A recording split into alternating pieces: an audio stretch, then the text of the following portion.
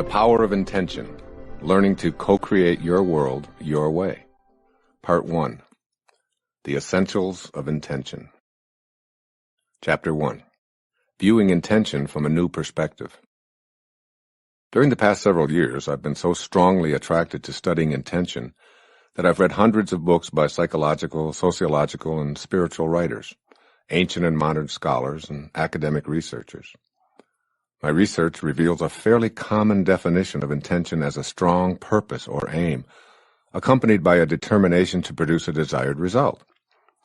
People driven by intention are described as having a strong will that won't permit anything to interfere with achieving their inner desire. I imagine a sort of pit bull kind of resolve or determination. If you're one of those people with a never-give-up attitude combined with an internal picture that propels you toward fulfilling your dreams, you fit this description of someone with intention. You are, most likely, a superachiever and probably proud of your ability to recognize and take advantage of opportunities that arise. For many years, I've held a similar belief about intention. In fact, I've written and spoken often about the power of intention being just what I've described above.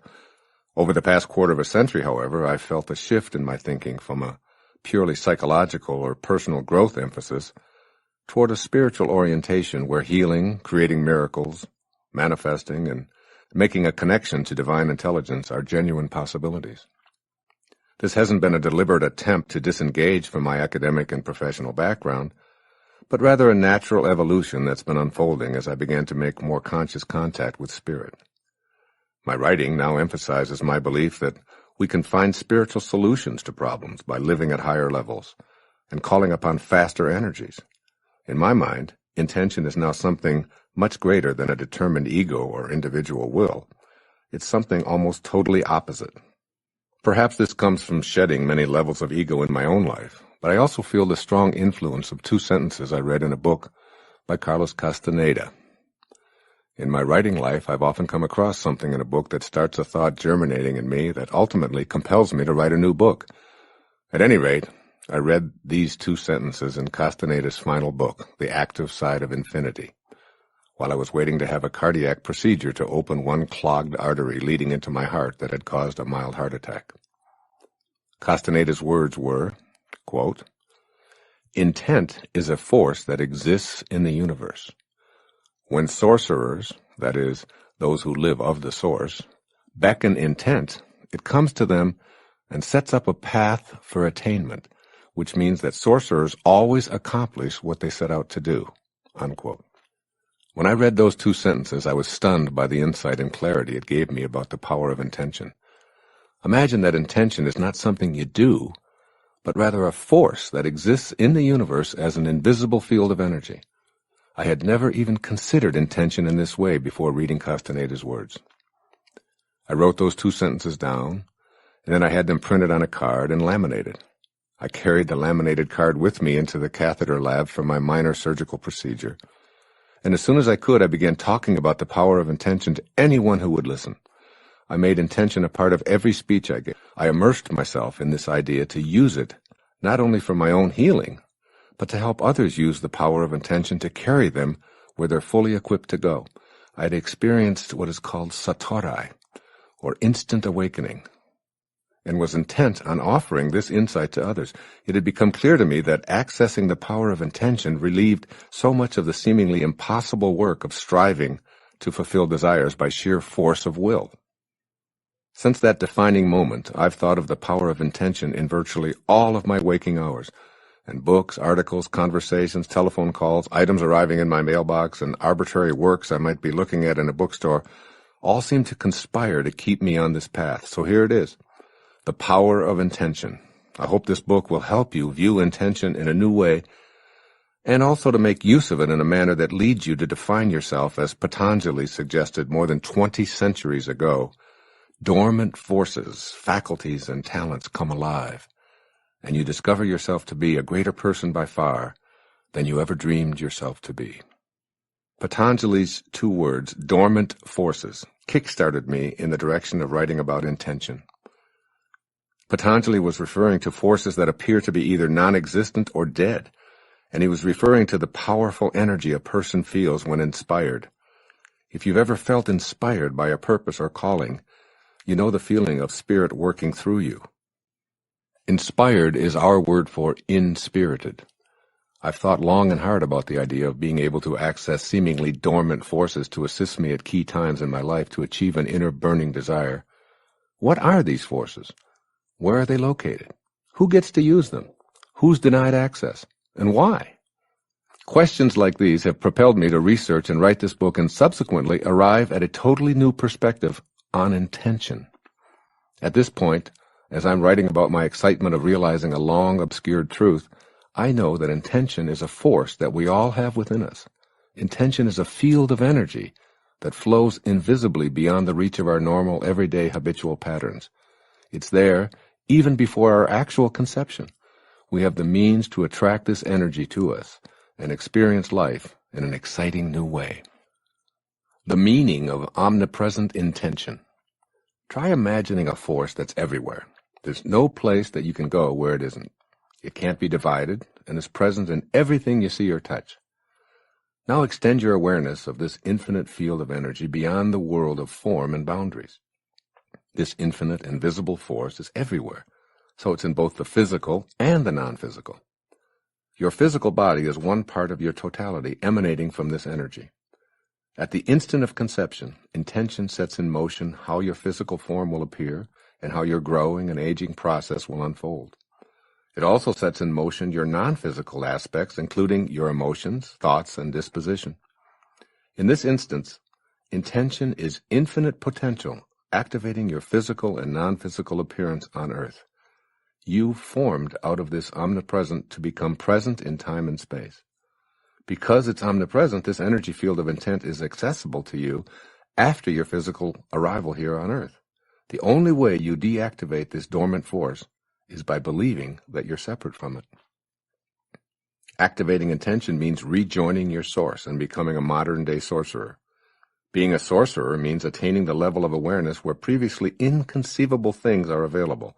As Carlos Castaneda explained, the task of sorcerers was to face infinity, or intention, and they plunged into it daily as a fisherman plunges into the sea.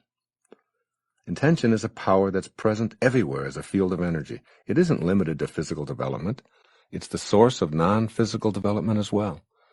This field of intention is here, now, and available to you. When you activate it, you begin to feel purpose in your life, and you'll be guided by your infinite self. As you make your metaphorical bow to this power, recognize that you're bowing to yourself. The all-pervading energy of intention pulses through you toward your potential for a purposeful life. How you came to experience yourself as disconnected from intention. If there's an omnipresent power of intention that's not only within me, but in everything and everyone, then we're connected by this all-pervading source to everything and everyone, and to what we'd like to be and what we'd like to have and what we want to achieve, and to everything in the universe that will assist us. All that's required is realigning ourselves and activating intention. But how did we get disconnected in the first place? How did we lose our natural ability to connect? Lions, fish, and birds, they don't get disconnected. The animal, vegetable, and mineral worlds are always connected to their source. They don't question their intention. We humans, however, with our capability for presumably higher brain functions, have something we refer to as ego, which is an idea that we construct about who and what we are. Ego is made of 6 primary ingredients that account for how we experience ourselves as disconnected. By allowing ego to determine your life path, you deactivate the power of intention. Briefly, here are the 6 ego beliefs. I've written more extensively about them in several of my previous books, most notably Your Sacred Self. 1. I am what I have. That is, my possessions define me. 2. I am what I do. That is, my achievements define me. 3. I am what others think of me. That is, my reputation defines me. 4. I am separate from everyone. That is, my body defines me as alone. 5. I am separate from all that is missing in my life. That is, my life space is disconnected from my desires. 6. I am separate from God. My life depends on God's assessment of my worthiness. No matter how hard you try, intention can't be accessed through the ego. So take some time to recognize and readjust any or all of those 6 beliefs. When the supremacy of ego is weakened in your life, you can seek intention and maximize your potential. There are 4 steps to intention. Activating your power of intention is a process of connecting with your natural self and letting go of total ego identification. The process takes place in the following 4 stages. 1. Discipline. This is the first stage. Learning a new task requires training your body to perform as your thoughts desire. So, eliminating ego identification doesn't mean disconnecting from your relationship with your body, but rather training your body to activate those desires. You do that with practice, exercise, non-toxic habits, healthy foods, and so on. 2. Wisdom is the second stage. Wisdom, combined with discipline, fosters your ability to focus and be patient as you harmonize your thoughts, your intellect, and your feelings with the work of your body. We send our children off to school telling them, be disciplined and use your head. And then we call this an education, but it falls far short of mastery. 3. The third stage is love. After disciplining the body with wisdom and intellectually studying a task, this process of mastery involves loving what you do and doing what you love. In the world of sales, I call it falling in love with what you're offering and then selling your love or enthusiasm to potential customers. When learning to play tennis, it involves practicing all of the strokes while studying strategies for playing the game. It also involves enjoying the feeling of hitting the ball and being on the tennis court and everything else about the game. And the final stage, 4, surrender. This is the place of intention. This is where your body and your mind aren't running the show, and you move into intent. You relax. You allow yourself to be carried by the same power that turns acorns into trees, blossoms into apples, and microscopic dots into human beings. When you surrender, you lighten up and can consult with your infinite soul. Then the power of intention becomes available to take you wherever you feel destined to go. All of this talk of intention and surrender may cause you to question where your free will fits in. You might be inclined to conclude that free will is non-existent or that you become whatever your program dictates. So let's just take a look at your will and how it fits into this new view of intention. As you listen to the next 2 sections, please keep an open mind, even if what you hear conflicts with what you've believed all of your life. Intention and your free will are paradoxical. A paradox is seemingly absurd or a contradictory statement, even if well-founded. Intention and free will certainly qualify as being paradoxical. They conflict with many a preconceived notion of what's reasonable or possible. How can you possess free will and also have intention shaping your body and your potential? You confuse this dichotomy by choosing to believe in the infinity of intention and in your capacity to exercise free will.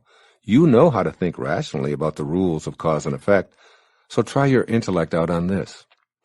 Obviously, it's impossible to have 2 infinites, for then neither would be infinite. Each would be limited by the other. You can't divide infinite into parts. Essentially, infinite is unity, continuity, or oneness, like the air in your home. Where does the air in your kitchen stop and the air in your living room begin? Where does the air inside your home stop and the air outside start?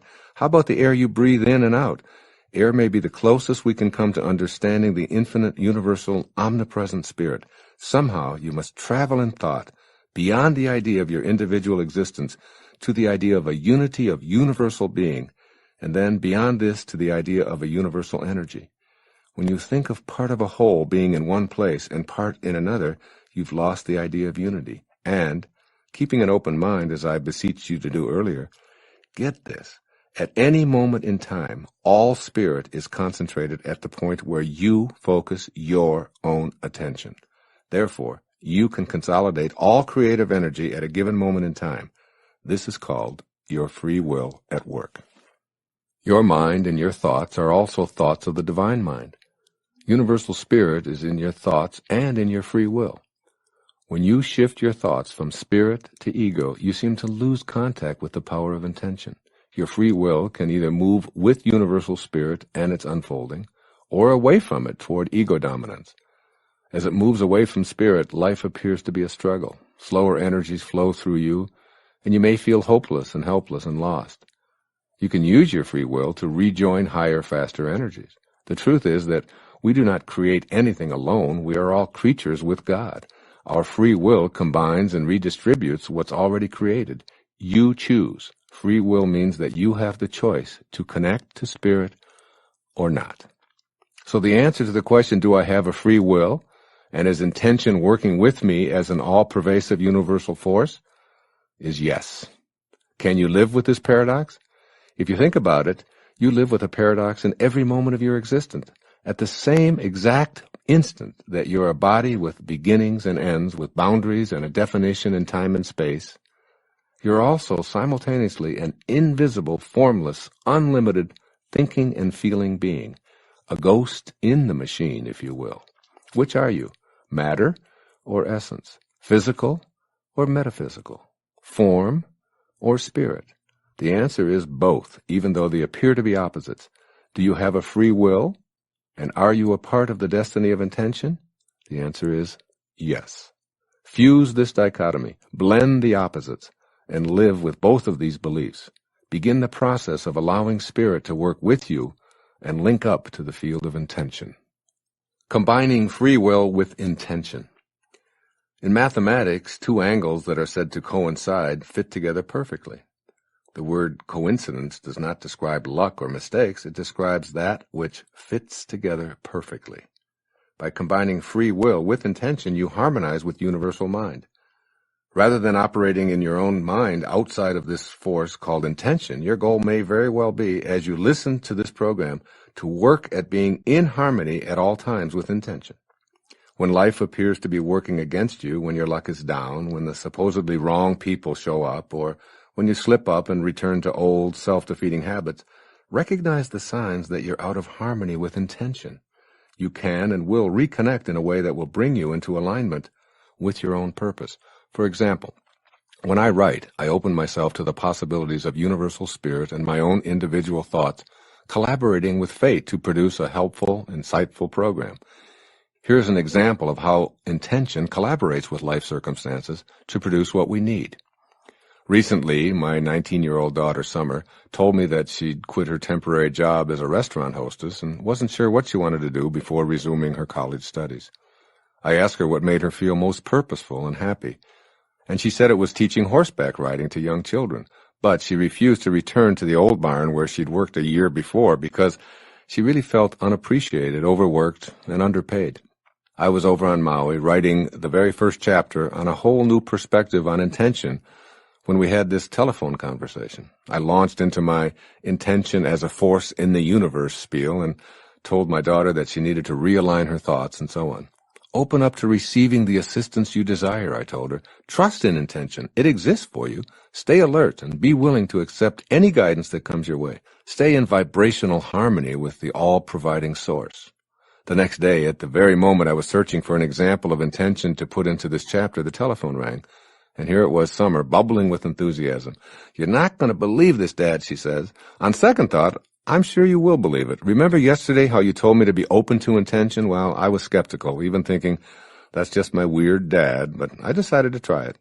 Then I saw a sign on a telephone pole that said horseback riding lessons, and there was a telephone number. I wrote the number down, and I just called it. And the woman who answered told me that she needed to hire someone she could trust to do trail rides with young kids. She pays exactly double what I was making at the restaurant.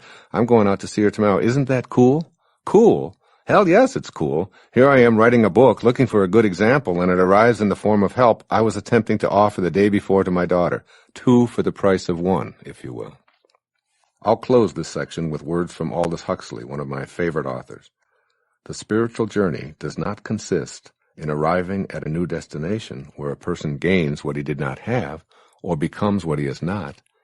It consists in the dissipation of one's own ignorance concerning one's self and life, and the gradual growth of that understanding which begins the spiritual awakening.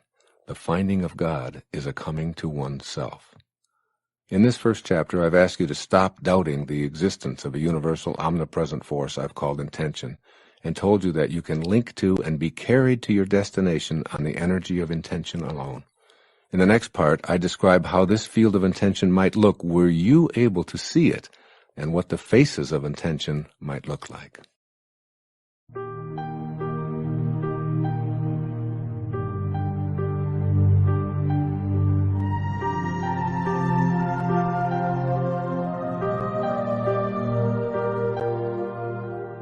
Chapter 2, The 7 Faces of Intention. Moving from thinking about intention to knowing intention. Not too long ago, while writing this book here on Maui, I experienced a knowing that I'll attempt to explain to you. A woman from Japan was pulled from the surf, her body bloated from an excessive intake of seawater. I knelt over her with others, attempting to get her heartbeat going with CPR, while many of her friends from Japan cried out in anguish as the futile attempts at resuscitation proceeded. Suddenly I felt a quiet awareness of this woman's spirit hovering above our life-saving attempts. As I watched the rescue scene on the beach, I felt the presence of blissfully peaceful energy, and in some unfathomable way I knew that she wasn't going to be revived and that she was no longer connected to the body that so many well-meaning people, including myself, were trying to bring back to life. This quiet knowing led me to stand up, put my hands together, and say a silent prayer for her. We were from different parts of this world and didn't even share a common language, yet I felt connected to her. I felt peaceful with a knowing that her spirit and mine were somehow connected in the mystery of the transient, ephemeral nature of our physical lives. As I walked away, the pain of death wasn't dominating my thought. Instead, I knew and felt that the departure of this woman's spirit from what was now a lifeless, bloated body was inexplicably all a part of the perfect divine order. I couldn't prove it. I had no scientific evidence. I didn't think it. I knew it. This is an example of what I mean by silent knowledge. I still feel her presence as I record this 24 hours later. In The Power of Silence, Carlos Castaneda describes silent knowledge as something that all of us have, something that has complete mastery, complete knowledge of everything. But it cannot think, therefore it cannot speak of what it knows. Man has given up silent knowledge for the world of reason. The more he clings to the world of reason, the more ephemeral intent becomes." Unquote. Silent knowledge starts when you invite the power of intention to play an active part in your life. This is a private and very personal choice that needn't be explained or defended. When you make this inner choice, silent knowledge will gradually become a part of your normal, everyday awareness. Opening to the power of intention, you begin knowing that conception, birth, and death are all natural aspects of the energy field of creation. Clinging to attempts to think or reason your way to intention is futile. By banishing doubt and trusting your intuitive feelings, you clear a space for the power of intention to flow through. This may sound like hocus pocus, but I prefer to think of it as emptying my mind and entering the heart of mystery. Here, I set aside rational thoughts and open to the magic and excitement of an illuminating new awareness. A great teacher in my life named J. Krishnamurti once observed, quote, "To be empty, completely empty, is not a fearsome thing. It is absolutely essential for the mind to be unoccupied, to be empty, unenforced, for then only can it move into unknown depths." Unquote. Now I'll describe what I think our view might be if we could be outside of ourselves, floating above our body, like the spirit of the Japanese lady on the beach the other day. From this perspective, I imagine myself looking at the faces of intention through eyes that are capable of seeing higher vibrations. And here are the 7 faces of intention. The first face, the face of creativity.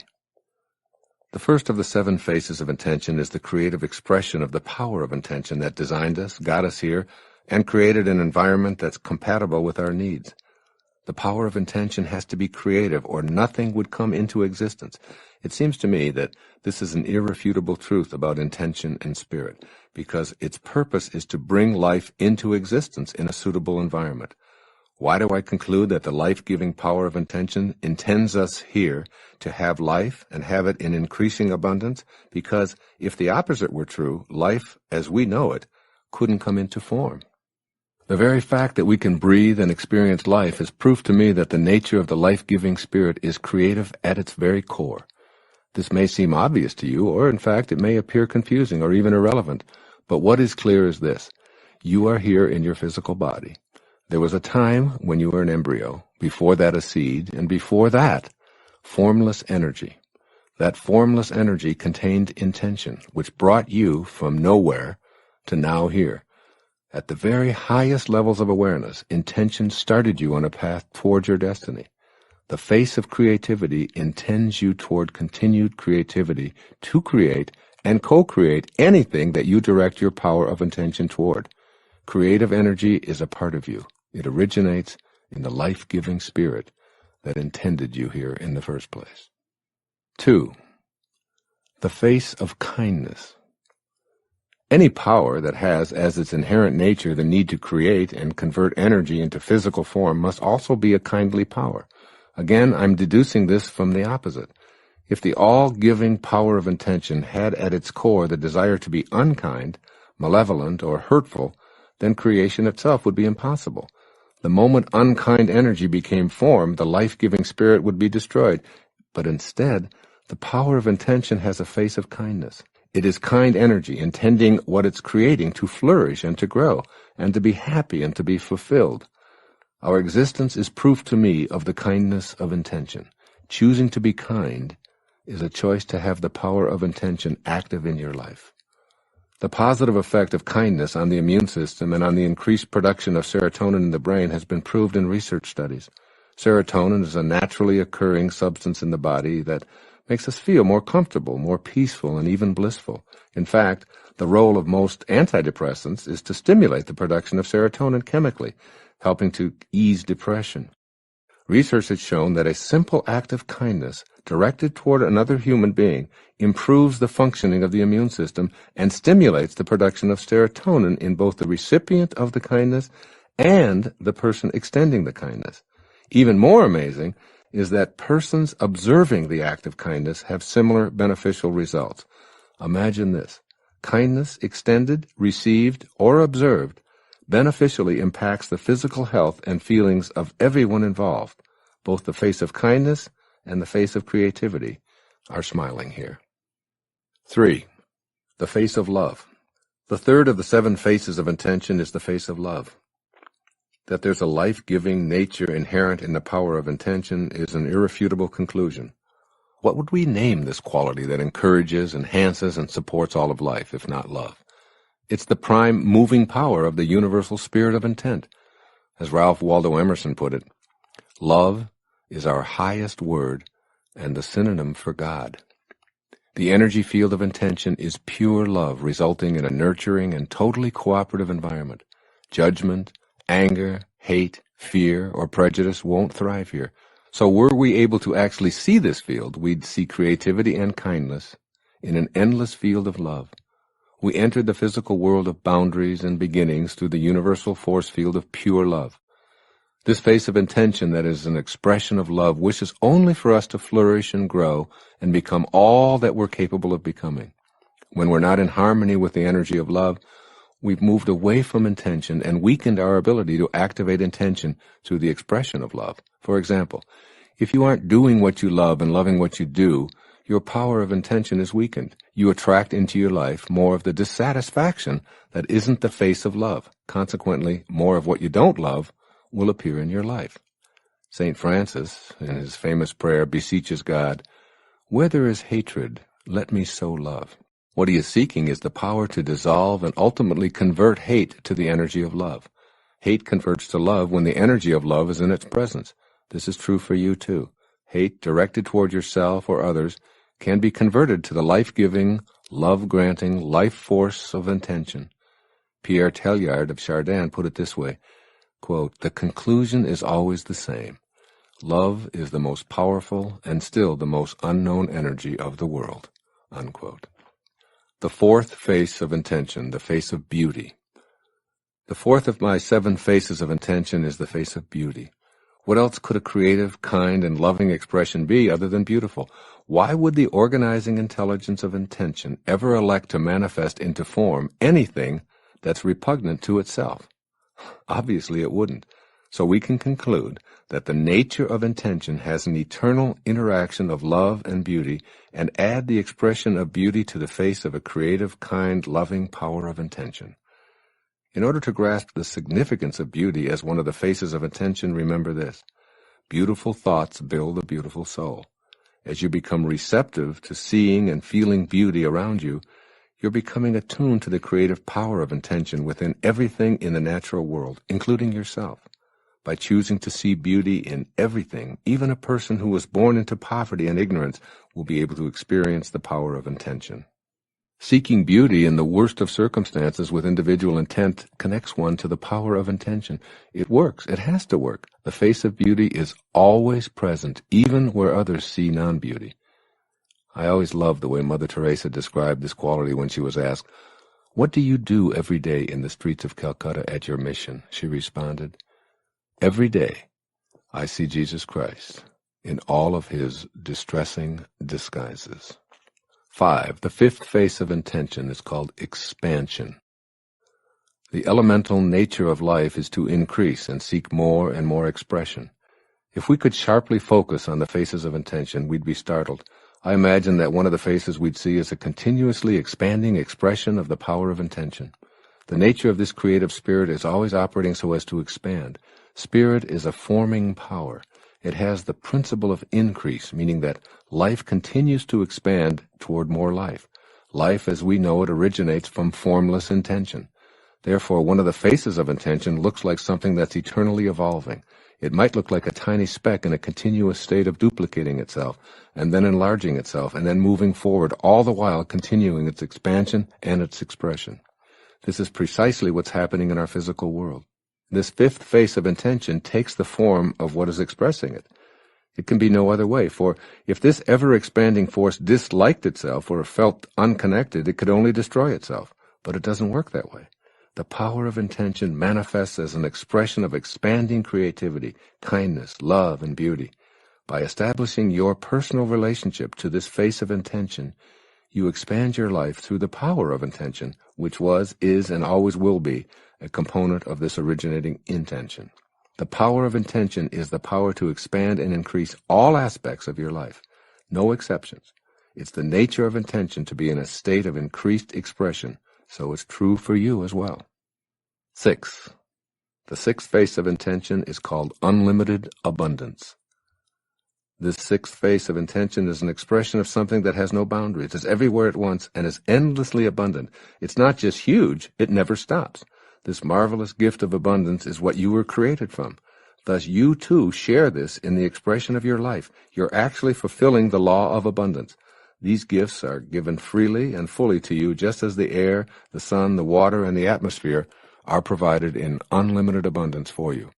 From the time of your earliest memories, you probably were taught to think in terms of limitations. My property starts here, yours over there. So we built fences to mark our boundaries. But ancient explorers gave us an awareness of the world as potentially endless. Even more ancient astronomers pushed back our beliefs about an immense dome-shaped ceiling covering the Earth. We've learned about galaxies that are measured in the distance light travels in a year. Science books that are only 2 years old are outdated. Athletic records that supposedly demonstrated the limits of our physical prowess are shattered with amazing regularity. What all this means is that there are no limits to our potential as people, as collective entities, and as individuals. The face of abundance has absolutely no limits. Imagine the vastness of the resources from which all objects are created. Then consider the one resource that stands above all others. This would be your mind, and the collective mind of humankind. Where does your mind begin and end? What are its boundaries? Where is it located? More important, where is it not located? Is it born with you? Or is it present before your conception? Does it die with you? What color is it? What shape? The answers are in the phrase unlimited abundance. You were created from this very same unlimited abundance. The power of intention is everywhere. It is what allows everything to manifest, to increase, and to supply infinitely. Know that you're connected to this life force and that you share it with everyone and all that you perceive to be missing. Open to the expression of the face of unlimited abundance, and you'll be co-creating your life as you'd like it to be. The seventh and final face of intention is called receptivity. This is how I imagine the seventh face, the receptive face of intention. It's simply receptive to all. No one and no thing is rejected by the receptive face of intention. It welcomes everyone and every living thing without judgment, never granting the power of intention to some and then withholding it from others. The receptive face of intention means to me that all of nature is waiting to be called into action. We only need to be willing to recognize and receive. Intention can't respond to you if you fail to recognize it. If you see chance and coincidence governing your life and the world, then the universal mind of intention will appear to you as nothing but an amalgamation of forces devoid of any order or power. Simply put, To be receptive is to deny yourself access to the power of intention. In order to utilize the all-inclusive receptivity of intention, you must produce within yourself an intelligence equal in affinity to the universal mind itself. You must not only become receptive to having guidance available to you to manifest your human intentions, but you must be receptive to giving this energy back to the world. As I've said many times in speeches and earlier writings, your job is not to say how, it is to say yes. Yes, I'm willing. Yes, I know that the power of intention is universal. It is denied to no one. The face of receptivity smiles on me as what I need flows to me from the source, and the source is receptive to my tapping into it to co-create books and speeches and videos and audios and anything else that I've been fortunate enough to have on my resume. By being receptive, I'm in harmony with the power of intention of the universal creative force. This works in so many different ways.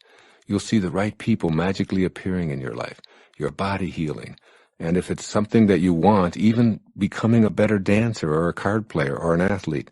The field of intention allows everything to emanate into form, and its unlimited potential is built into all that has manifested even before its initial birth pangs were being expressed. In this chapter, you've become familiar with my concept of the 7 faces of intention. They're creative, kind, loving, beautiful, ever-expanding, endlessly abundant, and receptive to all. And you can connect to this alluring field of intention. In the following chapter, I offer what may seem to you to be unusual methods for polishing the connecting link between you and this enthralling energy field we're calling intention.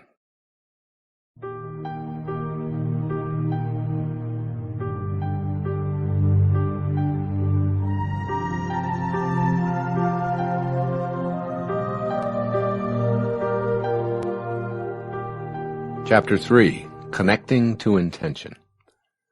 Listen to this observation by the great mental science practitioner of the early 20th century. His name was Thomas Troward.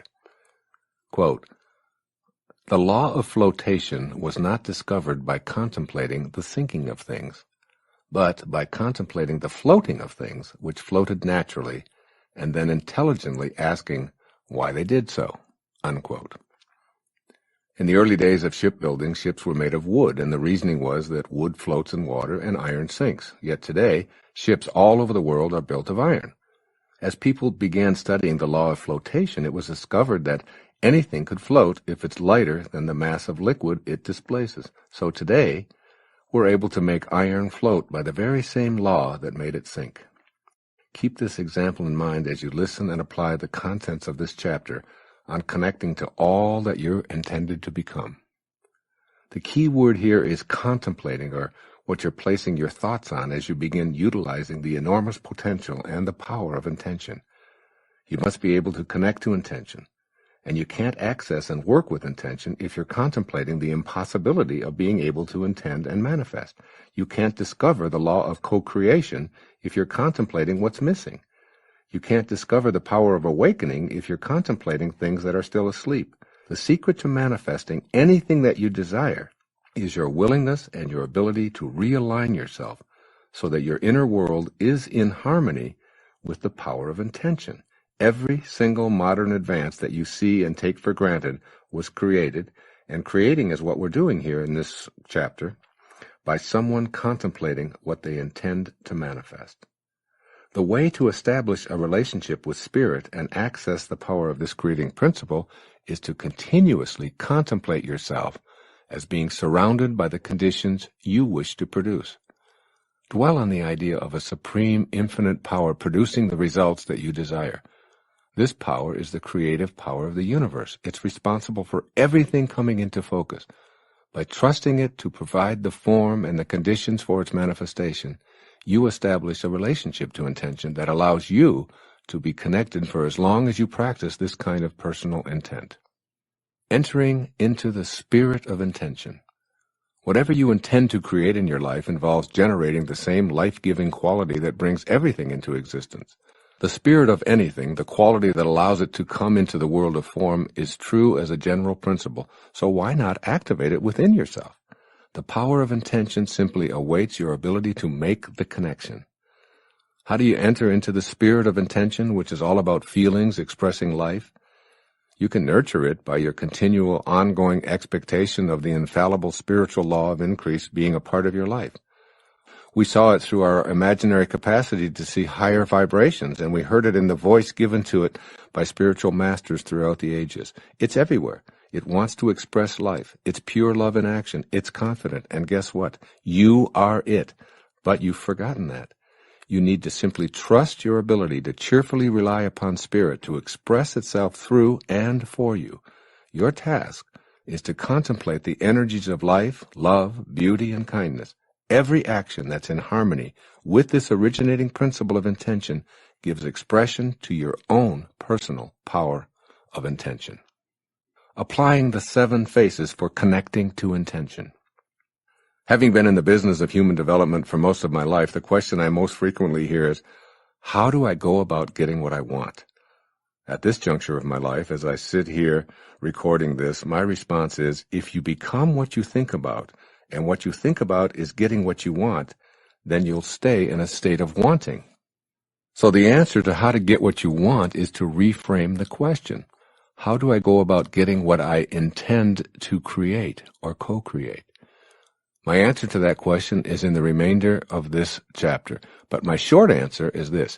You get what you intend to create by being in harmony with the power of intention, which is responsible for all of creation. Underline that in your mind. I'll say it again. You get what you intend to create by being in harmony with the power of intention, which is responsible for all of creation. So, begin to remove that ego burden from your shoulders and reconnect to intention. When you lay your ego aside and return to that from which you originally emanated, you'll begin to immediately see the power of intention working with, for, and through you in a multitude of ways. Here are those 7 phases revisited to help you to begin to make them a part of your life. First, be creative. Being creative means trusting your own purpose and having an attitude of unbending intent in your daily thoughts and activities. Staying creative means giving form to your personal intentions. A way to start giving them form is to literally put them in writing. For instance, in my writing space here on Maui, I've written out my intentions, and here are a few of them that stare at me each day as I write. My intention is for all of my activities to be directed by Spirit. My intention is to love and radiate my love to my writing and any who might hear these words. My intention is to trust in what comes through me and to be a vehicle of Spirit, judging none of it. My intention is to recognize the Spirit as my source and to detach from my ego. My intention is to do all that I can to elevate the collective consciousness to be more closely in rapport with the Spirit of the originating supreme power of intention. To express your creativity and put your own intentions into the world of the manifest, I recommend that you practice something called japa, a technique first offered by the ancient Vedas. Japa meditation is the repetition of the sound of the names of God while simultaneously focusing on what you intend to manifest. Repeating the sound within the name of God while asking for what you want generates creative energy to manifest your desires. And your desires are the movement of the universal mind within you. Now you may be skeptical about the feasibility of such an undertaking. Well, I ask you to open yourself up to this idea of japa as an expression of your creative link to intention. I won't describe the method in depth here because I've written an entire book about it with an accompanying CD by Hay House called Getting in the Gap, Making Conscious Contact with God Through Meditation, and I urge you to read that and practice it. For now, just know that I consider meditating and practicing japa essential in the quest to realign yourself with the power of intention. That power is creation, and you need to be in your own unique state of creativity to collaborate with the power of intention. Meditation and japa are surefire ways to do so. Secondly, be kind. A fundamental attribute of the supreme originating power is called kindness. All that's manifested is brought here to thrive. It takes a kindly power to want what it creates to thrive and multiply. Were this not the case, then all that's created would be destroyed by the same power that created it. In order to reconnect to intention, you must be on the same kindness wavelength as intention itself. Make an effort to live in cheerful kindness. It's a much higher energy than sadness or malevolence, and it makes the manifestation of your desires possible. It's through giving that we receive. It's through acts of kindness directed toward others that our immune systems are strengthened and even our serotonin levels increased. This idea of extending kindness is particularly relevant in how you deal with people who are helpless, elderly, mentally challenged, poor, disabled, and so on. These people are all part of God's perfection. They too have a divine purpose, and since all of us are connected to each other through spirit, their purpose and intent is also connected to you. Extend thoughts of kindness everywhere. Practice kindness towards earth by picking up a piece of litter that's on your path, or saying a silent prayer of gratitude for the existence of rain, the color of flowers, or even the paper that you hold in your hand that was donated by a tree. The universe responds in kind to what you elect to radiate outward. If you say with kindness in your voice and in your heart, "How may I serve you?" the universe's response will be, "How may I serve you as well?" It's called attractor energy. It's this spirit of cooperation with all of life that emerges from the essence of intention. And this spirit of kindness is one that you must learn to match if connecting back to intention is your desire. My daughter Summer has written from her experience about how small acts of kindness go a long way. Here's what she said in an essay she wrote. I was getting off the turnpike one rainy afternoon, and I pulled up to the toll booth while fumbling through my purse. The woman smiled at me and said, "The car before you has paid your toll." I told her I was traveling alone and extended my money. She replied, "Yes, the man instructed me to tell the next person who came to my booth to have a brighter day." That small act of kindness did give me a brighter day. I felt so moved by someone I would never know, I began to wonder how I could brighten someone else's day. I called my best friend and told her about my paid toll. She said she'd never thought of doing that, but it was a great idea. She goes to the University of Kentucky and decided to pay for the person behind her every day on her way to school as she exits the toll road. I laughed at her sincerity. "You think I'm kidding," she said, "but like you said, it's only 50 cents. As we hung up, I wondered if the man who paid my toll even fathomed that his thoughtfulness would travel all the way to Kentucky. I had an opportunity to extend kindness at the supermarket one day when I had my cart filled to the top with food that my roommate and I would share over the next 2 weeks. The woman behind me had an antsy toddler and not nearly as much in her cart as I had. I said to her, "Why don't you go first? You don't have nearly as much as I do." The woman looked at me as if I just sprouted extra limbs or something. She replied, "Thank you so much. I haven't seen many people around here be thoughtful of another person. We've moved here from Virginia and are considering moving back because we're questioning whether this is the right place to raise our 3 children." Then she told me that she was about ready to give up and move back home, even though it would create a huge financial strain on her family. She said, "I'd promised myself if I didn't see a sign by the end of today, I was going to demand that we move back to Virginia. You are my sign." She thanked me, smiling as she left the store. I was flabbergasted, realizing that such a small gesture impacted a whole family. The clerk said as she was checking me out, "You know what, girl? You just made my day." I walked out smiling, wondering how many people my act of kindness would affect. The other day I was getting a breakfast sandwich and coffee and thought my coworkers might like some donuts. The 4 guys I work with at the stables live in little apartments at the front of the barns. None of them have a car, but they share a bike. I explained to them that the donuts were for them. The look of gratitude on each of their faces was rewarding in an immeasurable way. I haven't really worked here all that long, and I think that those 12 small donuts helped to break the ice a little bit. My small act of kindness turned into something huge as the week went on. We started looking out for one another more carefully and working like a team. The third way to connect to intention is to be love. Ponder these words thoughtfully.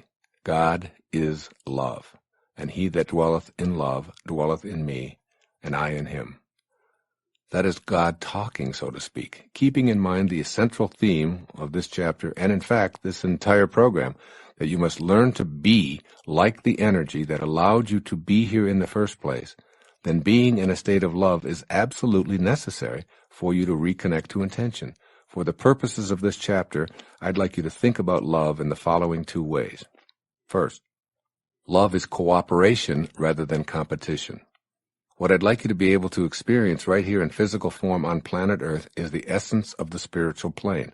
If this were possible, it would mean that your very life is a manifestation of love. Were this to be true for you, you'd see all of life living together in harmony and cooperating with each other. You'd sense that the power of intention that originates all life cooperates with all other life forms to ensure growth and survival. You'd note that we all share the same life force, and the same invisible intelligence that beats my heart and your heart beats the heart of everyone on this planet. And secondly, love is the force behind the will of God. I'm not suggesting the kind of love that we define as affection or sentiment, nor is this kind of love a feeling that seeks to please and press favors on others. Imagine a kind of love that is the power of intention, the very energy that is the cause behind all of creation. It's the spiritual vibration that carries divine intentions from formless to concrete expression. It creates new thought form, changes matter, vivifies all things, and holds the cosmos together beyond time and space. It's in every one of us. It is what God is. Our fourth way of reconnecting to intention. Be beauty.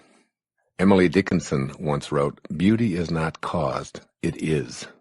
As you awaken to your divine nature, you'll begin to appreciate beauty in everything you see and touch and experience. You were brought into this world from that which perceived you as an expression of beauty. It couldn't have done so if it thought you to be otherwise. For if it has the power to create, it also possesses the power not to do so. The choice to do so is predicated on the supposition that you're an expression of loving beauty. This is true for everything and everyone that emanates from the power of intention. Here's a favorite story of mine that illustrates appreciating beauty where you once didn't. It was told by Guru Mai in her beautiful book, Kindle My Heart. Quote, "There was a man who did not like his in-laws because he felt they took up more space in the house than they should. He went to a teacher who lived nearby, as he had heard a lot about him, and he said, 'Please, please do something. I cannot bear my in-laws anymore. I love my wife, but my in-laws, never. They take up so much space in the house. Somehow I feel that they're always in my way.' Well, the teacher asked him, 'Do you have some chickens?' 'Yes, I do,' he said. 'Then put all of your chickens inside the house.' He did what the teacher said and then went back to him, and the teacher asked, 'Is the problem solved?' He said, 'No, it's worse.' 'Do you have any sheep?' he asked. 'Yes.' 'Well, bring all the sheep inside.' He did so, and he returned to the teacher. He said, 'Is the problem now solved?' He said, 'No, it's getting worse.' He says, 'Well, then do you have a dog?' He said, 'Well, yes, I have. I have several.' 'Well,' he said, 'take all of those dogs back into the house.' Finally, the man ran back to the teacher and said, 'I came to you for help, but you're making my life worse than ever.' The teacher said to him, 'Now send all the chickens, the sheep, and the dogs back outside.' The man went home and emptied the house of all the animals. There was so much space, he went back to the teacher. 'Thank you,' he said. 'Thank you. You've solved all my problems.'" Number 5, as a way to connect to intention. Be ever expansive. The next time you see a garden full of flowers, observe the flowers that are alive and compare them to the flowers that you believe are dead. What's the difference? The dried-up, dead flowers are no longer growing, while the alive flowers are indeed still growing. The all-emerging universal force that intended you into beingness and commences all of life is always growing and perpetually expanding. As with all 7 of these faces of intention, by reason of its universality, it must have a common nature with yours. By being in a state of ever-expanding and growing intellectually, emotionally, and spiritually, you're identifying with the universal mind. 6th, be abundant. Intention is endlessly abundant. There's no scarcity in the universal invisible world of spirit. As you contemplate connecting to intention, know in your heart that any attitude that you have that reflects a scarcity consciousness will hold you back. A reminder here is in order. You must match intention's attributes with your own in order to capitalize on those powers in your own life. When you shift to an abundance mindset, you repeat to yourself over and over and over again that you're unlimited because you emanated from the inexhaustible supply of intention. As this picture solidifies, you begin to act on this attitude of unbending intent. There's no other possibility. We become what we think about, and as Emerson reminded us, quote, "The ancestor to every action is a thought," unquote. As these thoughts of plenitude and excessive sufficiency become your way of thinking, the all-creating force to which you're always connected will begin to work with you in harmony with your thoughts, just as it worked with you in harmony with your thoughts of scarcity. If you think you can't manifest abundance into your life, you'll see intention agreeing with you and assisting you in the fulfillment of meager expectations. I personally seem to have arrived into this world fully connected to the abundance attributes of the spiritual world from which I emanated. As a child growing up in foster homes with poverty consciousness all around me, I was the richest kid in the orphanage, so to speak. I always thought I could have more money jingling in my pockets. I pictured it there, and I consequently acted on that picture. I'd collect soda pop bottles, shovel snow, bag groceries, cut lawns, carry out people's ashes from their coal furnaces, clean up yards, paint fences, babysit, deliver newspapers, and on and on and on. And always the universal force of abundance worked with me in providing opportunities. A snowstorm was a giant blessing for me. So too were discarded bottles by the side of the road and little old ladies who needed help carrying their groceries to their automobiles. Today, over a half a century later, I still have that abundance mentality. In a sense, I'm still collecting pop bottles, shoveling snow, and carrying out groceries for little old ladies. My vision hasn't changed, although the playing field is enlarged. It's all about having an inner picture of abundance, thinking in unlimited ways, and being open to the guidance that intention provides when you're in a state of rapport with it. And then being in a state of ecstatic gratitude and awe for how this whole thing works. Every time I see a coin on the street, I stop, I pick it up, put it into my pocket, and I say out loud, "Thank you, God, for this symbol of abundance that keeps flowing into my life." Never once have I ever said, "Why only a penny, God? You know I need a lot more than that." On this day, today, on a writing day, I arise at 4 a.m. with a knowing that my writing will complete what I've already envisioned in the contemplations of my imagination.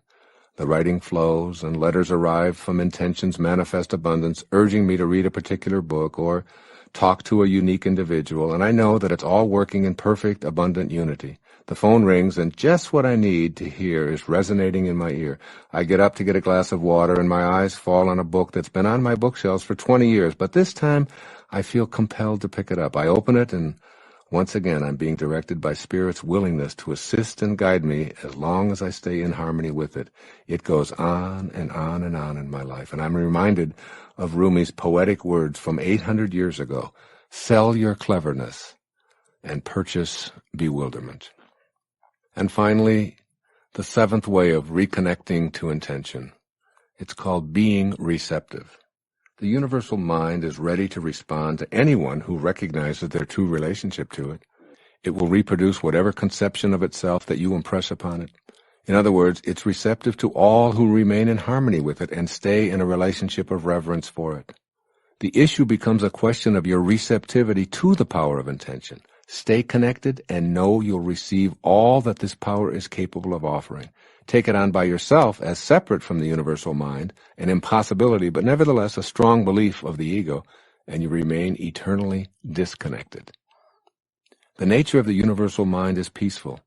It isn't receptive to force or violence. It works in its own time and rhythm, allowing everything to emanate by and by. It's in no hurry because it's outside of time. It's always in the eternal now.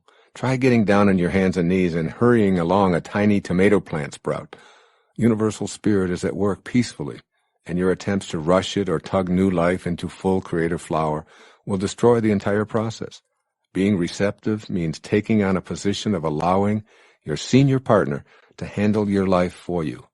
I accept the guidance and assistance of the same force that created me. I let go of my ego, and I trust in this wisdom to move at its own peaceful place. I make no demands on it. This is how the all-creating field of intention creates. This is how you must think in order to reconnect to your source. You practice meditation because it allows you to receive the inner knowing of making conscious contact with God.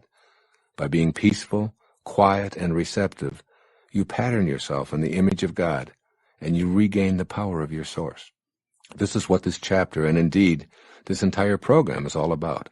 That is, tapping into the essence of originating spirit, emulating the attributes of the creative force of intention, and manifesting into your life anything that you desire that's consistent with the universal mind, which is creativity, kindness, love, beauty, expansion, abundance, and peaceful receptivity. This concludes the steps for connecting to intention. But before you make this somersault into the inconceivable, I urge you to examine any and all self-imposed obstacles that need to be challenged and eradicated as you work anew at living and breathing this power of intention that was placed in your heart before a heart was even formed. As William Penn once put it, those people who are not governed by God will be ruled by tyrants. Remember, as we continue, that those tyrants are often the self-imposed roadblocks of your lower self at work.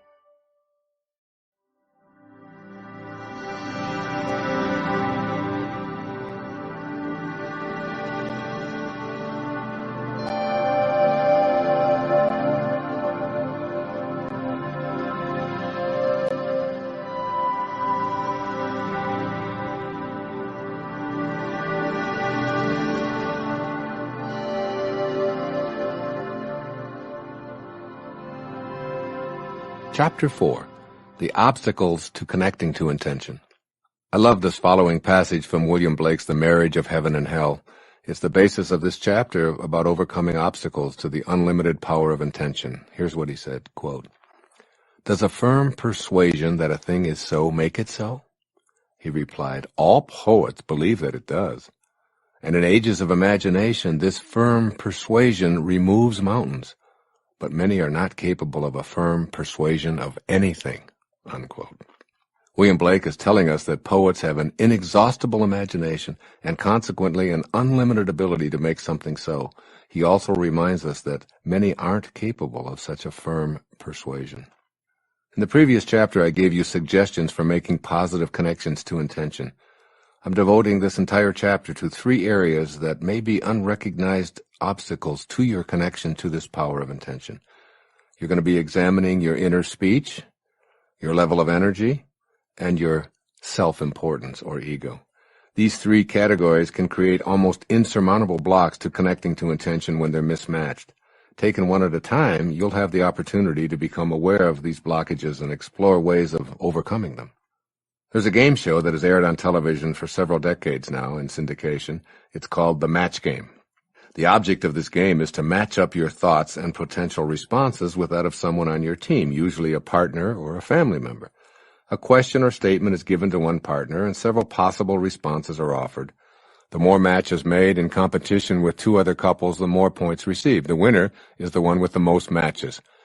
I'd like to play the match game with you. Here's my version. I'm asking you to match up with the universal spirit of intention. As we go through the 3 categories of obstacles that hinder your connection to intention, I'll describe the areas that don't match and offer some suggestions for creating a match. Remember that your ability to activate the power of intention in your life depends exclusively on your matching up with the creative source of all life. Match up with that source, and you win the prize of being like the source and the power of intention. Fail to match up, and the power of intention eludes you. Your inner speech. Match or no match? We can go all the way back to the Old Testament to find a reminder about our inner dialogue. For instance, "As a man thinketh, so is he." Generally, we apply this idea of becoming what we think about to our positive thoughts. That is, think positively and you'll produce positive results. But thinking also creates stumbling blocks that produce negative results. What follows are 4 ways of thinking that can prevent you from reaching for and connecting to the universal creative spirit of intention. First, thinking about what's missing in your life. To match up with intention, you first have to catch yourself in the moment that you're thinking about what's missing, and then shift to intention. Not what I find missing in my life, but to what I absolutely intend to manifest and attract into my life, with no doubts, no waffling, and no explaining. Here are some suggestions I'm going to offer you to help you to break the habit of focusing your thoughts on what's missing. Play a version of the match game and match up with the all-creating force. Here's a no match. I don't have enough money. Here's a match. I intend to attract unlimited abundance into my life. Here's a no match. My partner is grouchy and boring. Here's a match. I intend to focus my thoughts on what I love about my partner. Here's a no match. I'm not as attractive as I'd like to be. Here's a match. I'm perfect in the eyes of God, a divine manifestation of the process of creation. This isn't a game of empty affirmations. It's a way of matching yourself to the power of intention and recognizing that what you think about is what expands. If you spend your time thinking about what's missing, then that's what expands in your life. Monitor your inner dialogue and match your thoughts to what you want and intend to create. Here's a second way of thinking. Thinking about the circumstances of your life. If you don't like some of the circumstances of your life, by all means, don't think about them. This may sound like a paradox to you. In this match game, you want to match up with the spirit of creation. You must train your imagination, which is the universal mind running through you, to shift from what you don't want to what you do want. All of that mental energy you spend complaining about what is, to anyone who will listen, is a magnet for attracting more of it into your life. You, and only you, can overcome this impediment because you've put it on your path to intention. Simply change your inner speech to what you intend the new circumstances of your life to become.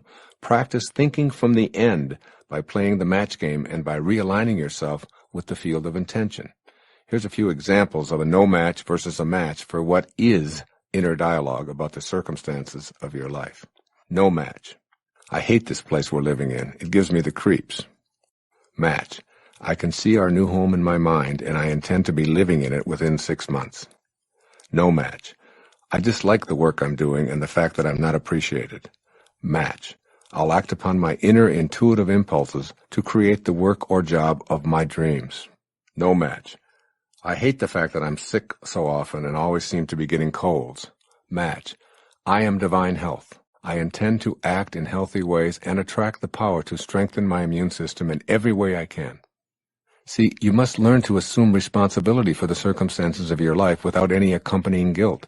The circumstances of your life aren't the way they are because of karmic debt or because you're being punished. The circumstances of your life, including your health, are yours. Somehow they showed up in your life, so just assume that you participated in all of it. Your inner speech is uniquely your own creation, and it's responsible for attracting more of the circumstances that you don't want. Link up with intention. Use your inner speech to stay focused on what you intend to create, and you'll find yourself regaining the power of your source. 3, another way of thinking is thinking about what always has been, which is an obstacle.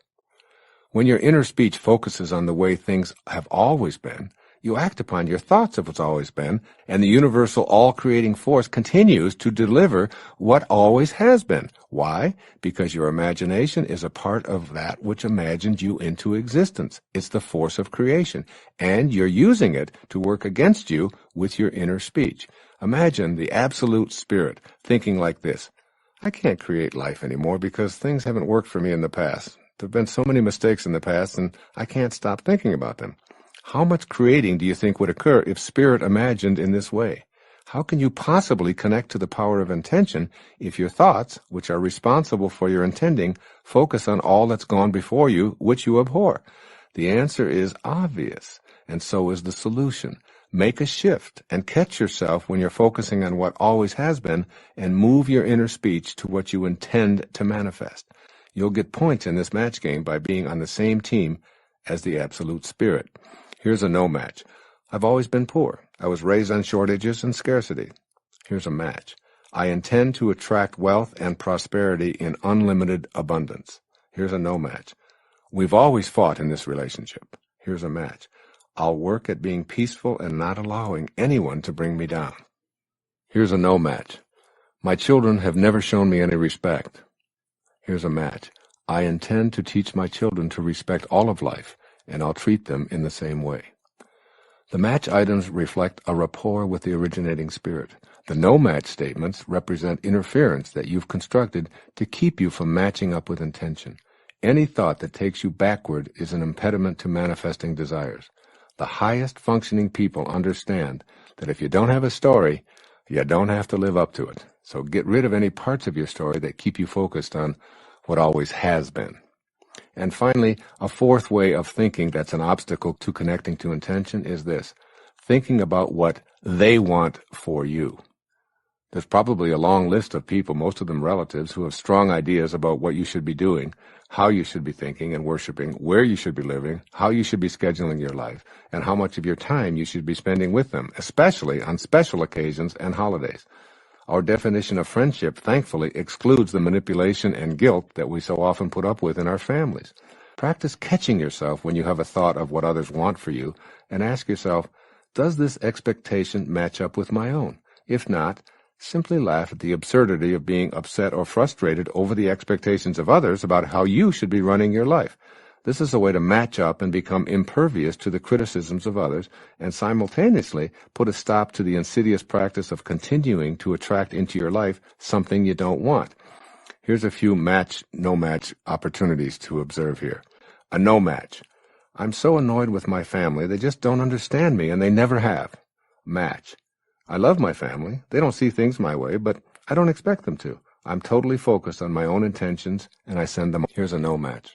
I make myself sick trying to please everyone. Here's a match. I'm on purpose and doing what I signed up to do in this lifetime. Here's a no match. I feel so unappreciated by those I serve that it sometimes makes me cry. Here's a match. I do what I do because it's my purpose, and my destiny is to do so. A second obstacle is called your level of energy. Match or no match. Everything in this universe is a movement of energy. Higher, faster energy dissolves and converts lower and slower energy. With this in mind, I'd like you to consider yourself and all of your thoughts in the context of being an energy system. That's right. You are an energy system, not just a system of bones and fluids and cells, but actually a multitude of energy systems encapsulating an inner energy system of thoughts, feelings, and emotions. This energy system that you are can be measured and calibrated.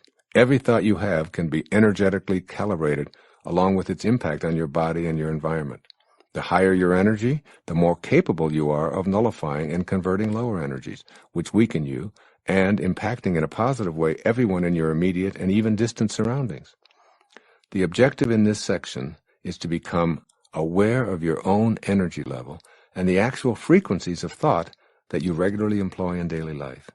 You can become proficient at raising your energy level and permanently obliterate energetic expressions that weaken or inhibit your connection to intention.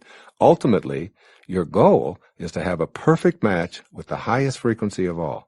Here's a simple explanation of the 5 levels of energy that you work with, moving from the lowest and slowest frequencies to the highest and the fastest. The slowest energy, number 1, the material world. Solid form is energy slowed down so that it's approximately commensurate with your sense perception of the world of boundaries. Everything that you see and touch is energy slowed down so that it appears to be a coalesced mass. Your eyes and your fingers agree, and here you have the physical world. The second level of energy is called the sound world, a little faster energy. You seldom perceive sound waves with your eyes, but they can actually be felt. These invisible waves are also high, low, and fast and slow. This sound level of energy is where you connect to the highest frequencies of spirit through the practice of japa meditation, as I've written about extensively in Getting in the Gap, which includes a CD to teach you this meditation. The third level of energy is called the light world. Light moves faster than the material world and faster than sound, yet there are no actual particles to form a substance called light. What you see as red is what your eye perceives a certain pulsating frequency to be, and what you perceive as violet is an even faster and higher frequency. When light is brought to darkness, darkness becomes light. The implications for this are startling. Low energy, when faced with high energy experiences, an automatic conversion. A fourth level of energy is called the world of thought. Your thoughts, your actual thoughts, are an extremely high frequency of pulsation that move beyond the speed of sound and even light. The frequency of thoughts can be measured, and the impact that they have on your body and your environment can be actually calculated. Once again, the same rules apply. Higher frequencies nullify lower. Faster energies convert slower. A colleague I admire enormously, David Hawkins, a medical doctor, has written a work which I've referenced over and over again called Power versus Force. In this remarkable book, Dr. Hawkins elaborates on the lower frequencies of thought and their accompanying emotions, and how they can be impacted and converted by exposure to higher and faster frequencies. I really urge you to read this book, and I'll present some of those findings in later sections on this program on how to raise your energy levels. Every thought you have can be calculated to determine if it's strengthening or weakening your ability to reconnect to the highest and fastest energy in the universe, the energy of intention. And finally, the highest and fastest energy in the universe. It's called the energy of spirit. This is the ultimate in energy. These frequencies are so supersonically rapid that the presence of disorder, disharmony, and even disease is impossible. These measurable energies consist of the 7 faces of intention talked about earlier in this program. They are the energies of creation. When you reproduce them in yourself, you reproduce the same creative quality of life that called you into existence. They are the qualities of creativeness, of kindness, of love, of beauty, of expansion, of peaceful abundance, and receptivity to all. These are the highest energies of the universal spirit itself. You came into existence from this energy, and you can match up with it energetically as you remove all of the low energy pulsations from your thoughts and feelings. Raising your energy level. There's a vibratory action to your thoughts, your feelings, and your body. I'm asking you to increase those frequencies so they're high enough to allow you to connect to the power of intention.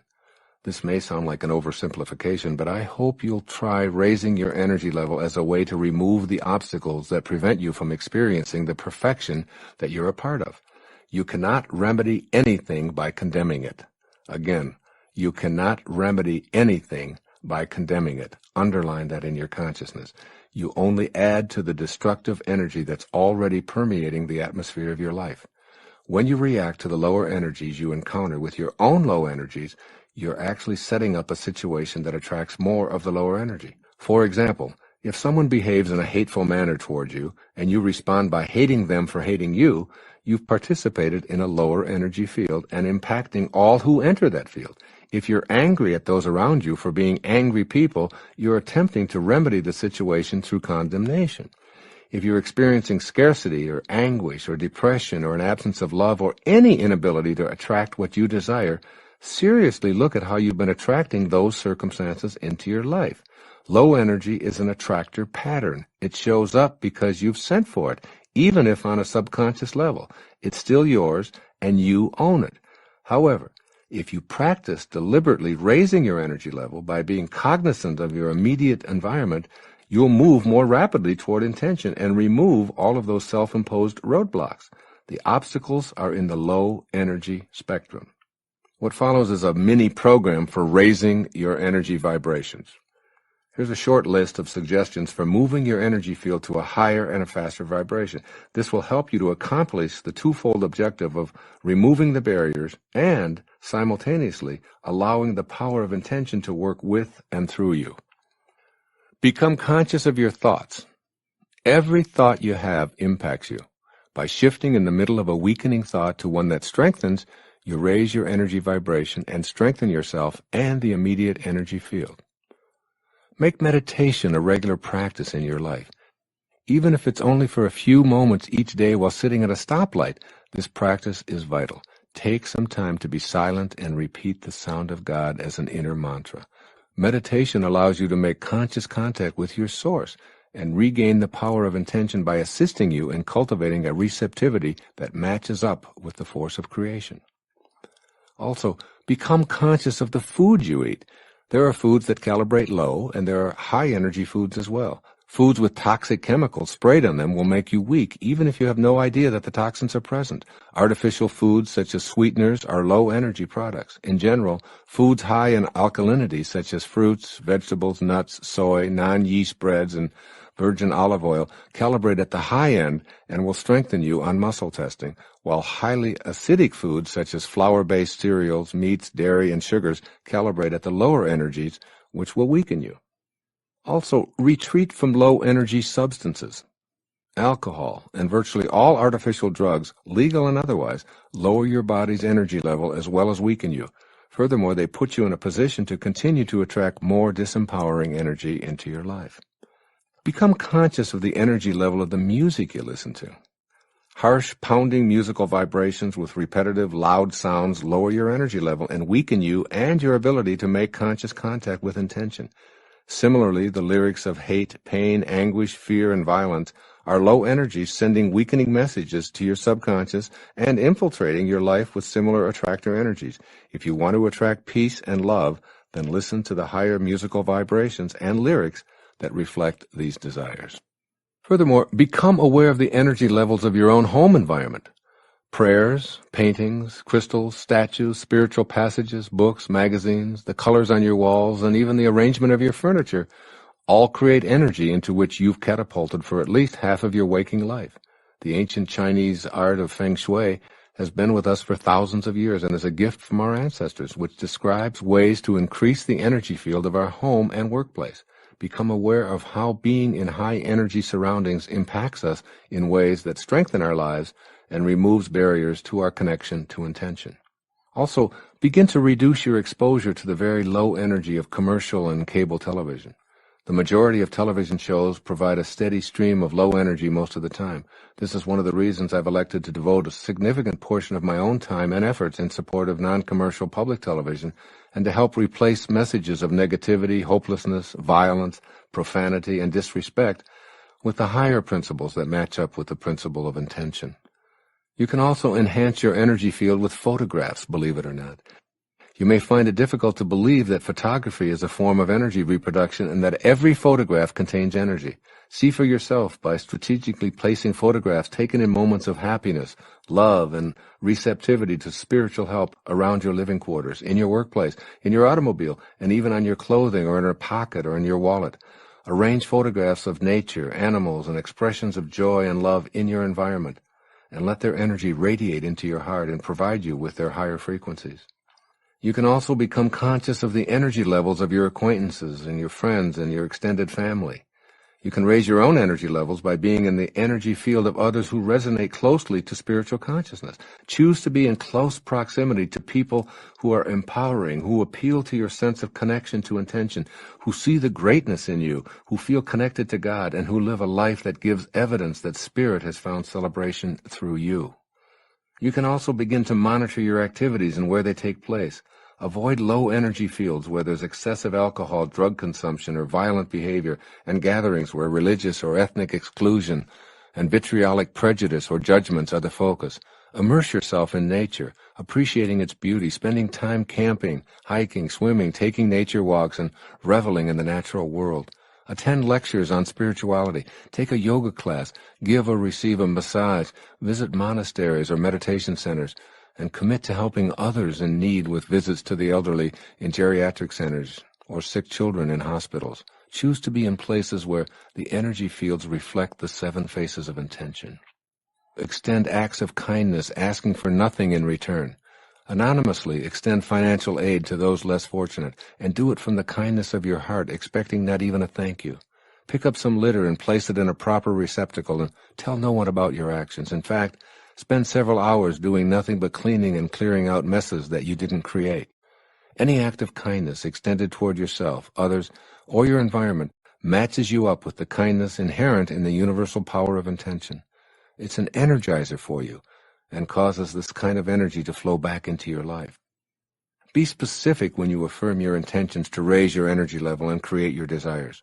Written affirmations have an energy of their own and will guide you in raising your energy level. I practice this myself.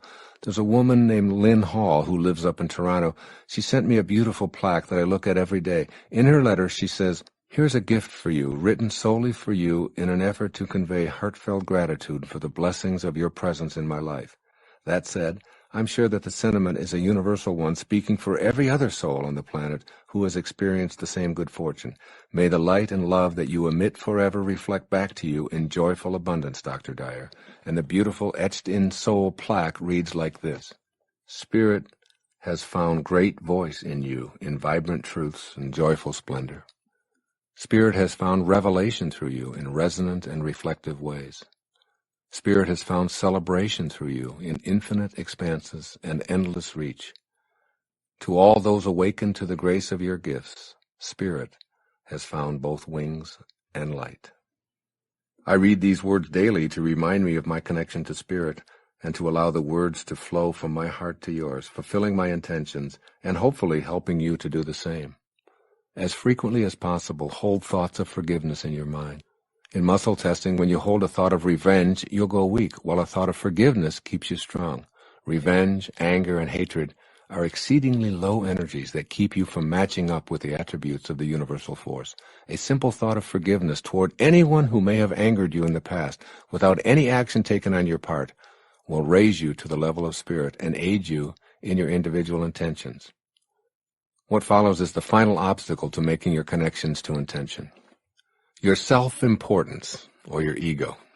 In The Fire from Within, a book written by Carlos Castaneda, he hears these words from his sorcerer teacher, and they go like this, quote, "Self-importance is man's greatest enemy. What weakens him is feeling offended by the deeds and misdeeds of his fellow man. Self-importance requires that one spend most of one's life offended by something or someone," unquote. This is a major impediment to connecting to intention. You can all too easily create a no match here. Basically, your feelings of self-importance are what make you feel special. So let's deal with this concept of being special. It's essential that you have a strong self-concept and that you feel unique. The problem is when you misidentify who you truly are by identifying yourself as your body or your achievements or your possessions. Then you identify people who have accomplished less as inferior, and your self-important superiority causes you to be constantly offended in one way or another. This misidentification is the source of most of your problems, as well as most of the problems of humankind. Feeling special leads us to our self-importance. With the self as a focal point, you sustain the illusion that you are your body, which is a completely separate entity from all others. This sense of separateness leads you to compete rather than cooperate with everyone else. Ultimately, it's a no match with spirit and becomes a huge obstacle to your connection to the power of intention. In order to relinquish your self-importance, you'll have to become aware of how entrenched it is in your own life. Ego is simply an idea of who you are that you carry around with you. As such, it can't be surgically removed by having an egoectomy. This idea of who you think you are will persistently erode any possibility you have of connecting to intention. What follows are 7 steps for overcoming the hold that ego has on you. Here are 7 suggestions to help you transcend ingrained ideas of self-importance. All of these are designed to help prevent you from falsely identifying yourself with this self-important ego of yours. 1. Stop being offended. The behavior of others isn't a reason to become immobilized. That which offends you only weakens you. If you're looking for occasions to be offended, you'll find them at every turn. This is your ego at work convincing you that the world shouldn't be the way that it is. Being offended creates the same destructive energy that offended you in the first place and leads to attack, counterattack, and ultimately war. 2. Let go of your need to win. You are not your winnings or your victories. You may enjoy competing and have fun in a world where winning is everything, but you don't have to be there in your thoughts. There are no losers in a world where we all share the same energy source. All you can say on a given day is that you performed at a certain level in comparison to the levels of others on that particular day. But today is another day, with other competitors and new circumstances to consider. Be the observer, noticing and enjoying it all without needing to win a trophy. Be at peace and match up with the energy of intention. And ironically, although you'll hardly notice it, more of those victories will show up in your life as you pursue them less. 3. Let go of your need to be right. When you let go of the need to be right, you're able to strengthen your connection to the power of intention. But keep in mind that ego is a determined combatant. I've seen people willing to die rather than let go of being right. I've seen people end otherwise beautiful relationships by sticking to their need to be right. I urge you to let go of this ego-driven need to be right by stopping yourself in the midst of an argument and asking yourself, do I want to be right or happy? When you choose the happy, loving, spiritual mode, your connection to intention is strengthened. These moments ultimately expand your new connection to the power of intention. The universal source will begin to collaborate with you in creating the life you were intended to live. 4. Let go of your need to be superior. Let go of your need to feel superior by seeing the unfolding of God in everyone. Don't assess others on the basis of their appearance, achievements, possessions, and other indices of ego. When you project feelings of superiority, that's what you get back, leading to resentments and ultimately hostile feelings. These feelings become the vehicle taking you further away from intention. 5. Let go of your need to have more. The universal source is content with itself, constantly expanding and creating new life, never trying to hold on to its creation for its own selfish means. It creates and lets go. As you let go of ego's need to have more, you unify with that source. You create, attract to yourself, and let it go, never demanding that more come your way. As an appreciator of all that shows up, you learn the powerful lesson St. Francis of Assisi taught us. It is in giving that we receive. By allowing abundance to flow to and through you, you match up with your source and guarantee that this energy will continue to flow. 6. Let go of identifying yourself on the basis of your achievements. This may be a difficult concept if you think you are your achievements. Nevertheless, stay tuned to this idea. The power of intention which brought you into existence and which you're a materialized part of.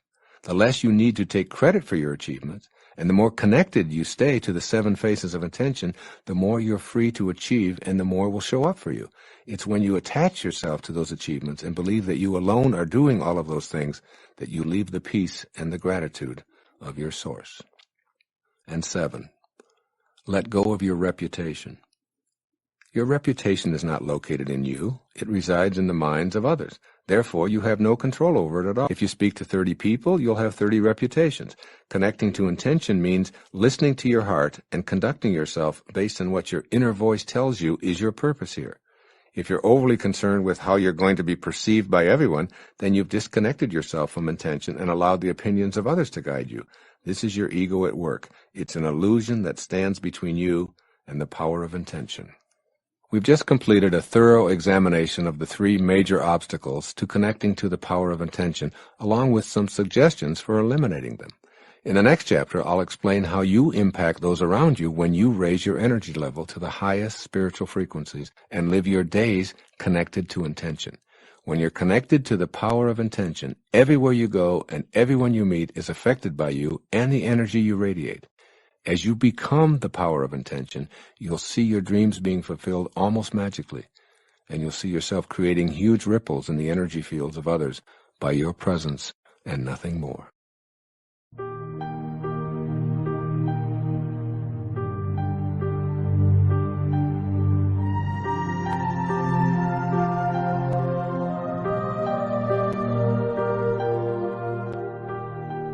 Chapter 5.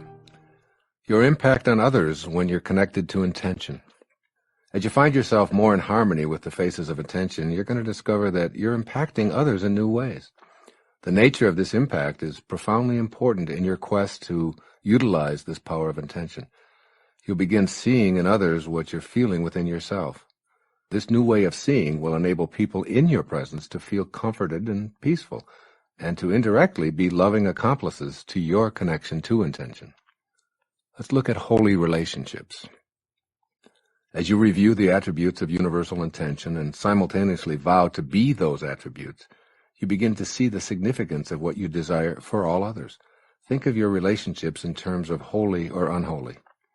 Holy relationships facilitate the power of intention at a high energy level for everyone involved. Unholy relationships keep the energy at the lower, slower levels for all concerned. You'll know your own potential for greatness when you start seeing the perfection in all relationships.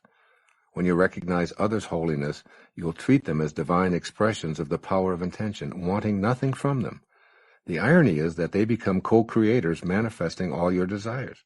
Want nothing from them, demand nothing from them, have no expectations for them, and they'll return the kindness.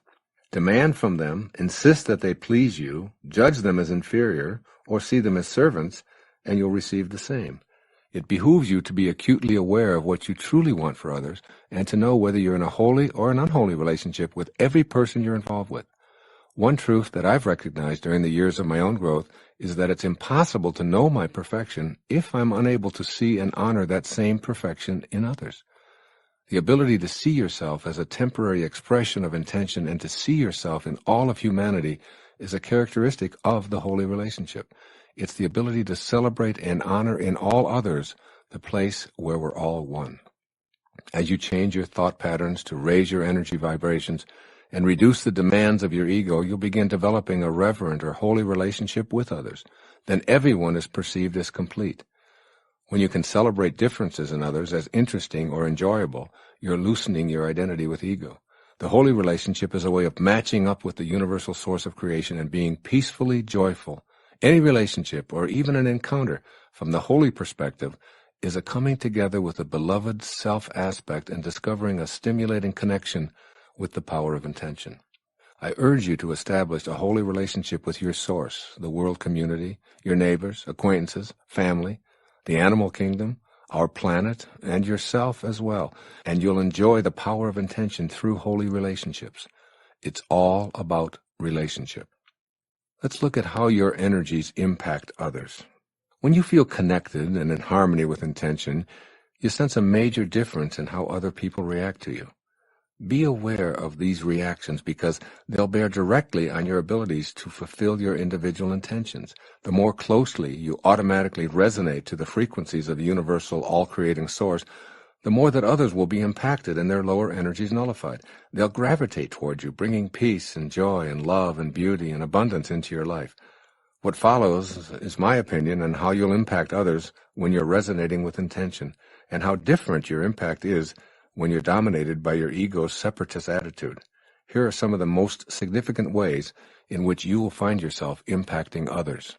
Your presence instills calmness. When you coincide with intention, your impact on others has a calming influence.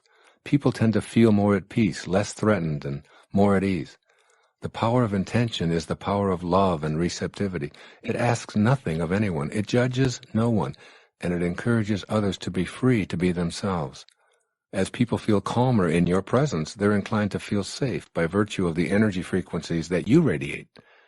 Their feelings are encouraged by your energy of love and receptivity, causing them to want to reach out and be with you. As Walt Whitman put it, we convince by our presence. You'll find that your presence leaves others feeling energized when you're connected to intention. When you bring the frequencies of intention into the presence of others, they'll feel energized just by being in your immediate circle. You don't have to say a word. You don't have to act in any prescribed fashion. Your energy of intention alone will make others in your field feel as if they've mysteriously been empowered in some way. As you begin consciously expressing the 7 faces of intention, you'll discover that others begin to comment on the impact you're making on them. They'll want to assist you in fulfilling your own dreams. They'll be energized and volunteer to help you. They'll even begin to offer to finance your dreams with their energized new ideas. Your presence also allows others to feel better about themselves. Have you ever noticed when you're in the presence of certain people that you feel better about yourself? Their compassionate energy has the noticeably pleasant impact of simply making you feel really good about yourself. You'll impact others with this energy of compassion as you develop your connection to intention. On the contrary, being in the company of someone who's disdainful or indifferent impacts you quite differently. If this is the low energy you transmit to others, they're quite likely to depart the encounter feeling less than wonderful about themselves. Moreover, it leaves others feeling as if they're insignificant or unimportant, and obviously feeling worse about themselves when it's a repeated pattern in a significant relationship. Your presence allows others to feel unified. The effect of being in the presence of people expressing high frequencies is to feel unified and connected to all of nature, all of humankind, and to intention. As you raise your frequencies, your impact on others invites them to be on the same team. You are unified and want to assist each other in the fulfillment of a common objective. Your presence also instills a sense of purpose in others. When you're in the higher spiritual energies, you bring something to others that's almost inexplicable. Your presence and behavior from a space of love and acceptance, non-judgment and kindness, becomes a catalyst for others feeling on purpose in their lives. By staying at the higher energies of optimism, forgiveness, understanding, reverence for spirit, creativity, serenity, and bliss, you radiate this kind of energy and convert lower energies to your higher vibrations. These people whom you so non-deliberately impact begin to feel your quiet reverence and serenity. Your own purpose, which revolves around serving others and therefore serving God, becomes fulfilled. And as a bonus, you've created allies who will want to help you with your intentions. Your presence allows others to trust in authentic personal connections. By bringing the traits of intention to others, you allow trust to be present. You'll notice both an inclination and a willingness on the part of others to open up and confide in you. This is related to the quality of trust. In the atmosphere of higher energy, people trust and want to share their personal stories with you. By being so connected to intention, you are more godlike. And who would you trust more than God to share your secrets with? The opposite results are apparent when you emit the lower energy frequencies. Why? Because your low energies help to create a counterforce. Conflict erupts, winners and losers are necessary, and enemies automatically are created. All because of your unwillingness to stay connected to the faces of intention. Your presence inspires others to greatness. When you're connected to spirit and quietly reflect this consciousness, you become a source of inspiration to others. In a sense, this is one of the most powerful effects that connecting to intention transmits to others. The word inspiration means in spirit. The fact that you're primarily in spirit means that you inspire rather than inform with your presence. You won't inspire others by loudly insisting or demanding that others listen to your point of view. Your presence actually aligns others with beauty. When you're connected to intention, you see beauty everywhere and in everything because you're radiating the quality of beauty. Your perceptual world changes dramatically. At the higher energy of intent, you see beauty in everyone, young or old, rich or poor, dark or light, with no distinctions. Everything is perceived from a perspective of appreciation rather than judgment. As you bring this feeling of beauty, appreciation to the presence of others, people are inclined to see themselves as you see them. They feel attractive and better about themselves as they circulate that higher energy of beauty. When people feel beautiful, they act in beautiful ways. And finally, your presence instills health rather than sickness. You know that your physical self is inspired by a divine force that beats its heart, digests its food, grows its fingernails, and that this same force is receptive to endlessly abundant health. When you bring to the presence of others a healthy appreciation for the miracle that your body represents, you diffuse their efforts to dwell on disease, ill health, and deterioration. In fact, the higher your energy field resonates, the more you're able to impact others with your own healing energy. Become aware of your own amazing capacity to affect the healing and health of those around you simply by the silent presence of your high energy connection to intention. This is a literal energy that emanates from you. In the hopes that you will recognize the importance of raising your energy level, I'm going to conclude this chapter with a look at how our entire civilization is impacted when energy levels are synchronized with the source of our creation. This will require of you an open mind and a bit of stretching perhaps on your part. However, it's something that I know to be true, and I'd be remiss if I left it out. It may appear peculiar or maybe even a little outlandish to some who fail to see the ways in which all of us on this planet are connected and therefore impact each other from distances not discernible by our senses. Your impact on the consciousness of all of humanity. Many years ago, I was with one of my daughters as she completed a lengthy program in the wilderness to help her deal more effectively with some of her teenage dilemmas. The last thing the counselor at the wilderness camp said to her was, "Remember at all times that what you think and what you do affects other people." This is true even beyond the impact we have on our friends, family, neighbors, and coworkers. I believe that we impact all of humanity. Thus, as you listen to this section, keep in mind that what you think and do affects all other people. In the book I mentioned earlier, Power versus Force by Dr. David Hawkins, he writes, quote, "In this interconnected universe, every improvement we make in our private world improves the world at large for everyone. We all float on the collective level of consciousness of mankind, so that any increment we add comes back to us. We all add to our common buoyancy by our efforts to benefit life. It is a scientific fact that what is good for you is good for me," unquote. Dr. Hawkins has backed up his remarks and conclusions with 29 years of hard research, which I invite you to examine if you're so inclined. I'll briefly summarize some of these conclusions and how they relate to the impact you have on others when you're connected to intention. In essence, every single person, as well as large groups of people, can be calibrated for their energy levels. Generally speaking, low-energy people cannot distinguish truth from a falsehood. They can be told how to think, who to hate, who to kill, and they can be herded into a groupthink mentality based on such trivial details as what side of the river they were born on, what their parents and their grandparents believed, the shape of their eyes, and hundreds of other factors having to do with appearance and total identification with their material world. Hawkins tells us that approximately 87% of humanity calibrates at a collective energy level that weakens them. The higher up the ladder of frequency vibration, the fewer people there are in those high levels. The highest levels are represented by the truly great persons who originated spiritual patterns that multitudes have followed throughout the ages. They're associated with divinity, and they set in motion attractor energy fields that influence all of humankind. Just below the energy level of pure enlightenment are the energy levels associated with the experience designated as transcendence, or self-realization, or even God consciousness. Here's where those who are called saintly reside. Just below this level is the place of pure joy, and the hallmark of this state is compassion. Those who attain this level have more of a desire to use their consciousness for the benefit of life rather than for particular individuals. Below these supremely high levels, which few ever attain in a permanent way, are the levels of unconditional love, kindness, acceptance of everyone, beauty appreciation, and on a more limited but nonetheless profound level, all of the 7 phases of intention described in the opening chapters of this program. Below the levels of energy that strengthen us are the low energy levels of anger and fear and grief, apathy, guilt, hatred, judgment, and shame, all of which weaken and impact us in such a way as to inhibit our connection to the universal energy level of intention. What I'd like you to do here is to take a leap of faith with me while I present a few of the conclusions that Dr. Hawkins came to in his second book called The Eye of the Eye. Through his precise kinesthesiological testing for truth versus falsehood, he's calibrated the approximate number of people whose energy is at or below the level that weakens.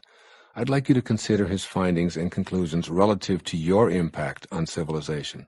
Dr. Hawkins suggests that it's crucial for each of us to be aware of the significance of raising our frequency of vibration to the level where we begin to match up with the energy of the universal source, or in other words, make our connection to the power of intention.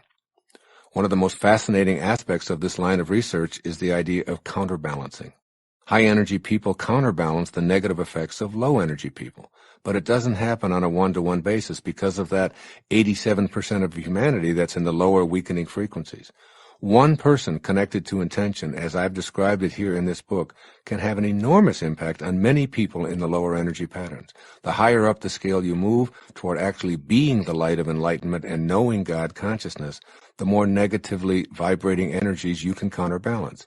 Here are some fascinating figures from Dr. Hawkins' research for you to contemplate as you review the impact you can have personally on humanity simply by being on the higher rungs of the ladder to intention. One individual, he says, who lives and vibrates to the energy of optimism and a willingness to be non-judgmental of others will counterbalance the negativity of 90,000 individuals who calibrate at the lower weakening levels.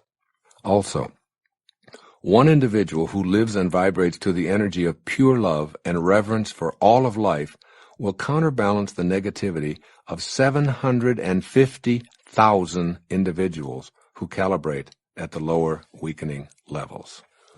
One individual who lives and vibrates to the energy of illumination, bliss, and infinite peace will counterbalance the negativity of 10 million people who calibrate at the lower weakening levels.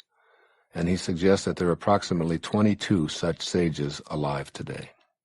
And finally, one individual who lives and vibrates to the energy of grace, pure spirit beyond the body in a world of non-duality or complete oneness will counterbalance the negativity of 70 million people who calibrate at the lower weakening levels. There are approximately 10 such sages alive today. And finally, here are two compelling statistics offered by Dr. Hawkins in his 29-year study on the hidden determinants of human behavior. One, and listen to this carefully, one single avatar living at the highest level of consciousness in this period of history to whom the title Lord is appropriate, such as Lord Krishna, Lord Buddha, and Lord Jesus Christ, would counterbalance the collective negativity of all of mankind in today's world. And secondly, the negativity of the entire human population would self-destruct were it not for the counteracting effects of these higher energy fields. This is very important information for you to be aware of, that just raising your energy level can impact those around you in a profound way in this world, and we need more and more people to connect to intention. The implications of these figures are immense for discovering ways of improving human consciousness and raising ourselves to the place where we match up with the same energy of intention from which we were all intended. By raising your own frequency of vibration just slightly to a place where you regularly practice kindness, love, and receptivity, and where you see beauty and the endless potential of good in others as well as yourself, you counterbalance 90,000 people somewhere on this planet who are living in the low energy fields of shame, anger, hatred, guilt, despair, depression, and so on. With these words, Mahatma Gandhi sums up this chapter on how we can impact the world by staying connected to that which intended us here in the first place. Quote, "We must be the change we wish to see in the world. By being it, we connect to the eternal part of us that originates in infinity." This whole idea of infinity and coming to grips with how it affects our ability to know and employ the power of intention is vastly mysterious. It's the subject for the final chapter in part 1 of this program.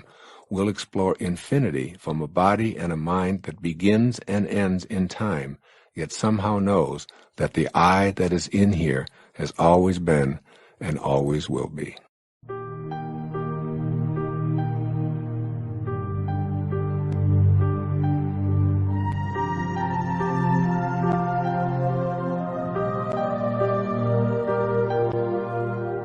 Chapter 6, Intention and Infinity. Life is eternal. We all live on a stage where many infinities gather. Just take a look outside tonight and contemplate the infinity of space. There are stars so distant from you that they're measured in the distance that light travels in an earthly year. Beyond those stars that you can see are endless galaxies that stretch out into something we call eternity. Indeed, the space that you occupy is infinite. Its vastness is too huge for us to see. We are in an infinite, never-ending, never-beginning universe. Now pay close attention to this next sentence. If life is infinite, then this is not life. Really let these words sink in. If life is infinite, then this is not life. We can see this in everything that we scrupulously observe. Therefore, we must conclude that life, in terms of our body and all of its achievements and possessions, which without exception begin and end in dust, isn't life itself. Grasping life's true essence could radically change your life for the better. This is an enormous inner shift that eliminates fear of death. How can you fear something that doesn't exist? And connects you permanently to the infinite source of creation that intends everything from the world of infinite spirit into a finite world. Learn to be comfortable with the concept of infinity and see yourself as an infinite being. Your fear of the infinite. We are all in bodies that are going to die, and we know this, yet we can't imagine it for ourselves, so we behave as if it weren't so. It's almost as if we're saying to ourselves, everybody dies but me. This is attributable to what Freud observed. Our death is unimaginable, so we simply deny it and live our lives as if it weren't going to die, because of the terror that our own death instills. As I sat down to write the chapter on infinity, I said to a friend that my goal was to leave the reader, and you, the listener, with a complete absence of the fear of death. Let me know if it touches you in that way, even on a minor scale. Your own death. Essentially, there are 2 points of view regarding this dilemma of your own death. The first says that we're physical bodies that are born, and we go on to live for a while, and then ultimately we deteriorate. Our flesh wears out, and then we die and are dead forever. This first perspective, if you embrace it either consciously or otherwise, is terrifying from our alive point of view. Unless you embrace the second point of view, it's completely understandable that you would fear death. Or you may welcome it if you hate or fear life. The second point of view says very simply that you're eternal, an infinite soul in a temporary expression of flesh. This second point of view says that only your physical body dies, and that you were whole and perfect as you were created, and that your physicalness emanated from the universal mind of intention. That universal mind was and is formless. It's the pure energy of love, beauty, kindness, and creativity, and it can't die since there are no forms involved. No form, no death, no boundaries, no deterioration, no flesh, no possibility of it wasting away. Thus, spirit is present in its entirety everywhere, which includes you. You can never be separate from it. You'll learn to laugh at the absurd idea that you could ever be separate from the universal mind. It's your source. You are it. God is the mind through which you think and exist. It's always connected to you, even if you don't believe in it. Even an atheist doesn't have to believe in God to experience God. The question then becomes not whether your body is going to die, but rather on what side of infinity do you wish to live? You have 2 choices. Either you live on the inactive or the active side of infinity. In either case, you have an appointment with infinity, and there's no way to avoid it. Your appointment with infinity. Eternity is now, right here. You're an infinite being. Once you get past the fear of death as an end, you merge with the infinite and feel the comfort and relief that this realization brings. We identify everything in this material world through a space-time continuum. Yet infinity has no preference for time and space. You aren't the elements that make up your body. You merely make use of the elements. You go beyond space and time and are merged with the infinite universal mind. If you haven't recognized it, it's because of your fear. You can keep your appointment with infinity while you're in your temporary body with its slavish adherence to time and space. My objective in this chapter is to help you to realize and do this. If you make this merger, I assure you of a life without fear of death. When your infinite soul leaves the body, it's no longer subject to the constraints of time and space. Separation can no longer interfere with you. So my question to you isn't about whether you believe you have an appointment with infinity. It's about when you're going to keep that inevitable appointment. You can either do it now while you're still alive in your body in the illusion of time and space, or you can do it at death. If you decide to make your appointment with infinity while you still live and breathe, it's like learning to die while you're alive. Once you make this transition to the active side of infinity, your fear of death dissolves and you laugh at the folly of death. Understand your true essence. Look death squarely in the face and break the shackles of slavery to that fear. You do not die. Announce it. Meditate on it. Look at it from this angle. If you're not an infinite being, what would be the purpose of your life? Surely not going through the motions of being born, working, accumulating, losing it all, getting sick, and dying. By waking up to your infinite essence and staying connected to the 7 faces of intention, you begin to free yourself of the limitations your ego has placed on you. You set in motion the guidance and assistance of the infinite universal mind to work with you. And most of all, you feel the peace that overtakes you when you expel your fear of death and mortality. I'm touched by the stories of great spiritual teachers leaving this earthly plane, feeling blissful and fearless. They banished all doubt, extricated all fear, and met infinity head-on with grace. Here are the final words of a few of the people I've long admired. The hour I have long wished for is now come. Teresa of Avila. Let us be kinder to one another. The last words of Aldous Huxley. If this is death, it's easier than life. The last words of Robert Louis Stevenson. This is the last of earth. I am content. John Quincy Adams. I shall hear in heaven. Ludwig van Beethoven. Light, light. The world needs more light. Johann von Goethe. I am going to that country which I have all my life wished to see. William Blake. It's very beautiful over there. Thomas Edison. Ram, Ram, Ram.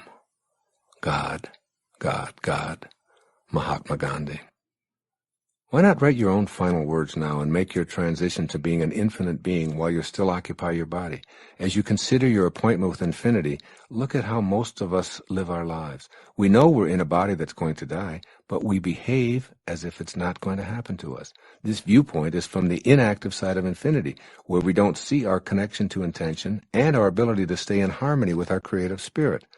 Let's examine the essential difference between keeping your appointment with infinity now or at your own death.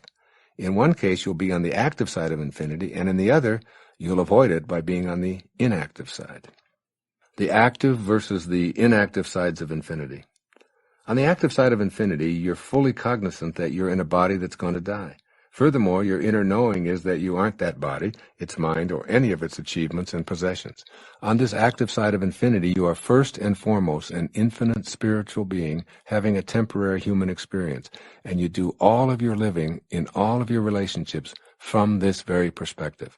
On the inactive side of infinity, your experience of life is quite the opposite. Here, you're first and foremost a human being having an occasional spiritual experience. Your life is guided by a fear of death, a separation from others, a competitive style, and a need to dominate and be a winner. The inactive side of infinity separates you from the power of intention. Here are some of the distinctions that I see between those who live in the active side of infinity and those who deny their eternal nature and opt for the inactive side of infinity. A sense of destiny. In the active side of infinity, your connection to intention will no longer be thought of as an option, but as a calling that you must heed. The inactive side of infinity leads you to see life as chaotic, purposeless, and meaningless, while your position on the active side of infinity leads you to fulfill a destiny that you feel deep within you. Your sense of destiny lets you know that you're playing this game of life on the active side of infinity. Prior to accessing your sense of destiny, your motivation was what you wanted out of life and what you'd like to do. On the active side of infinity, you realize that it's time to do what your destiny intended you to do. Wallowing around hoping things will work out, waiting for your luck to change, and hoping others will come through for you no longer feels right. Your sense of destiny allows you to realize, I am eternal, and that means that I showed up here from the infinitude of spiritual intention to fulfill a destiny that I must act upon. You begin stating your objectives in the language of intention, knowing they'll materialize. You enlist the power of intention to keep you on track. It can't fail because there's no failure in the infinite. This 13th century poem may inspire you to know you have a destiny. You were born with potential. You were born with goodness and trust. You were born with ideals and dreams. You were born with greatness. You were born with wings. You are not meant for crawling, so don't. You have wings. Learn to use them and fly. That's Rumi, one of my very favorite poets. If Rumi had composed his poem from the inactive side of infinity, his words might be more like the following, quote, "You are an accident of nature. You are subject to the laws of luck and chance. You can be pushed around easily. Your dreams are meaningless. You are meant to live an ordinary life. You have no wings, so forget about flying and stay grounded." A sense of the possible. Creation acts upon the everlasting possibility that anything that is thought of can be. Consider some of the numerous great inventions which we take for granted today. Airplanes, electric lights, telephones, television, fax machines, computers. They're all the result of creative ideas by individuals who ignored the ridicule they encountered while they stayed focused on possible rather than impossible. In other words, a sense of the possible grows in the fertile terrain of the active side of infinity. The power of intention involves staying on the active side of infinite possibilities. George Bernard Shaw, who was still creating into his 90s, has been quoted as saying, "You see things as they are and you say why, but I dream things that never were and I say, why not?" Think of Shaw's words as you practice staying on the active side of infinity and seeing the infinite possibilities that are available to all of us. A sense of awe. You have to admit that just the concept of infinity is awesome. No beginning, no end. Everywhere at once, no time, and all of it here and now. The fact that you're a part of this infinite universe and that you emerged into the finite is mind-boggling. It defies description. The active side of infinity inspires a sense of awe. When you're in a state of awe, you're in a persistent state of gratitude. Perhaps the surest way to happiness and fulfillment in life is to thank and praise your source for everything that happens to you. Then, even when a calamity arises, you can be assured that you'll turn it into a blessing. By giving authentic thanks for all the good you now have, as well as the challenges, through this magnetism, you'll start the flow of more good into your life. Every successful person I know is grateful for everything they have. This process of giving thanks opens the door for more to come. It's how being an active infinity works. Your sense of awe at all of the miracles you see around you allows you to think, see, and live more of these miraculous occurrences. In contrast, a state of ingratitude stops the infinite flow of abundance and health. It's a door closer. A sense of humility. The active side of infinity fosters a sense of humility. When humility enters your soul, you know that you're not alone in this world because you sense the heart of the power of intention, which is in each and every one of us. To quote the Talmud, "Even if you be otherwise perfect, you fail without humility," unquote. When you embrace the active side of infinity, you're looking at something so enormous that your little ego is dwarfed in the process. You're looking out at forever, and your little life is but a tiny parenthesis in eternity. One of the reasons for so much contemporary depression and ennui is the inability to see ourselves connected to something greater and more important than our own puny egos.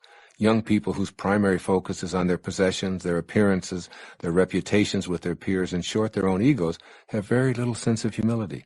When the only thing you have to think about is yourself and how you appear to others, you've distanced yourself from the power of intention. If you want to feel connected to your own purpose, know this for certain.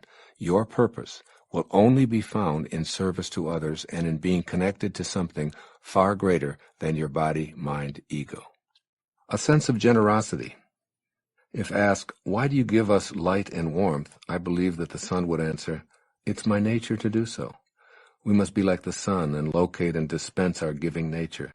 When you're on the active side of infinity, giving is your nature.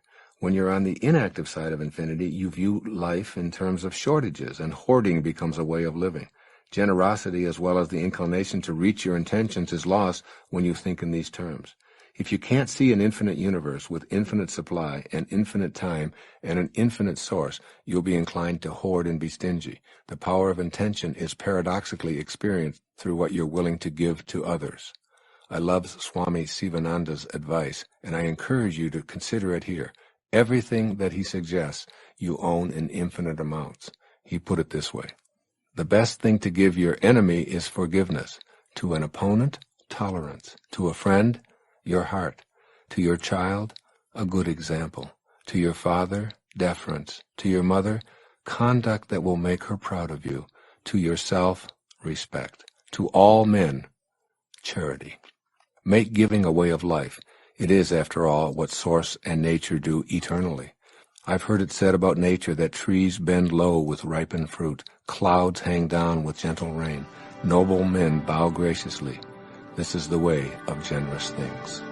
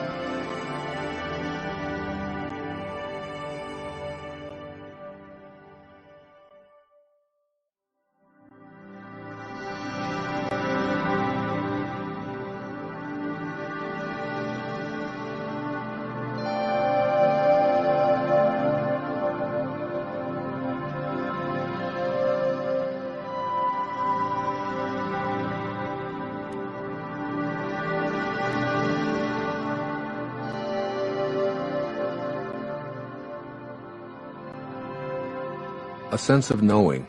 Your infinite source of intention has no doubt. It knows, and consequently it acts upon that knowing.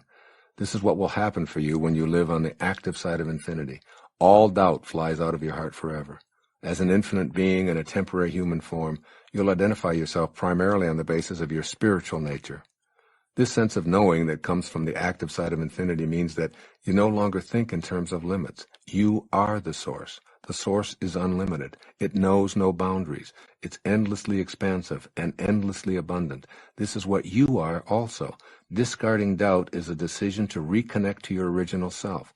This is the mark of people who have lived self-actualized lives. They think in no-limit, infinite ways. One of the no-limit qualities is the ability to think and act as if what they'd like to have is already present. This is another one of my 10 secrets for success and inner peace in the book of the same title. The power of intention is so doubt deficient that when you're connected to it, your sense of knowing sees what you'd like to have as already present. There are no contrary opinions whatsoever. A sense of passion. When you emulate the power of intention, this is where you'll feel the passion you were intended to live and feel. The beauty of feeling passionate and enthusiastic is the glorious feeling of joy and cheerfulness that comes along with it. Nothing provides me with more joy than sitting here and speaking to you from my heart. I enthusiastically allow these teachings to come through me from the source of all intentions, the universal mind of all creativity. Put quite simply, I feel good. I'm in a cheerful mood, and my inspiration provides me with joy. If you want to feel great, look into the mirror, say to your image, I am eternal. This image will fade, but I am infinite. I am here temporarily for a reason. I will be passionate about all that I do. Then just notice how you feel as you stare at your reflection. Being cheerful is a wondrous side benefit of enthusiasm. It comes from being in the active side of infinity, where there's absolutely nothing to feel bad about. A sense of belonging. In a world that lasts forever, you certainly must belong. The active side of infinity inspires not only a strong sense of belonging, but a strong feeling of connectedness to everyone and everything in the cosmos. It's impossible for you not to belong because your presence here is evidence that a divine universal source intended you here. Yet when you live on the inactive side of infinity, you feel a sense of alienation from others. Your idea that this is all temporary and that you aren't a piece of God's infinite perfection leads you to self-doubt, anxiety, self-rejection, depression, and so many more of the low energies I've spoken about throughout this program. All it takes is a shift to infinite awareness to leave that feeling of misery. As Swami Sivananda taught his devotees, all life is one. The world is one home. All are members of one human family. All creation is an organic whole. No man is independent of this whole. Man makes himself miserable by separating himself from others. Separation is death. Unity is eternal life. This concludes my ideas on the active and the inactive sides of infinity. I urge you to remind yourself every day, as frequently as possible, of your infinite nature. It may sound like merely an intellectual shift of minor consequence, but I assure you that staying on the active side of infinity and reminding yourself of it regularly will put you in a position to manifest your desires. Of all the quotes on this subject I've read, this observation made by William Blake stands out. Quote, "If the doors of perception were cleansed, everything would appear to man as it is, infinite." Remember, we're attempting to clean up the connecting link between ourselves and this field of intention. This concludes part 1 of The Power of Intention. Part 2 will be a series of short chapters describing how to put this new connection to intention to work in a variety of ways in your own life. As with the first part, listen with a mind that is not only open to the possibility of your achieving all that you can imagine, but to knowing that on the active side of infinity, all things are possible. Now you tell me what that leaves out.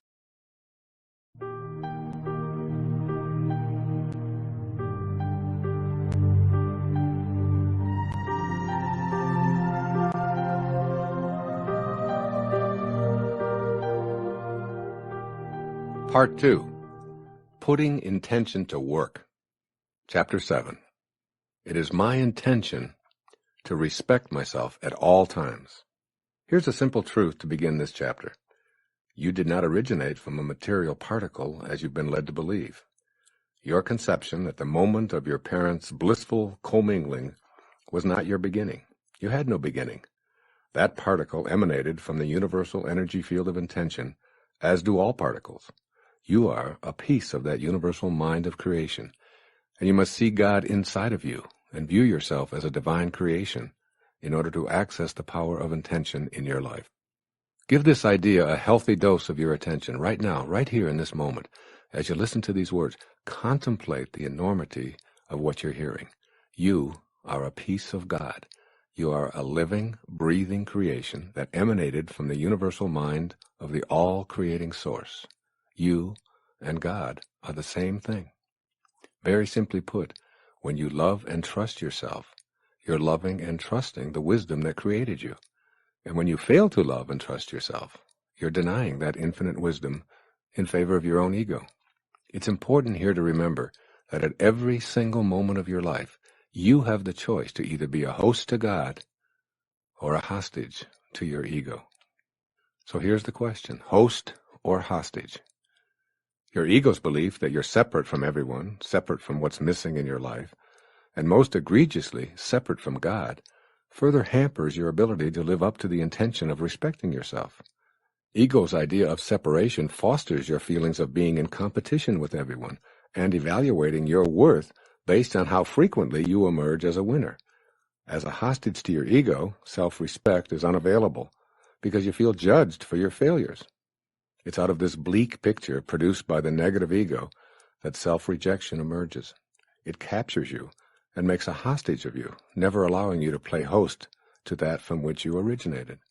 Being a host to God means always seeing your authentic connection to your source. It's knowing that it's impossible for you to ever be disconnected from the source from which you came. Personally, I thoroughly enjoy being a host to God. As I write here every single morning, as I sit here in the studio reading these words, I feel that I'm receiving words and ideas from the power of intention, which allows me to bring these words to this page and to this recording. I trust in this source to provide me with the words. Therefore, I'm trusting in the source that brought me into this physical world. I'm eternally connected to this source. This awareness simply doesn't include a lack of respect for intending this book or this recording into form. The conclusion I've come to is that I'm worthy of my intention to write a book and to create this recording and have it published and in your hands today. In other words, I respect the piece of God that I am. I tap into the power of intention, and my feeling of respect for it enhances my respect for myself. So by loving and respecting yourself, you're hosting God and inviting the energy of creation to your consciousness, to your daily life, as you connect to the power of intention. Let's look at the energy of intention and your self-respect. If you don't believe that you're worthy of fulfilling your intentions for health, wealth, or loving relationships, then you're creating an obstacle that will inhibit the flow of creative energy into your daily life. Recall that everything in the universe is energy, which moves at various frequencies. The higher the frequency, the closer you are to spiritual energy. In the lower frequencies, you find shortages and problems. Intention itself is a unified energy field, which intends everything into existence. This field is home to the laws of nature and is the inner domain of every human being. This is the field of all possibilities, and it's yours, just by virtue of your existence. Having a belief system that denies your connection to intention is the only way you're unable to access the power of intention from the infinite field. If you're convinced that you're unworthy of enjoying the field of all possibilities, then you'll radiate this very kind of low energy. This will, in fact, become your attracted energy pattern, and you'll send messages to the universe that you're unworthy of receiving the unlimited abundance of the originating spirit. Soon you'll act on this inner conviction of self-disrespect. The antidote to this dreary picture is to make an internal commitment to respect yourself and to feel worthy of all that the universe has to offer. If anyone is entitled to success and happiness, everyone is, because everyone is always connected to intention. Simply put, disrespecting yourself is not only disrespecting one of God's greatest creation, it's disrespecting God. When you disrespect your source, you say no to it, and you turn away from the power of intention. This stops the flow of energy that allows you to put your individual unbending intent into practice. All of the positive thinking in the world will do you absolutely no good if those thoughts don't emanate from respect for your connection to intention. The source of your thoughts must be celebrated and loved. And this means having the self-respect that's in harmony with the omniscient source of intelligence. What's the source of your thoughts? Your beingness. Your beingness is the place from which your thoughts and actions come. When you disrespect your being, you set into motion a chain reaction culminating in unfulfilled intentions. What you think of yourself is what you think of the world. How do you see the world you live in? What do you think people in general are really like? Do you believe that evil is triumphing over good? Is the world filled with egocentric, selfish people? Can the little guy ever get ahead? Are government entities and all their representatives corrupt and untrustworthy? Is life unfair? Is it impossible to get ahead if you don't have connections? When you have a gloomy picture of what the world looks like, you're unreceptive to the potential assistance that's there to help you with your own individual intentions. Why would others want to come to your aid when you view them as contemptible? Why would the universal force be attracted to that which repels it? How could a world that's so corrupt ever be of assistance to someone who has noble intentions? The answer to these questions are obvious. You attract into your life what you feel inside. If you feel that you're not worthy of being respected, you attract disrespect. This weak self-respect is the result of an exceptionally rusty link to the field of intention. This link must be cleansed and purified, and that takes place within your own mind. I've specifically chosen self-respect as the very first chapter in part 2 of this recording on applying intention, because without high esteem for yourself, you shut down the entire process of intention. Without unflagging self-respect, the process of intention is operating at the lowest levels. The universal field of intention is love, kindness, and beauty, which has for all that it brings into the material world. Those who wish to replicate the works of the universal all-creating mind must be in harmony with the attributes of love, kindness, and beauty. If you disrespect anyone or anything that God creates, you disrespect that creative force. You are one of those creations. If you view yourself disrespectfully, you've forsaken or cast aside, or at the very least, you've sullied your connection to the power of intention. It's important that you recognize that your entire worldview is based on how much respect you have for yourself. It has nothing to do with what others may think of you. Your self-respect comes from the self, and the self alone. Let's look at the self in self-respect. Perhaps the greatest mistake we make, which causes a loss of self-respect, is making the opinions of others more important than our own opinion of ourselves. Self-respect means just what it says. It originates from the self. This self originated in a universal field of intention that intended you here, from the infinite formless state to a being of molecules and physical substance. If you fail to respect yourself, you're showing contempt for the process of creation. How do you return to the self in self-respect? Well, rather than judging those who judge you, thereby lowering your self-respect, send them a silent blessing of forgiveness, and imagine them doing the same toward you. You're connecting to intention and guaranteeing that you'll always respect the divinity that you are. You've cleared the path to be able to enjoy the great power that is yours in that field of intention. Making your intention your reality. In this concluding section, I'm going to present you with 10 ways or 10 steps to practice nurturing your intention to respect yourself at all times. Here's step 1. Look into a mirror. Make eye connection with yourself and say, I love me, as many times as possible during your day. I love me. These 3 magic words help you maintain your self-respect. Your immediate impulse might be to see this as an expression of your ego's desire to be superior to everyone else, but this is not an ego statement at all. It's an affirmation of self-respect. Transcend that ego mind and affirm your love for yourself and your connection to the Spirit of God. This doesn't make you superior to anyone. It makes you equal to all and celebrates that you're a piece of God.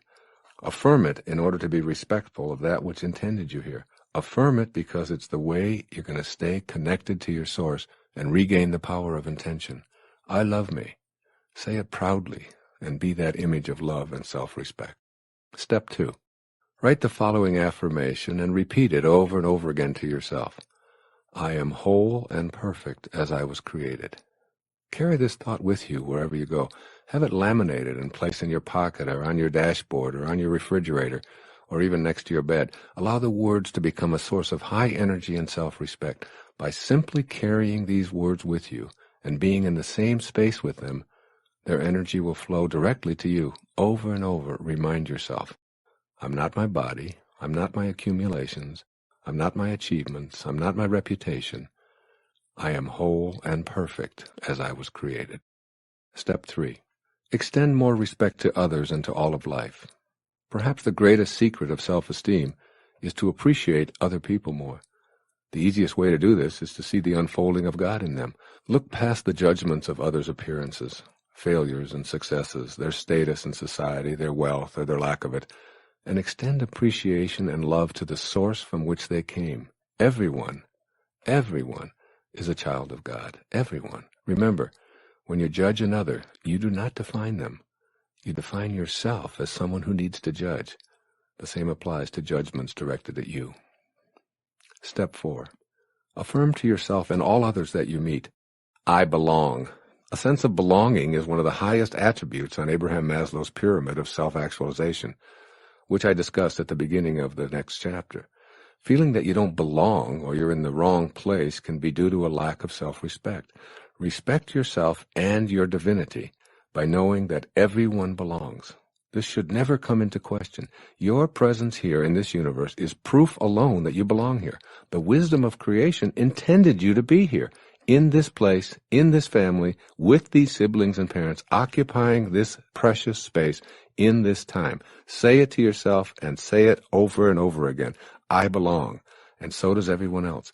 No one is here by accidents. There are no accidents in this universe. Step 5. Remind yourself that you're never alone. My self-respect stays intact as long as I know that it's impossible for me to be alone. I have what I call a senior partner who's never abandoned me and who stuck with me even in moments when I had seemingly deserted my source. I feel that if the universal mind has enough respect to allow me to come here and to work through me and to protect me in times when I strayed onto dangerous non-spiritual turf, then this very partnership deserves my reciprocal respect. I recall my friend Pat McMahon, a talk show host on KTAR radio in Phoenix, Arizona, telling me about his encounter with Mother Teresa in his studio before interviewing her for his program. He pleaded with her to allow him to do something for her. Anything at all, he begged. I'd just like to help you in some way. She looked at him and said, tomorrow morning, get up at 4 a.m. and go out onto the streets of Phoenix and find someone who lives there who believes that he's alone and convince him that he's not. Great advice, because everyone who wallows in self-doubt or appears to be lost has lost their self-respect because they've forgotten that they're not alone. No one is ever alone. Step 6. Respect your body. You've been provided with a perfect body to house your inner invisible being for a few brief moments in eternity. Regardless of its size or shape or color or any imagined infirmities, it's a perfect creation for the purpose that you were intended here for. You don't need to work at getting healthy. Health is something you already have if you don't disturb it. You can begin the fulfillment of this intention to live a life of self-respect by honoring the temple that houses you. You know what to do. You don't need another diet or workout manual or personal trainer. Go within, listen to your body, and treat it with all of the dignity and love that your self-respect demands. Step 7. Meditate. Always meditate to stay in conscious contact with your source, which always respects you. I can't say this enough. Meditation is a way to experience what the five senses can't detect. When you're connected to the field of intention, you're connected to the wisdom that's within you. The divine wisdom has great respect for you, and it cherishes you while you're here. Meditation is a way to ensure that you stay in a state of self-respect. Regardless of all that goes on around you, when you enter into that sacred space of meditation, all doubts about your value as an esteemed creation dissolve. You'll emerge from the solemnity of meditation feeling connected to your source and enjoying respect for all beings, particularly yourself. Step 8. Make amends with adversaries. The act of making amends sends out a signal of respect for your adversaries. By radiating this forgiveness energy outward, you'll find this same kind of respectful, positive energy flowing back toward you. If you're filled with rage toward anyone, there's a huge part of you that resents the presence of this debilitating energy. Take a moment right here and now to simply face that person who stands out in your mind as someone you hurt or directed hurt towards you, and tell him or her that you'd like to make amends. You'll notice how much better you feel. The good feeling of having cleared the air is self-respect. It takes much more courage and strength of character and inner conviction to make amends than it does to hang on to the low-energy feelings. Step 9. Always remember the self in self-respect. In order to do this, you must recognize that the opinions of others towards you aren't facts, they're opinions. When I speak to an audience of 500 people, there are 500 opinions of me in the room at the end of the evening. I'm none of those opinions. I can't be responsible for how they view me. The only thing I can be responsible for is my own character, and this is true for every single one of us. If I respect myself, then I'm relying on the self in self-respect. If I doubt myself or punish myself, I've not only lost my self-respect, I'll continue to attract more and more doubt and lower energy opinions with which to further punish myself. You can't stay linked to the universal mind which intends all of us here if you fail to rely on yourself for your self-respect. And finally, step 10, always be in a state of gratitude. You'll discover that gratitude is the final step in each succeeding chapter.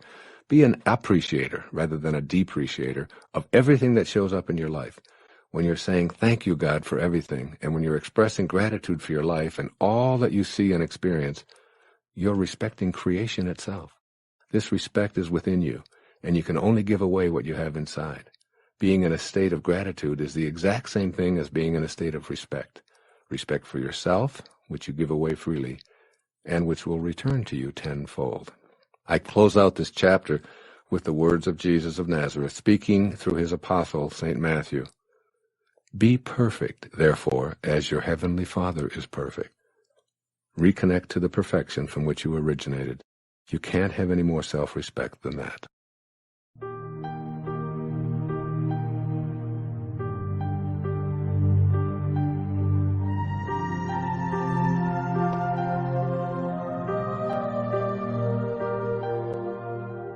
Chapter 8. It is my intention to live my life on purpose. A sense of purpose is at the very top of the pyramid of self-actualization created by Abraham Maslow more than 50 years ago. Through his research, Dr. Maslow discovered that those who feel purposeful are living the highest qualities that humanity has to offer. During the many years I've been in the fields of human development, motivation, and spiritual awareness, this is the topic that more people inquire about than anything else. I'm repeatedly asked questions such as, how do I find my purpose? Does such a thing really exist? Why didn't I know my purpose in life? Well, being on purpose is what the most self-actualized people accomplish on their life journeys. But many individuals feel little sense of purpose and may even doubt that they have a purpose in life in the first place. Feeling purposeful. In response to the question, what should I do with my life? I suggest that there's only one thing you can do with it, since you came into this life with nothing and you'll leave with nothing. You can give it away. You'll feel most on purpose when you're giving your life away by serving others. When you're giving to others, to your planet, and to your source, you're being purposeful. Whatever it is that you choose to do, if you're motivated to be of service to others while being authentically detached from the outcome, you'll feel on purpose, regardless of how much abundance may flow back to you. Allow yourself to be in the feeling place within you that's unconcerned with such things as vocational choice or doing the things you are destined to do. When you're in the service of others or extending kindness beyond your own boundaries, you'll feel connected to your source. You'll feel happy and content knowing that you're doing the right thing. Outside of my chosen occupation, I feel purposeful in a myriad of ways virtually every single day. When I extend assistance to someone in need, when I take a moment to cheer up a disgruntled employee in a restaurant or a store, or when I make a child laugh who sits otherwise ignored in a stroller, or even when I pick up a piece of litter and place it in a trash can, I feel that I'm giving myself away, and as such, I feel purposeful. Essentially, what I'm saying here is this. Stay on purpose by expressing the 7 phases of intention, and the details will find you. You'll never, ever again have to ask what your purpose is or how to find it. Your purpose will find you. In a previous chapter, I reviewed the obstacles to connecting to intention and pointed out that our thoughts are one of the major roadblocks. I stressed that we become what we think about all day long. What thoughts do you have that inhibit you from feeling as if you're on purpose in your life? For instance, if you think that you're separate from your purpose and that you're drifting without direction throughout your life, then that's precisely what you'll attract. Suppose instead that you know this is a purposeful universe where your thoughts and your emotions and your actions are all a part of your free will and are also connected to the power of intention. Suppose that your thoughts of being purposeless and aimless are really a part of your purpose, just as the thought of losing someone you love makes you love them even more, or an illness makes you treasure your health. Supposing that it takes the thought of your unimportance to make you realize your value.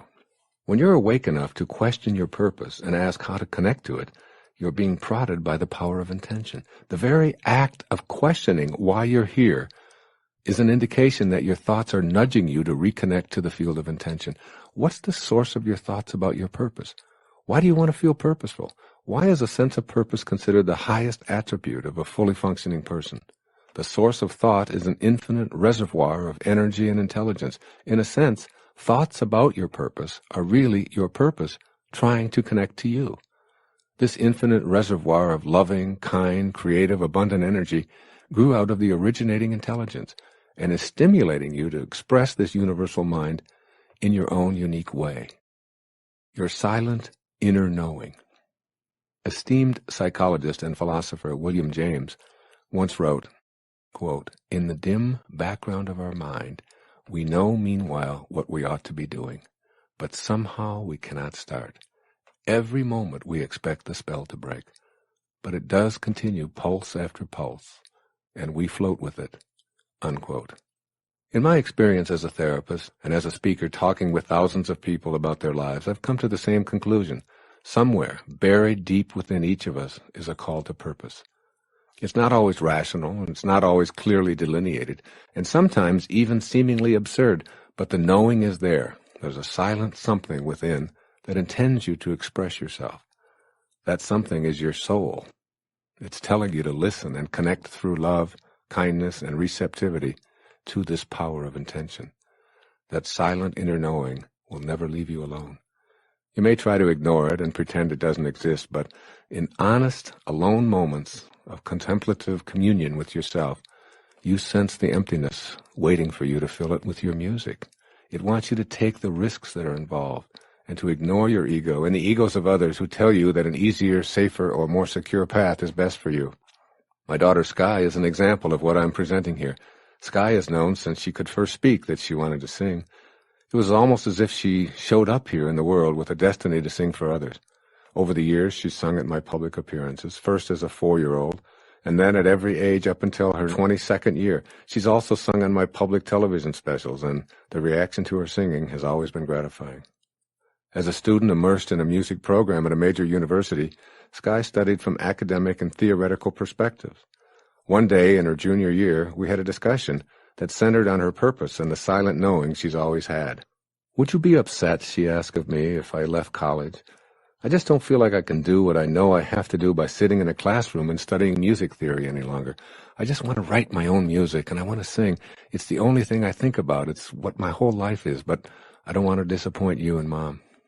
How could I, who tells his readers not to die with their music still in them, tell my 22-year-old daughter to stay in college because that's the right way, and it's what I did? I encouraged her to listen to the silent knowing that I've seen evidence of since she was a toddler, and to follow her heart. As Gandhi once said, "To give one's heart is to give all." This is where God exists in Sky, and in you. I did ask Sky to make a supreme effort to live her purpose by serving those who will listen to her music, rather than focusing her attention on becoming famous or making money. I said, "Let the universe handle those details." I reminded her, "You write and sing because you have to express what is in that beautiful heart of yours." I then asked her to think from the end and act as if all that she wanted to create for herself was already here, waiting for her to connect to it. Recently, she voiced dismay at not having her own CD out in the world, and she was acting with thoughts of not having a CD out in the world. Consequently, no CD and lots of frustration. I strongly urged her to start thinking from the end by seeing the studio being available, the musicians ready to collaborate with her, the CD as a finished product, and her intention as a reality. I gave her a deadline to have a CD completed that I could make available at my lectures. I told her that she could sing to these audiences as she has done sporadically in her life, as well as on my public television pledge shows. Her thinking from the end materialized everything she needed, and the universal spirit began to work with her unbending intent. She found the studio, the musicians she needed magically appeared, and a publisher agreed to produce the CD. Sky worked tirelessly day after day, singing her own favorites, as well as several that I had wanted her to sing at my appearances, including Amazing Grace, The Prayer of St. Francis, It's in Every One of Us, and her own composition, Lavender Fields, which she sings from deep pride and passion. And lo and behold, today her CD, titled This Sky Has No Limits, is now out and is being offered to the public whenever she sings at my lectures. Sky's presence on the stage with me brings so much joy and love to the presentation because she's as closely aligned with those 7 faces of intention as any human being I've ever known. Inspiration and purpose. When you're inspired by a great purpose, everything will begin to work for you. Inspiration comes from moving back in spirit and connecting to the 7 faces of intention. When you feel inspired, what appeared to be risky becomes a path you feel compelled to follow. The risks are gone because you're following your bliss, which is the truth within you. This is really love working in harmony with your intention. Essentially, if you don't feel love, you don't feel the truth, and your truth is all wrapped up in your connection to spirit. This is why inspiration is such an important part of the fulfillment of your intention to live a life on purpose. You may think it's too risky to give up a salary, a pension, job security, or familiar surroundings because of a dim nightlight in your mind that draws you to see why it's turned on. I suggest that there are no risks at all if you pay attention to that light, which is your knowing. Combine your strong knowing with the faith that Spirit will provide, and you acknowledge the power of intention at work. You are a divine, infinite creation, making the choice to be on purpose and to be connected to the power of intention. It all revolves around your being harmoniously connected to your source. Again, it all revolves around your being harmoniously connected to your source. Faith eliminates the risk when you choose to trust that inner knowing about your purpose and become a channel for the power of intention. Making intention your reality. Below are 10 ways to practice fulfilling your intention to live your life on purpose from this day forward. Step 1. Affirm that in an intelligent system, no one shows up by accident, including you. Know that you are here on purpose. This is not the same as knowing what you're supposed to do. Throughout your life, what you do will change and shift. In fact, the changes can occur from hour to hour in each day of your life. Your purpose is not about what you do. It's about your beingness, that place within you from which your thoughts emerge. This is why you're called a human being rather than a human doing. Affirm in your own words, both in writing and in your thoughts, that you are here on purpose and intend to live from this awareness at all times. Step 2. Seize every opportunity, no matter how small, to give your life away in service. Get your ego out of your intention to live a life on purpose. Whatever it is that you want to do in life, make the primary motivation for your effort something or somebody other than your desire for gratification or reward. Do it from the perspective of making a difference for someone or for some cause, and let the universe handle the details of your personal rewards. Live your purpose, doing what you do with pure love. Then you'll co-create with the power of this universal mind of intention, which is ultimately responsible for all of creation. Step 3. Align your purpose with the field of intention. This is the most important thing you can do to fulfill your intentions. Being aligned with the universal field means having faith that your Creator knows why you're here, even if you don't. It means surrendering the little mind to the big mind and remembering that your purpose will be revealed in the same way that you were revealed. Purpose, too, is birthed from creativeness, kindness, love, and receptivity to an endlessly abundant world. Keep this connection pure, and you'll be guided in all of your actions. The universe will respond with the identical energy by asking you, "How may I serve you?" Step 4. Ignore what anyone else tells you about your purpose. Regardless of what anyone might say to you, the truth about your feeling purposeful is that only you can know it. And if you don't feel it in that inner place where a burning desire resides, it isn't your purpose. Your purpose is between you and your source. And the closer you get to what that field of intention looks and acts like, the more you'll know that you're being purposefully guided. You might have zero measurable aptitudes and skills in a given area, yet you might feel inwardly drawn to doing it. Forget the aptitude test results. Forget the absence of skills or know-how. And most important, ignore the opinions of others and listen to your heart. Step 5. Remember that the all-creating field of intention will work on your behalf. Albert Einstein is credited with saying that the most important decision we ever make is whether we believe in a friendly universe or a hostile universe. It's imperative that you know that the all-creating field of intention is friendly and will work with you as long as you see it that way. Know that the universe is always willing to work with you on your behalf, and that you're always in a friendly rather than a hostile world. Step 6. Study and replicate the lives of people who've known their purpose. I've always been fascinated by Saul of Tarsus, later called St. Paul, whose letters and teachings became the source of a major portion of the New Testament. I was also deeply touched by the purposeful manner in which St. Francis of Assisi lived his life as exemplified in the novel St. Francis by Nikos Kazantzakis. I make it a point to use my free time to read about people who are models for purposeful living, and I encourage you here to do the same. Step 7.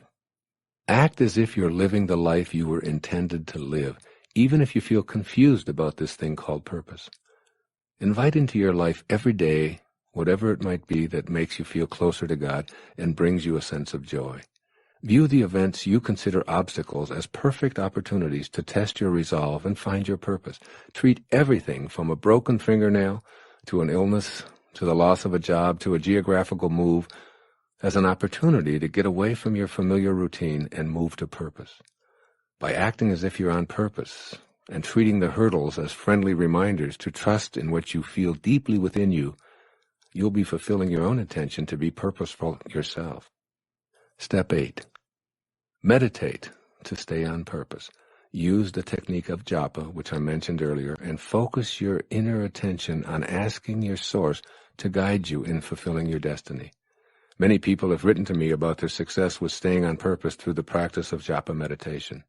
I'm deeply touched when I read about those who use japa, or the repetition of the sound of the name of God, to help them achieve their divine mission. Step 9. Keep your thoughts and feelings in harmony with your actions. The surest way to realize your purpose is to eliminate any conflict or dissonance that exists between what you're thinking and feeling and how you're living your days.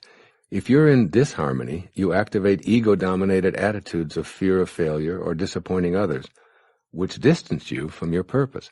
Your actions need to be in harmony with your thoughts. Trust in those thoughts which harmonize and be willing to act upon them. Refuse to see yourself as inauthentic or cowardly, because those thoughts will keep you from acting on what you know you are meant to be. Being in harmony with God's will is the highest state of purpose you can attain. And as always, step 10, stay in a state of gratitude. Be thankful for even being able to contemplate your purpose. Be thankful for the wonderful gift of being able to serve humanity, your planet, and your God. Be thankful for the seeming roadblocks to your purpose. See all of the jobs, successes, apparent failures, possessions, losses, wins, everything from a perspective of gratitude. Be grateful for the opportunity to live your life purposefully, in tune with the will of the source of all. That's a lot to be grateful for. It seems to me that searching for our purpose is like searching for happiness. There is no way to happiness. Happiness is the way. And so it is with living your life on purpose. It's not something you'll find. It's how you live your life serving others and bringing purpose to everything you do. That's precisely how you fulfill the intention that is the title of this chapter. When you're living your life from purpose, you're dwelling in love. When you're not dwelling in love, you're off purpose. Your goal in accessing the power of intention is to return to your source and live from that awareness, replicating the very actions of intention itself. That source is love. Therefore, the quickest method for understanding and living your purpose is to ask yourself if you're thinking in loving ways. Do your thoughts flow from a source of love within you? Are you acting on those loving thoughts? If the answers are yes and yes, then you're on purpose. I can say no more.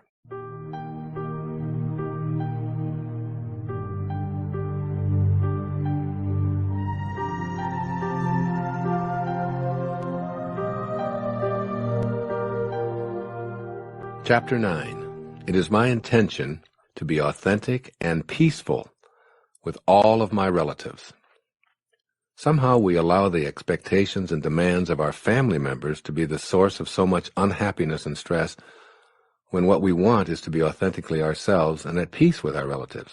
The conflict seems too often to be a choice between being authentic, which means no peace with certain relatives, or having peace at the price of being inauthentic. Making the connection to the power of intention in regard to being around your relatives may sound like an oxymoron to you, but it isn't. Being peaceful and authentic can define your relationship with your relatives. First, though, you may have to assess your relationship with the closest relative of all, that is yourself. How others treat you, you'll discover, has a lot to do with how you treat yourself and thereby teach others to treat you. You get treated the way you teach others to treat you. You may be asking yourself how you can possibly be responsible for teaching people how to treat you. The answer is, in large part, your willingness to not only put up with listening to those familial pressures, some of which are long-term traditions running back countless generations, but also with allowing yourself to disconnect from your divine source and indulge in low-energy emotions such as humiliation and blame and despair, regret, anxiety, and even hatred. You, and only you, taught your kin to treat you through your willingness to accept critical comments from that well-meaning but often interfering and bothersome tribe. Your family relationships are in your mind. When you close your eyes, your family disappears. Where do they go? Nowhere, but doing this exercise helps you to recognize that your relatives exist as thoughts in your mind. If the focus of your inner dialogue about your family members is on what they're doing that's wrong, then that's precisely how your relationship with them will be experienced. If your inner speech centers on what's annoying about them, then that's what you'll notice. As much as you're inclined to blame them for your annoyance, it's yours, and it's coming from your thoughts. If you make a decision to put your inner attention, your life energy, on something quite different, your relationship will change. In your thoughts, where your family relationships exist, you'll no longer be annoyed, angry, hurt, or depressed. If in your mind you're thinking, my intention is to be authentic and peaceful with this relative, then that's what you'll experience, even if that relative continues to be exactly the way he or she has always been. Changing your mind is really changing your relationships. Being authentic and peaceful with your relatives is only a thought away. You can learn to change your thoughts by intending to create authentic and peaceful feelings within yourself. No one is capable of making you upset without your consent, and you've given your consent too frequently in the past. When you begin practicing the intention to be authentic and peaceful, you withdraw your consent to be in the lower energy. you connect to peace itself and decide to bring peace to your relatives, thereby immediately gaining the power to change the energy of family gatherings. Prior to my waking up to the power of intention, family visits were events that caused me consternation because of the attitudes and behavior of some of my wife's relatives. I'd prepare for a Sunday afternoon family visit by getting anxious and upset over what I anticipated to be a fretful, lousy experience, and I seldom disappointed myself.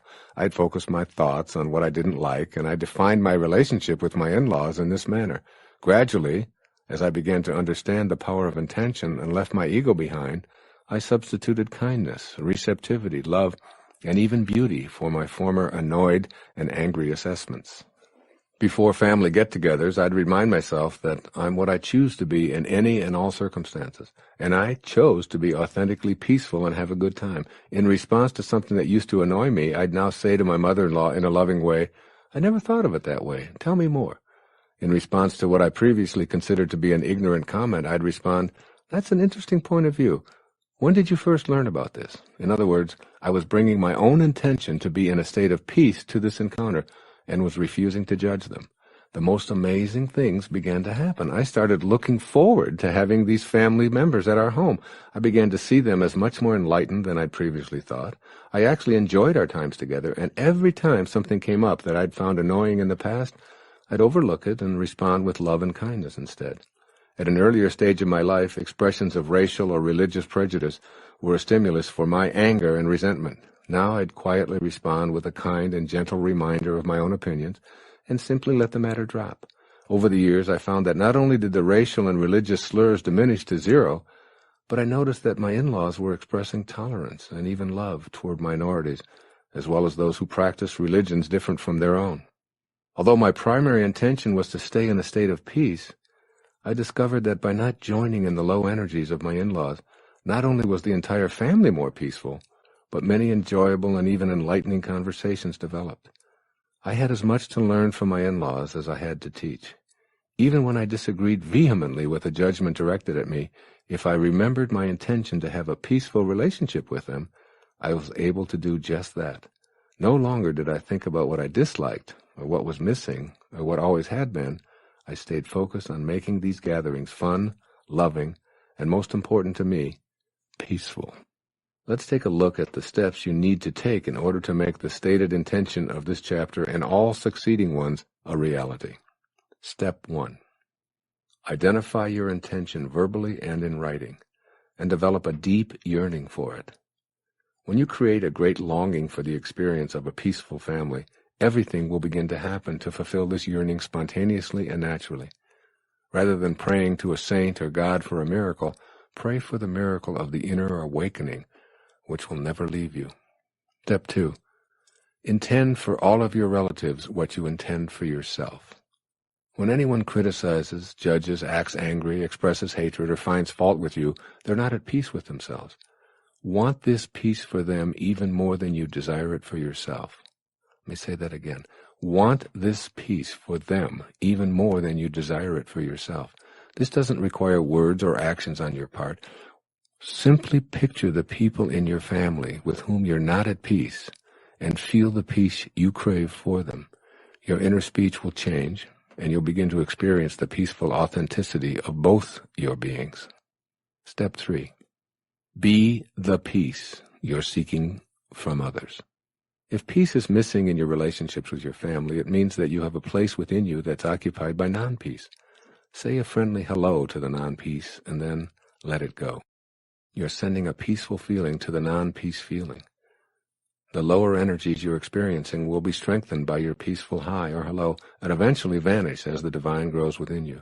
The way to this peace is through any form of quiet and meditation that works for you. Even if it's only a 2-minute respite during which time you're silent, concentrate on the name of the divine or repeat the sound of ah as an inner mantra. Step 4.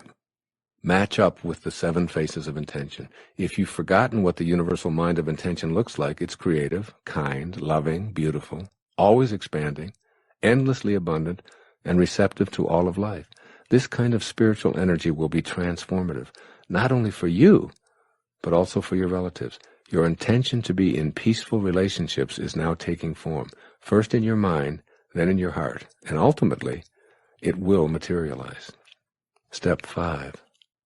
Review all of the obstacles that have been erected on your path to familial peace. Listen to any inner dialogue that focuses on your resentment of others' expectations for you. Remind yourself that when you think about what you resent, you act upon what you think about, while simultaneously attracting more of it to yourself. Examine your energy field for your tendency to react to lower energies with more of the same, and give your ego a reminder that you'll no longer opt to be offended or need to be right in these relationships. Step 6. Act as if. Begin the process of acting as if what you intend to manifest is already true. See everyone in your family in the love and light that is their true identity. When someone asked Baba Muktananda, a great saint in India, "Baba, what do you see when you look at me?" Baba said, "I see the light in you." And the person responded, "How can that be, Baba? I am an angry person. I am terrible. You must see all of that." Baba said, "No, I see the light." This story is told by Guru Mai in a wonderful book called Kindle My Heart. So see the light in those others and treat them as if that's all you see. Step 7. Detach from the outcome.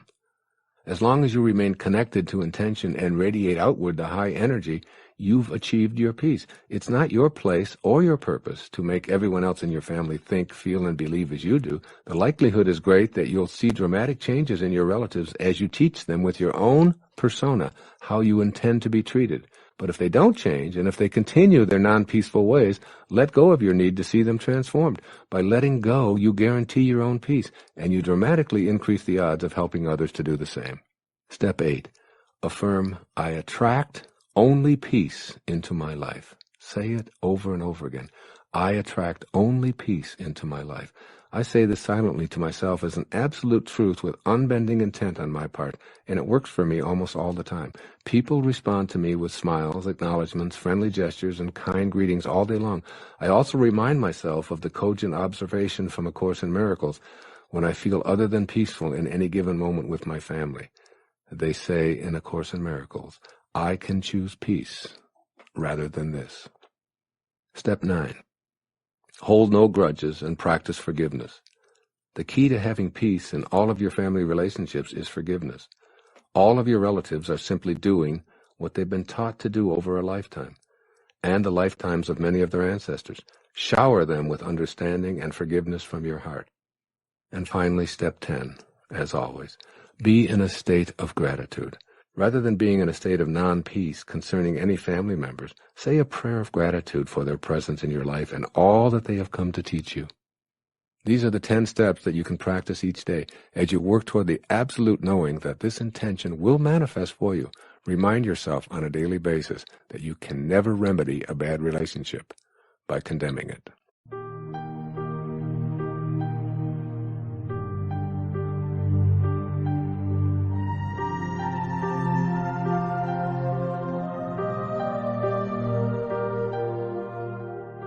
Chapter 10. It is my intention to feel successful and to attract abundance into my life. One of my own personal secrets for feeling successful and attracting bountiful abundance into my life has been an internal axiom that I use virtually every day of my life. It goes like this: change the way you look at things, and the things you look at change. Once again, change the way you look at things, and the things you look at change. This has always worked for me, and it will work for you too, I can guarantee it. Your intention to feel successful and experience prosperity and abundance depends on what view you have of yourself, the universe, and most important, the field of intention from which success and abundance will come. My little maxim about changing the way you look at things is an extremely powerful tool that will allow you to bring the intention of this chapter into your life. First, examine how you look at things, and then how the spirit of intention does the same. How do you look at life? The way you look at life is essentially a barometer of your expectations based on what you've been taught you're worthy of and capable of achieving. These expectations are largely imposed by external influences such as family, community, and institutions. But they're also influenced by that ever-present inner companion, your ego.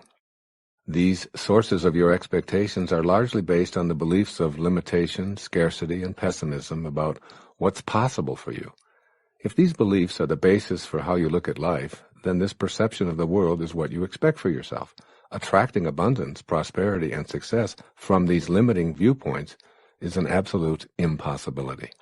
Take an inventory of how you look at the world, asking yourself how much of your life energy is focused on explaining away potentially optimistic viewpoints by preferring to see the inequities and the inconsistencies and the abundance for all philosophy. Can you change the way you look at things? Can you see potential for prosperity where you've always seen scarcity? Can you change what is simply by changing the way you see it? I say a resounding yes to these questions.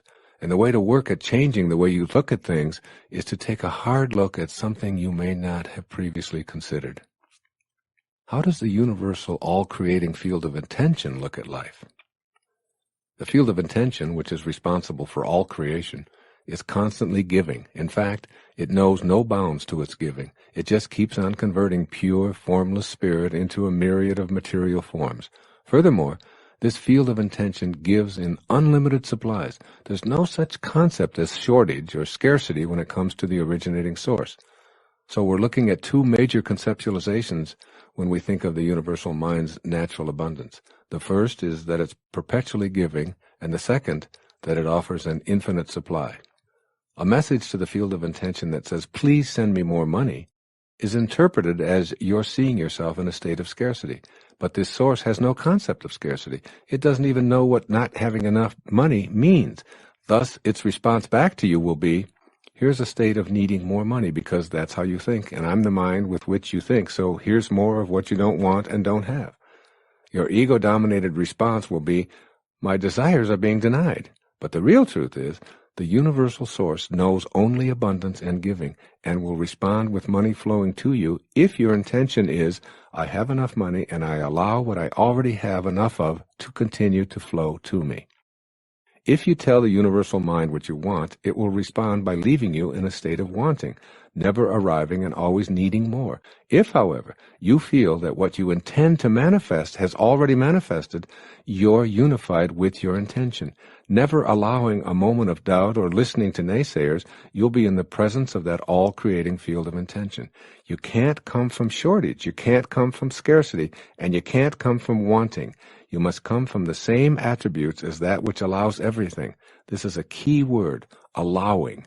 Let's take a look at how allowing is so often ignored in attempts to manifest feeling successful and particularly attracting abundance into our life. The art of allowing. The universal mind of creation is in a constant state of supplying. It never shuts down. It takes no vacations. There are no days off, and it's perpetually giving forth. Everything and everyone, without exception, emanates from this universal mind we're calling intention. So if everything comes from this infinite field of invisible energy, why is it that some are able to partake of it while others seem so separated from it? Allowing this all-giving source into your life means becoming aware of the resistance that you may be placing in the way of the abundance that's always being supplied. There's a long history of countless thoughts that have formed this field of resistance to abundance. This habit of disallowing grew from the belief system that you've cultivated over the years and that you rely on. Furthermore, you've allowed the resistance of others to enter this picture as well, and you surround yourself with the need for their approval in these matters. You solicit their resistant opinions, read newspaper accounts of all of those who failed to manifest the jobs of their choice, examine government reports about the poor job prospects and the declining economy, watch the television reports belaboring the sorry state of affairs in the world, and your resistance becomes even more convincingly entrenched. You've aligned yourself with the proponents of disallowing. What you need to do is to look at this belief system and all of the factors that continue to support it and say, it's too big of a job to change the entire thing. Instead, I'm going to start changing the thoughts that activate disallowing right here, right now. It doesn't matter what you thought before, or for how long, or how many pressures you're under to maintain your resistance. Instead, stop activating disallowing thoughts today, one thought at a time. You can do so by stating, I feel successful. I intend to feel the abundance that is here now. Repeat these words or create your arrangement of words which continually inundate your thoughts during your waking hours with a new belief of being successful and abundant. Those thoughts will then become what you say in silent prayer-like messages to yourself. I am success. I am abundance. When you're success itself, when you're abundance itself, you're in harmony with the all-creating source, and it will do the only thing it knows how to do. It will be endlessly giving and forthcoming with that which has no resistance to it, namely you and your thoughts. As you practice allowing and living the faith of least resistance, success is no longer something you choose, it's something that you are. Abundance no longer eludes you, you are it, and it is you. It flows unimpeded beyond your resistance. Herein lies another clue to the free flow of abundance. You must avoid becoming attached to and hoarding what shows up in your life. Abundance, detachment, and your feelings. While it's crucial for you to have a firm vibrational matchup with the all-creating abundance of intention, it's just as crucial for you to know that you can't hang on to and own any of the abundance that will be coming your way. This is because the you that would like to hang on to and become attached to your success and your wealth is not really you. It's that troublesome ego of yours.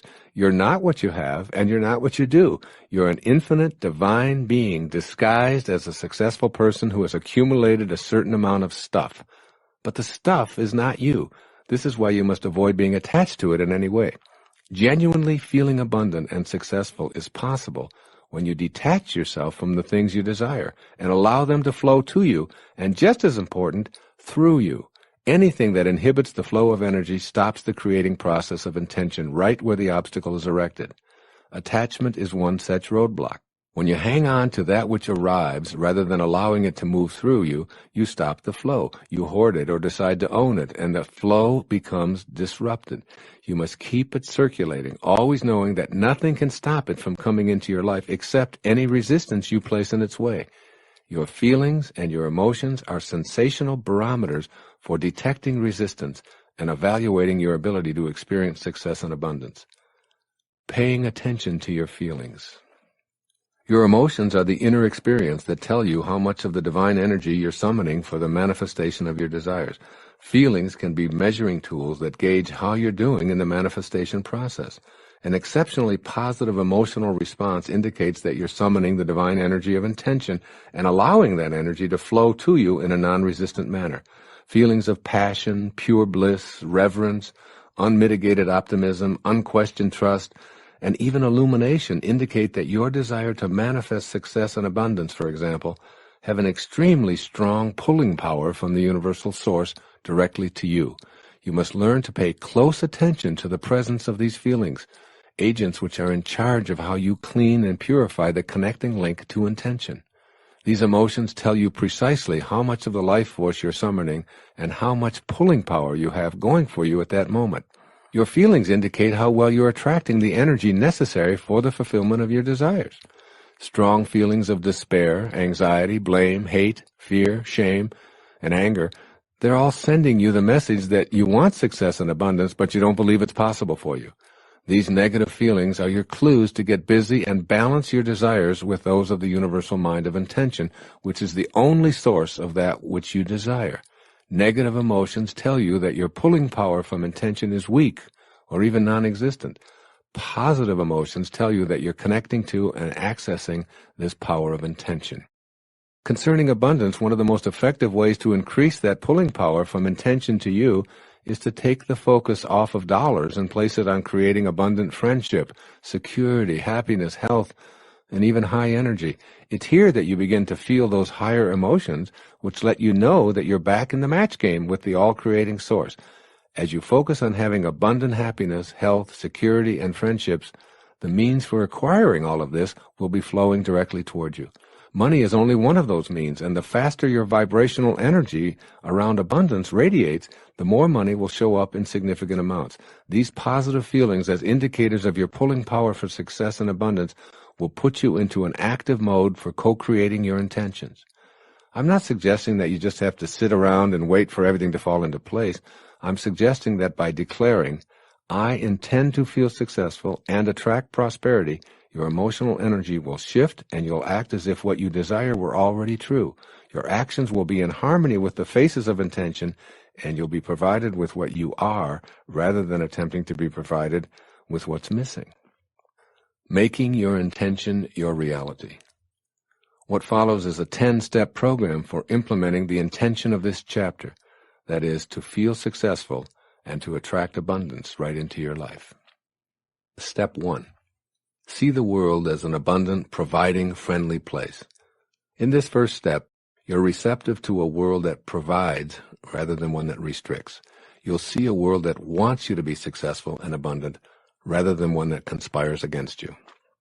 Step 2. Affirm, I attract success and abundance into my life because that's who I am. This puts you into vibratory harmony with your source. Your goal is to eliminate any distance between what you desire and that from which you pull it into your life. Abundance and success aren't out there waiting to show up for you. You are already it, and the source can only provide you with what it is, and consequently, what you are already. Step 3. Stay in an attitude of allowing. In an attitude of allowing, all resistance in the form of thoughts of negativity or doubt are replaced with simply knowing that you and your source are one and the same. Picture the abundance you desire freely flowing directly to you. Refuse to do anything or have any thought that compromises your alignment with source energy. Step 4. Use your present moments to activate thoughts that are in harmony with the 7 faces of intention. The key phrase here is present moments. Notice right now, in this very moment, if you're thinking that it's hopeless at this stage of your life to change the thoughts that comprise your belief system. Do you defeat yourself with thoughts of having had such a long life practicing affirmations of scarcity and creating resistance to your success and abundance that you don't have enough time left to counterbalance the thoughts that comprise your past belief system? Make the choice to let go of that lifetime of beliefs and begin activating thoughts right now, right here, that allow you to feel good. Wanting to feel good is synonymous with wanting to feel God. Remember, God is good, and all that God created was good. Step 5. Initiate actions that support your feelings of abundance and success. Here the key word is actions. I've been calling this acting as if, or thinking from the end, and acting that way yourself. Put your body into a gear that pushes you toward abundance and feeling successful. Act on those passionate emotions as if the abundance and success you seek is already here. Speak to strangers with passion in your voice. Answer the telephone in an inspired way. Do a job interview from the place of confidence and joy. Read the books that mysteriously show up, and pay close attention to conversations that seem to indicate you're being called to something new. Step 6. Remember that your prosperity and success will benefit others and that no one lacks abundance because you've opted for it. Once again, the supply is unlimited. The more you partake of the universal generosity, the more you'll have to share with others. Step 7. Monitor your emotions as a guidance system for your connection to the universal mind of intention. When you're experiencing low-energy emotions of rage, anger, hatred, anxiety, despair, and the like, that's a clue that while your desires may be strong, they're completely out of sync with the field of intention. Remind yourself in these moments that you want to feel good, and see if you can activate a thought that supports your feeling good. Step 8. Become as generous to the world with your abundance as the field of intention is to you. Don't stop the flow of abundant energy by hoarding or owning what you receive. Keep it moving. Use your prosperity in the service of others and for causes greater than your ego. The more you practice detachment, the more you'll stay in vibratory harmony with the all-giving source of everything. Step 9. Devote the necessary time to meditate on the spirit within as the source of your success and abundance. There's no substitute for the practice of meditation. This is particularly relevant with abundance. You must have an understanding that your consciousness of the presence is your supply. By repeating the sound that is the name of God as a mantra, you're using a technique for manifesting as ancient as recorded history. I am particularly drawn to this form of meditation I've mentioned previously called japa. I know it works. I've written an entire book about it called Getting in the Gap, and I've also provided a CD and mentioned it before because I know how powerful it can be in helping you to attract abundance or anything you like into your life. And finally, step 10. Develop an attitude of gratitude for all that manifests into your life. Be thankful and filled with awe and appreciation, even if what you desire hasn't arrived yet. Even the darkest days of your life are to be looked on with gratitude. Everything coming from Source is on purpose. Be thankful while empowering your reconnection to that from which you and everything else originated. The energy that creates worlds and universes is within you. It works through attraction and energy. Everything vibrates. Everything has a vibratory frequency. As St. Paul once said, God is able to provide you with every blessing in abundance. Tune to God's frequency, and you will soon know it beyond any and all doubt.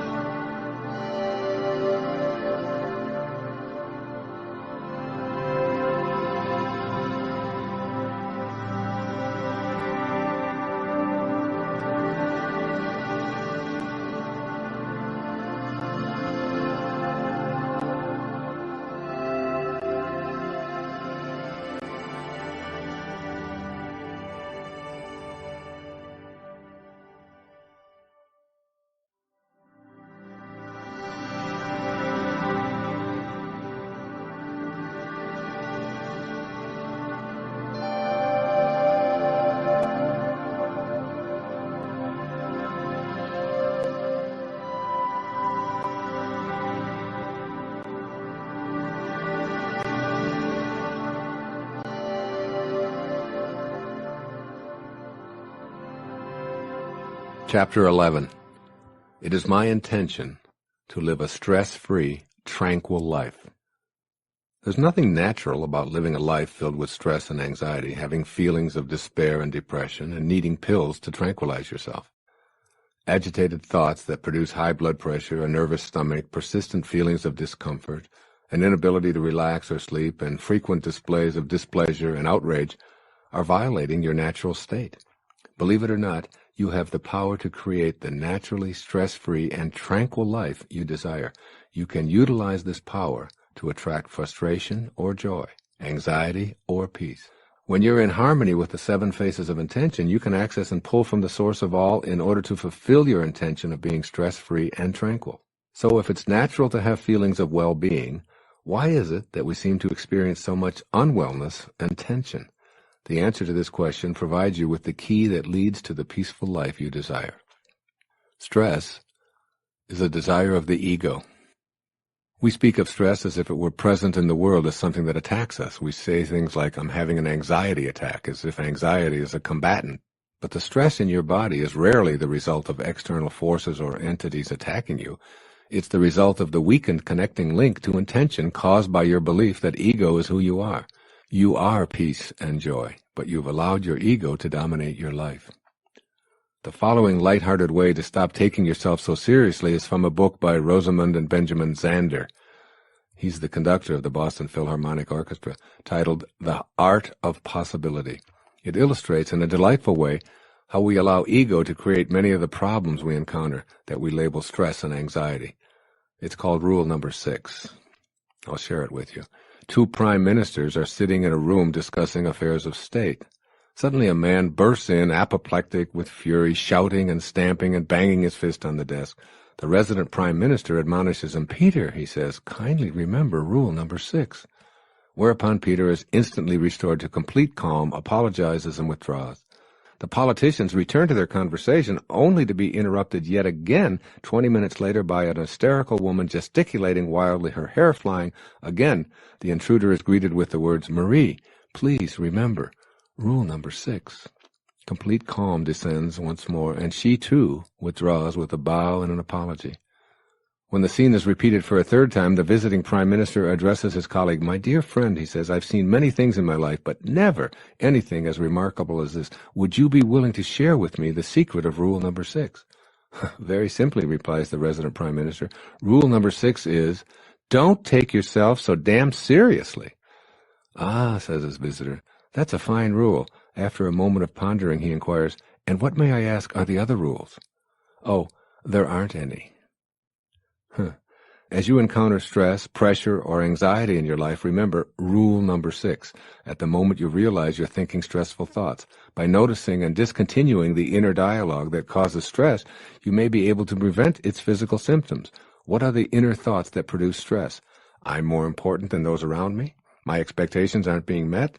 I shouldn't have to wait. I'm too important. I'm the customer here, and I demand attention. No one else has these pressures. All of these above, along with a potentially endless inventory of rule number 6 thoughts, are from the ego's bag of tricks. You aren't your work, your accomplishments, your possessions, your home, your family, your anything. You're an aspect of the power of intention, dressed in a physical human body, intended to experience and enjoy life on earth. This is the intention that you want to bring to the presence of stress.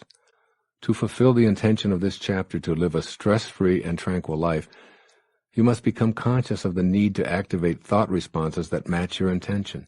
These new responses will become habitual and replace your old habit of responding in stress-producing ways. When you examine segments of stress-producing incidents, you always have a choice. Do I stay with thoughts that produce stress within me, or do I work to activate thoughts that make stress impossible? Here's another easy tool that will help you to replace the habit of choosing anxiety and stress. I call them 5 magic words. Here they are. I want to feel good. I want to feel good. In an earlier chapter, I described how your emotions are a guidance system informing you of whether or not you're creating resistance to your intentions. Feeling bad lets you know that you're not connected to the power of intention. Your intention here is to be tranquil and stress-free. When you feel good, you're connected to your intentions, regardless of what goes on around you or what others expect you to feel. Many events will transpire in which your conditioned response is to feel bad. Be aware of these outer incidents and say the 5 magic words, I want to feel good. In that precise moment, ask yourself if feeling bad is going to make the situation any better. You'll discover that the only thing that feeling bad accomplishes in response to outer situations is to plummet you into anxiety, despair, depression, and of course, stress. Instead, ask yourself in that moment what thought you can have that will make you feel good. When you discover that it's responding with kindness and love to the bad feeling, which is quite different from wallowing around in it, you'll begin experiencing a shift in your emotional state. Now you're in vibrational harmony with your source, since the power of intention knows only peace, kindness, and love. I assure you that your decision to feel good is a way of connecting to spirit. It isn't an indifferent response to events. By feeling good, you become an instrument of peace, and it's through this channel that you eradicate problems. By feeling bad, you stay in the energy field that creates resistance to positive change and experience a stressful, anxious state as a byproduct. The things you call problems will perpetually present themselves to you. They'll never go away. Resolve one, and another one will surface. You'll never get it done. I urge you to simply accept the fact that you'll never get it all done and begin to live more fully in the only moment that you have, which is now. The secret to removing the harmful effects of feeling stressed and under pressure is to be in the now. Announce out loud to yourself and all who are willing to listen to you, I'm an incomplete being. I'll always be incomplete because I can never get it done. Therefore, I choose to feel good while I'm in the moment, attracting into my life the manifestations of my desires. I am complete in my incompleteness. I can assure you that a follow-up on this statement will eradicate all anxiety and stress, which is precisely the intention of this chapter. All resistance melts away when you can feel complete in your incompleteness. The path of least resistance.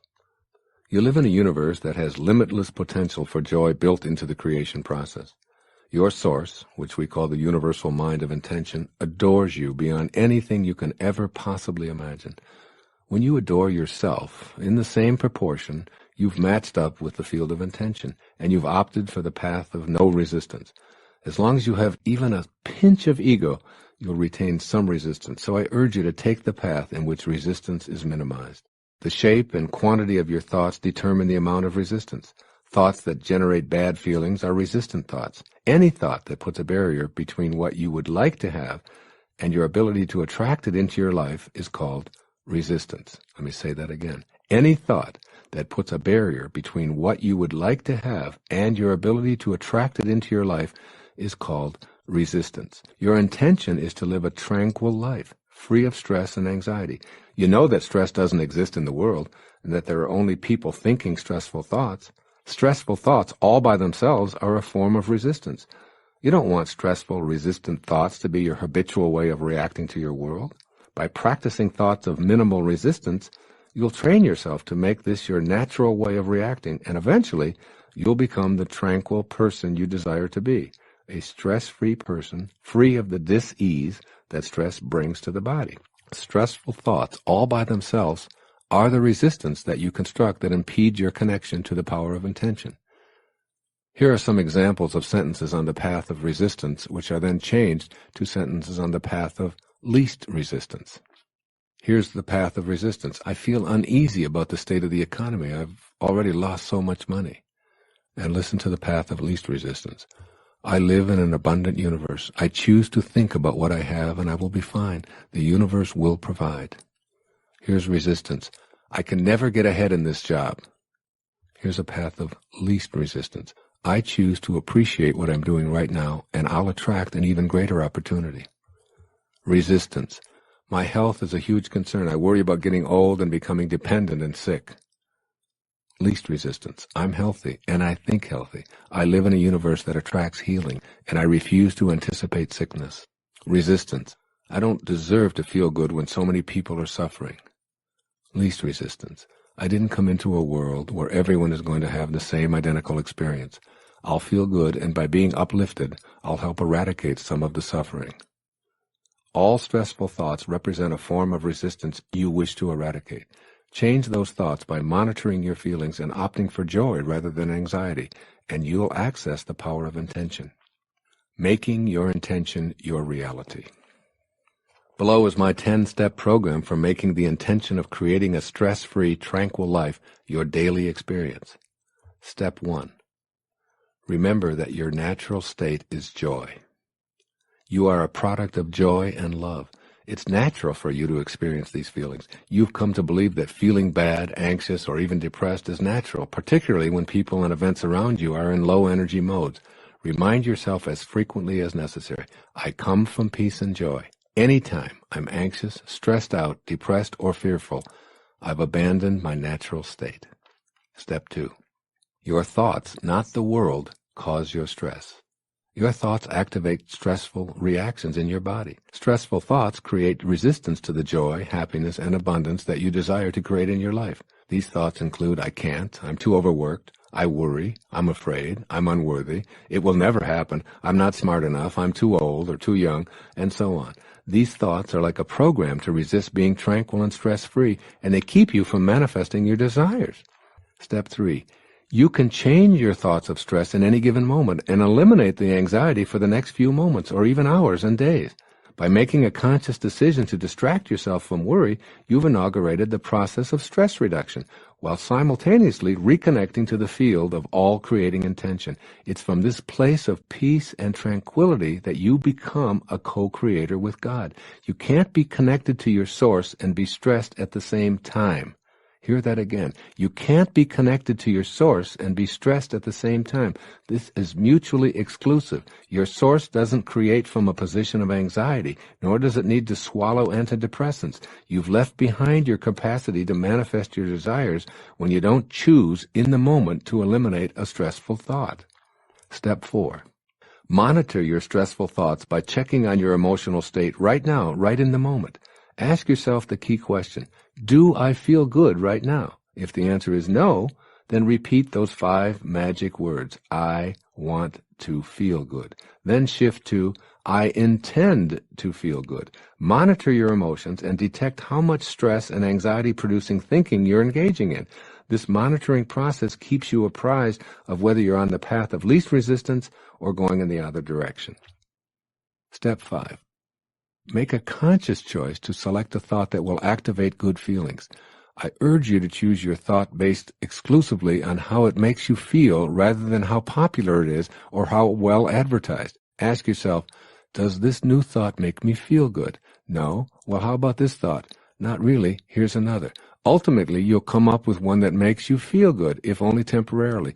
Your choice might be the thought of a beautiful sunset, the expression of the face of someone that you really love, or a thrilling experience. It's only important that it resonate within you emotionally and physically as a good feeling. Step 6. Spend some time observing babies and vow to emulate their joy. You didn't come forth into this world to suffer, to be anxious, fearful, stressful, or depressed. You came from the God consciousness of joy.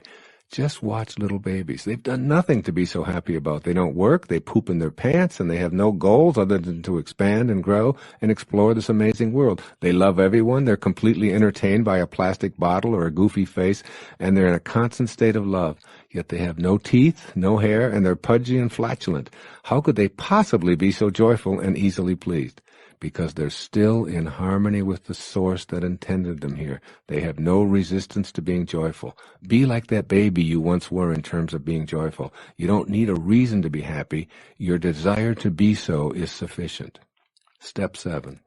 Keep rule number 6 in mind. This means to suspend the demands of your ego, which keeps you separated from intention. When you have a choice to be right or to be kind, pick kind and push the ego's demand out of the way. Kindness is what you emanated from, and by practicing it rather than being right, you eliminate the possibility of stress in your moment of kindness. When you find yourself being impatient with anyone, simply say to yourself, rule number 6, and you'll immediately laugh at the piddly little ego that wants you to be first, faster, number 1, or to be treated better than the other guy. Step 8. Accept the guidance of your source of intention. You will only come to know the Father by being as He is. You'll only be able to access the guidance of this field of intention by being as it is. Stress, anxiety, and depression will be lifted from you with the assistance of that same force that created you. If it can create worlds out of nothing, and you out of nothing, surely the removal of some stress isn't such a big deal.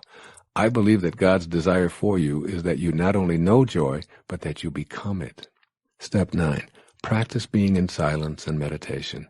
Nothing relieves stress, depression, anxiety, and all forms of low-energy emotions like silence and meditation. Here you make conscious contact with your source and cleanse your connecting link to intention. Take time every day for moments of quiet contemplation and make meditation a part of your stress-reducing ritual. Step 10. Stay in a state of gratitude and awe. Go on a rampage of appreciation for all that you have, all that you are, and all that you observe. Gratitude is the 10th step in every 10-step program for manifesting your intentions, because it's the surest way to stop the incessant inner dialogue that leads you away from the joy and the perfection of the source.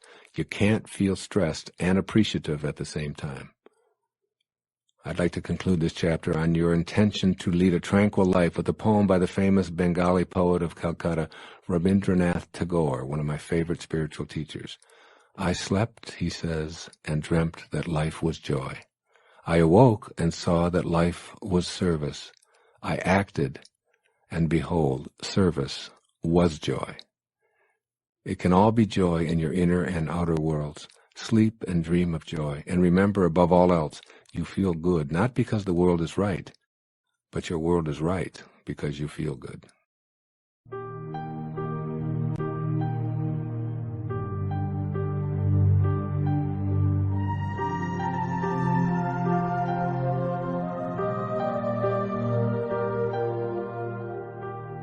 Chapter 12. It is my intention to attract ideal people and divine relationships. If you saw the 1989 movie Field of Dreams, one of my favorites, you probably came away remembering the concept that if you pursue a dream, you will succeed, or if you build it, they will come. I thought of this as I began writing this chapter because I'm suggesting that if you commit yourself to matching up with the field of intention, everyone you desire or need to fulfill your personal intention will appear. The right people will arrive to assist you in every aspect of your life. The people who will support you in your career are there. The people who will help you create your perfect home show up. The people who will arrange the finances for whatever you desire are available. The list is endless because we're all in relationship to each other. We all emanate from the same source, and we all share the same divine energy of intention. There's no place that this universal mind is not. Therefore, you share it with everyone you attract into your life. You'll have to let go of any resistance to your ability to attract the right people, or you won't recognize them when they show up in your everyday life. Resistance may be difficult to recognize at first because it's such a familiar form of your thoughts, your emotions, and your energy levels. If you believe that you're powerless to attract the right people, then you've attracted powerlessness to your experience. If you're attached to the idea of being stuck with the wrong people or no people at all, then your energy isn't aligned with the power of intention, and resistance reigns. The field of intention has no choice but to send you more of what you're desiring. Once again, do a somersault into the inconceivable, where you have faith and trust in the universal mind of intention and allow the right people to arrive in your life space right on schedule. Removing resistance by allowing. Your intention is absolutely clear here. You want to attract the people who are intended to be part of your life, and you want to have a happy, fulfilling spiritual relationship. But what you need in the way of the right people showing up will appear for you only when you're ready and willing to receive them. They've always been there. They're there right now. They'll always be there. The questions you need to ask yourself are, am I ready? Am I willing? And how much am I willing to have it? If your response to these questions are a readiness and willingness to experience your desires, then you'll begin seeing people not only as a body with a soul, but as a spiritual being clothed in a unique body. You'll see the infinite souls that we all are. Infinite meaning always and everywhere meaning with you right now, if that's your spiritual desire. Giving forth what you want to attract.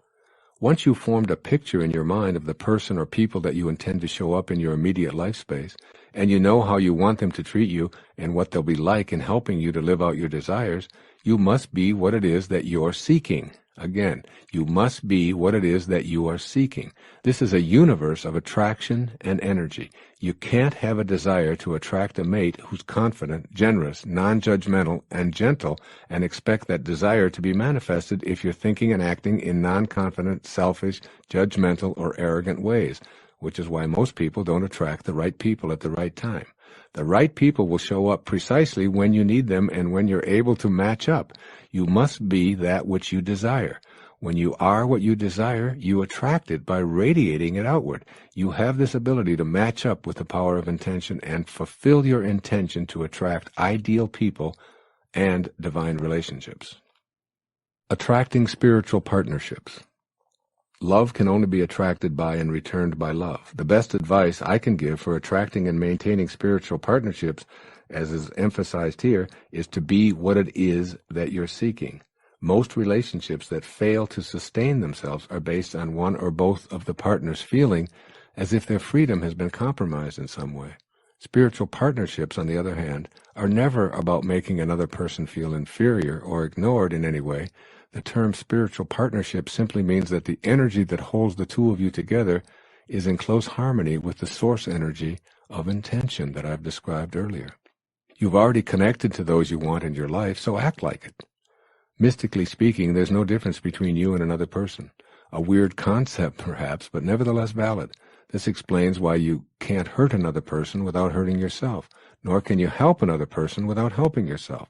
You share the same source energy with everyone, and consequently you must begin to think and act in a way that reflects your awareness of this principle. When you feel the need to have the right person show up, begin to change your inner dialogue to reflect this awareness. Rather than saying, I wish this person would show up because I need to get out of this rut, activate a thought instead that reflects your connection, such as, I know the right person will be arriving in divine order at precisely the perfect time. You are love. You emanated from pure love. You're connected to this source of love at all times. Think this way, feel this way, and you'll soon act this way. And all that you think, feel, and do will be reciprocated in exactly the same fashion. Believe it or not, this principle of the right person showing up has been in place forever. It's only your ego that keeps you from seeing it clearly. It's all unfolding in divine order. By now you should be affirming that everyone you need for this journey of yours will show up, and that they'll be perfect in every way for whatever needs you have at this time. Furthermore, they'll arrive at precisely the right moment. In this play called your life, it has all been perfect. Your ex-spouse showed up at just the right time when you needed to create those children you love so much. The father who walked out on you so that you could learn self-reliance left right on time. The lover who abandoned you was a part of this perfection. The good times, the struggles, the tears, the abuse, all of it involved people coming into your life and then leaving. And all of your tears will not and cannot wash out one word of it. This is your past. And whatever your energy level at that time, whatever your needs, whatever your station in life, you attracted the right people and events to you.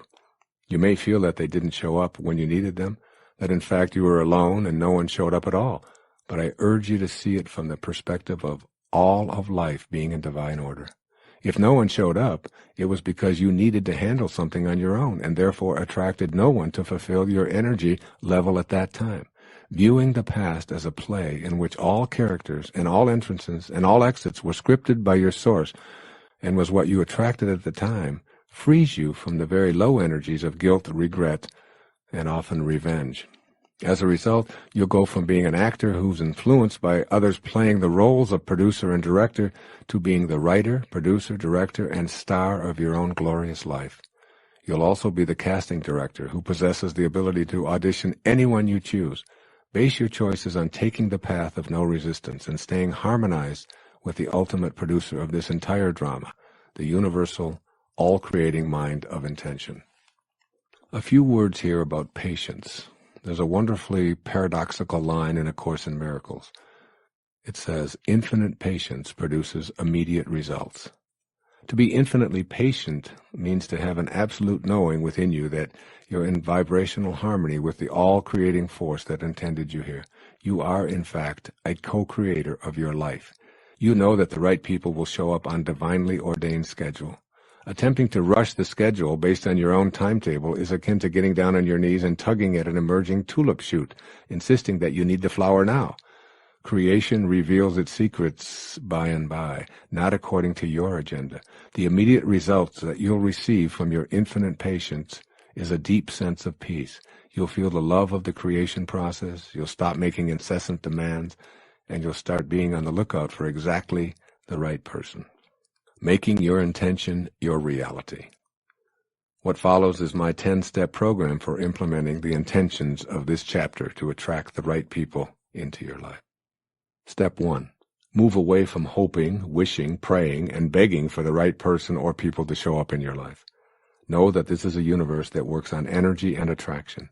Remind yourself that you have the power to attract the right people to assist you with any desire, as long as you're able to shift from ego-driven energy to match up with the all-providing source of intention.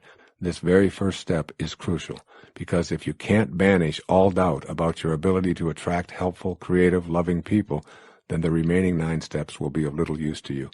Intending ideal people and divine partners begins with the knowing in your heart that it's not only a possibility, but a certainty. Step 2. Conceptualize your invisible connection to the people you'd like to attract to your life.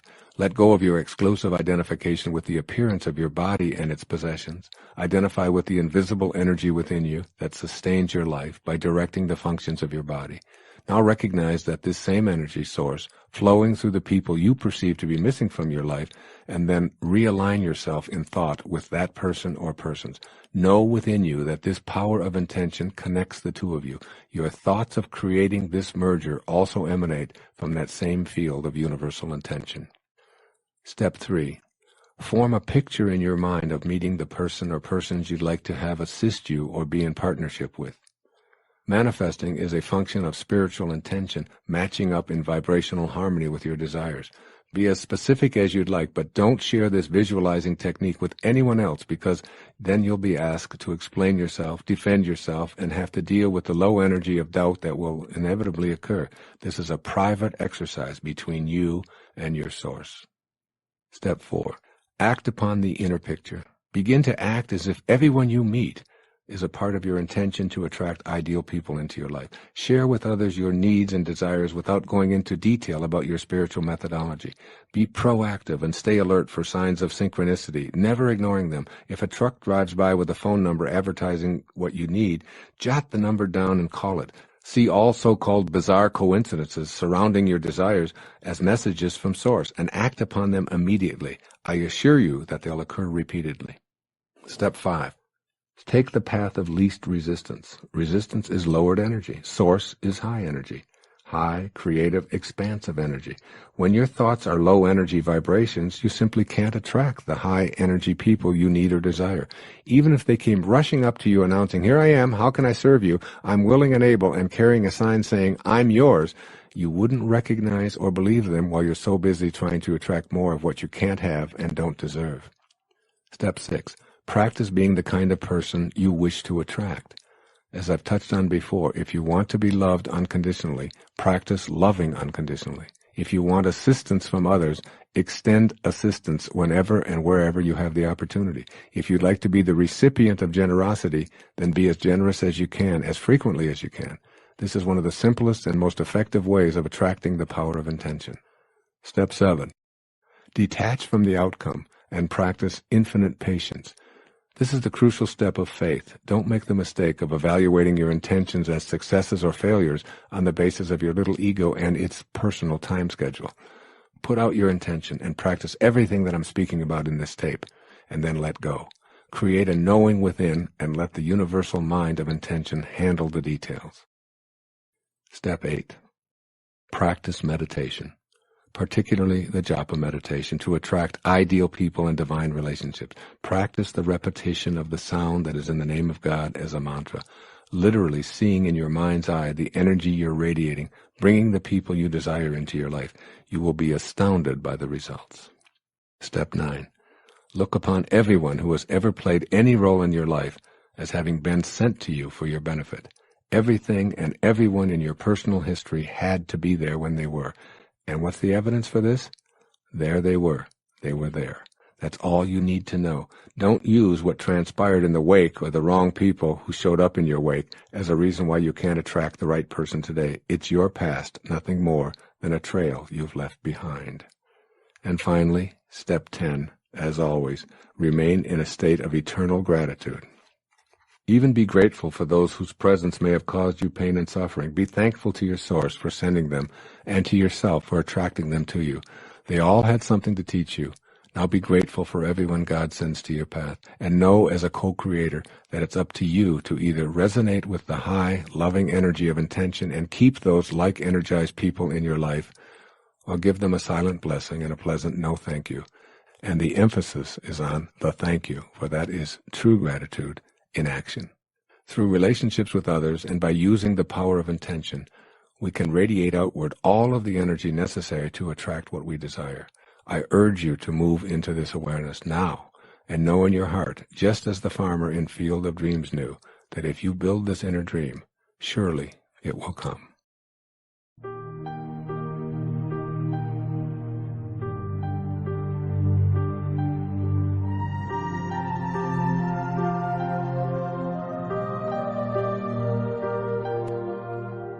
Chapter 13. It is my intention to optimize my capacity to heal and to be healed. Every single person on the planet has within them the potential to be a healer. In order to make conscious contact with your inherent healing powers, you must first make the decision to be healed yourself.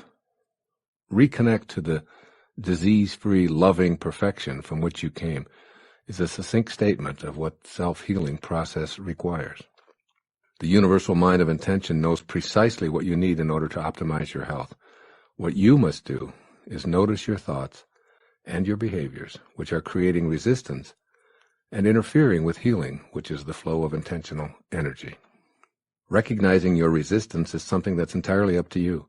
Your intention in this chapter is facilitated by looking at the larger objective of returning to your source and vibrating more in harmony with the energy of the power of intention. That source is never focused on what's wrong, what's missing, or even what's sickly. True healing takes you back to the source. Anything short of this connection is just a temporary fix. When you clean up the connecting link to your source, attractor patterns of energy are drawn to you.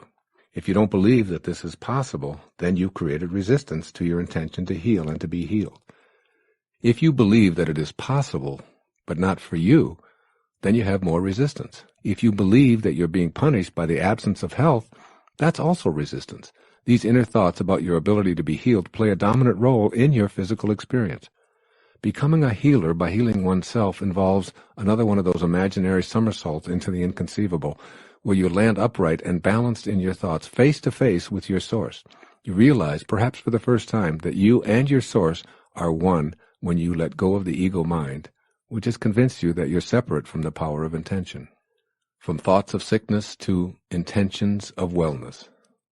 The decision to create is the decision to intend. To create healing, you can't have thoughts of illness and anticipate your body falling victim to disease. Become aware of the thoughts you have that support the idea of sickness as something to be expected. Begin noticing the frequency of those thoughts. The more they occupy your mental landscape, the more resistance you're creating to realizing your intention. You know what those thoughts of resistance sound like.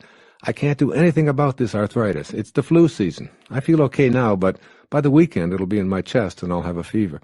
We live in a carcinogenic world. Everything is either fattening or filled with chemicals.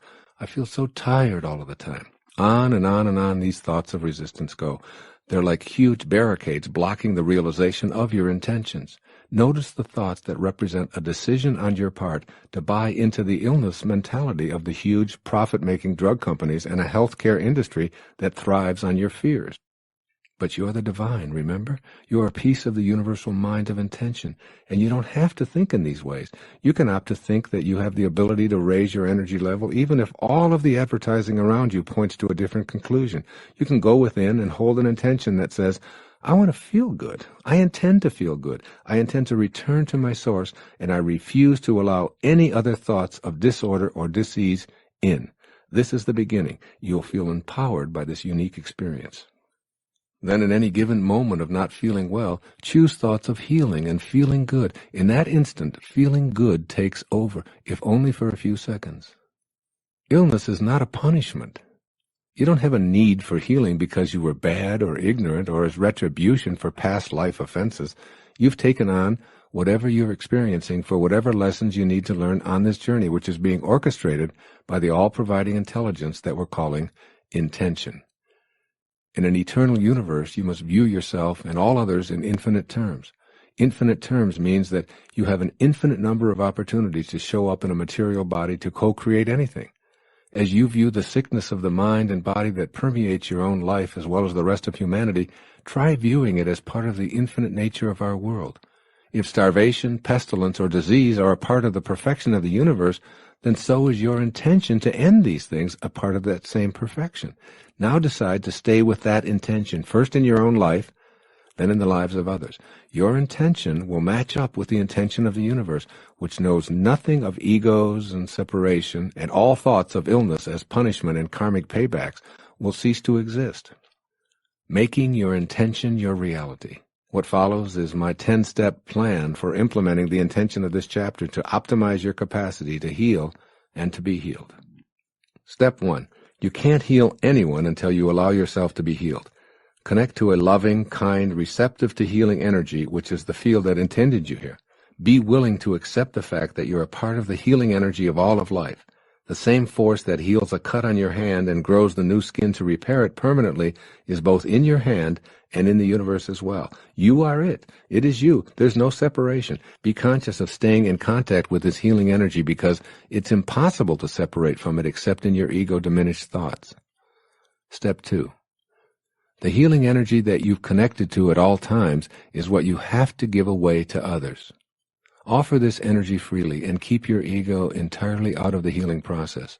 Remember how St. Francis responded when asked why he didn't heal himself of his diseases, which would cause his death at the age of 45. He said, quote, I want everyone to know that it is God who does this healing, unquote.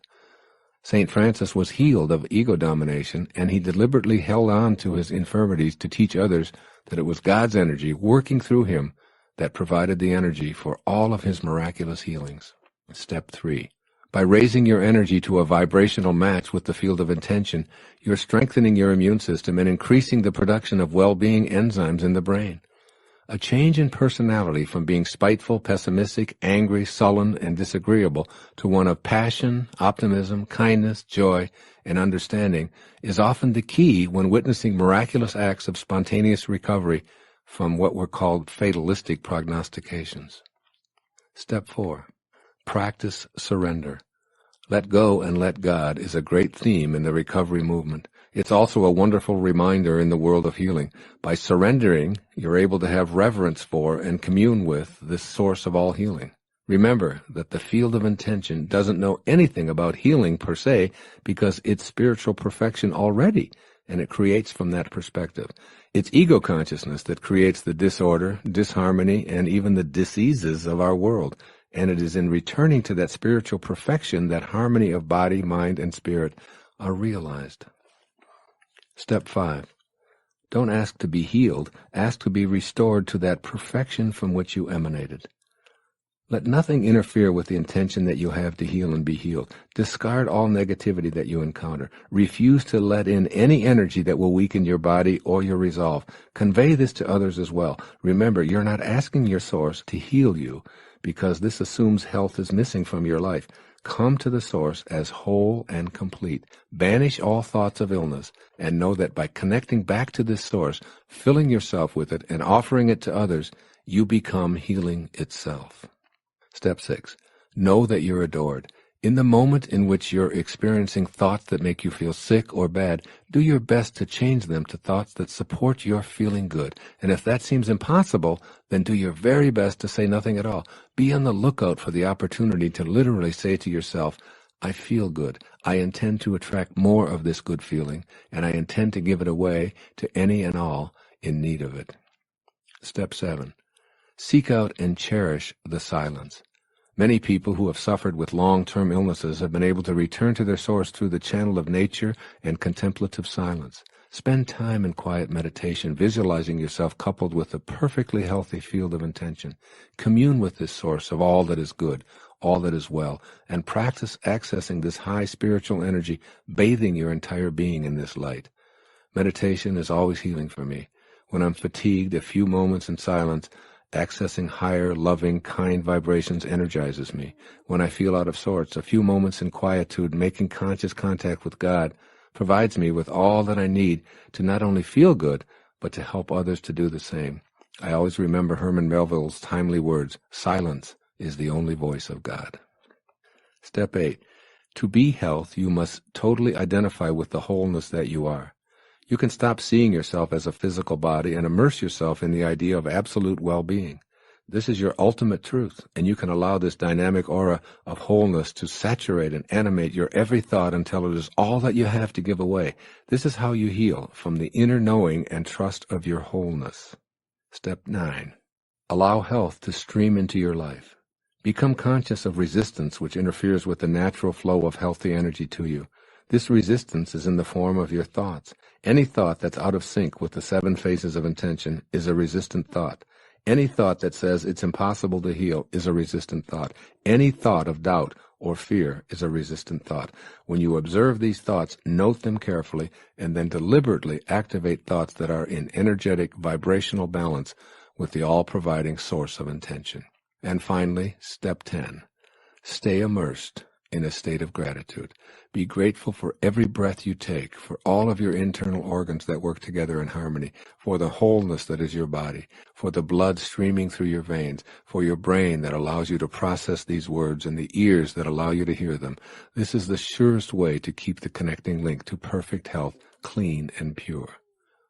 One of the messages of Jesus of Nazareth is apropos of all that I've presented in this chapter on having a healing intention.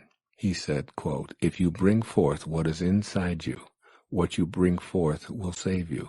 If you don't bring forth what is inside you, what you don't bring forth will destroy you. Unquote. What is inside you is the power of intention. No microscope will reveal it. You can find the command center with X-ray technology, but the commander in the command center remains impervious to our sophisticated probing instruments. You are that commander. You must allow yourself to be in vibrational harmony with the greatest commander of all and bring it forth to serve you, rather than allowing yourself to be in a state of disrepair.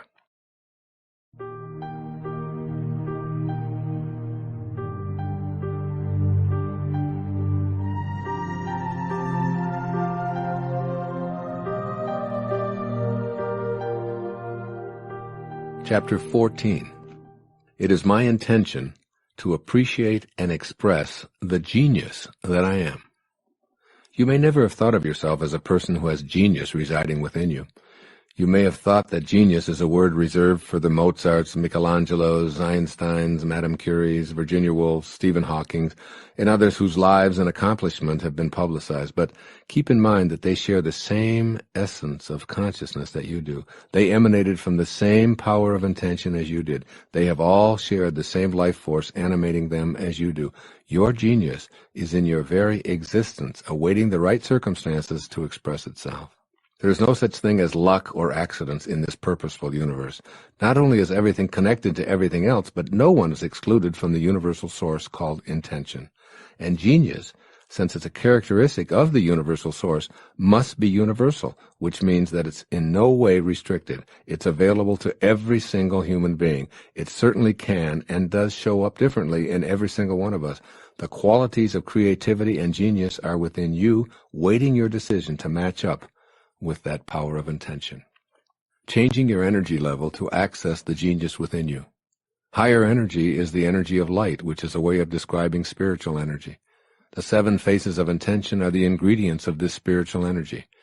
When you shift your thoughts, emotions, and life activities into these realms and deactivate the lower energies of the ego, the God force within you begins to take over. It's so automatic that it travels faster than your thoughts. This is why your thoughts about how you did it are so bewildering. The higher energy level actually transcends thought, moving into vibrational harmony with the source energy of intention. As you release ego-dominated thoughts, which convince you that you're doing these amazing things and you are responsible for these unbelievable accomplishments, then you begin to tap into the power of intention. This is where the genius that you truly are resides. I'd like you to consider what may seem like a radical idea.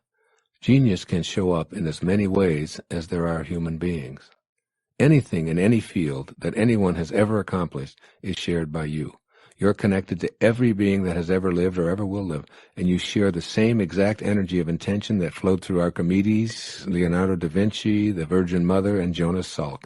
You can access this energy. At the deepest level, all things and all people are composed of vibrations organized into fields that permeate the entire structure of the universe. You share these vibrations, and you are in this field.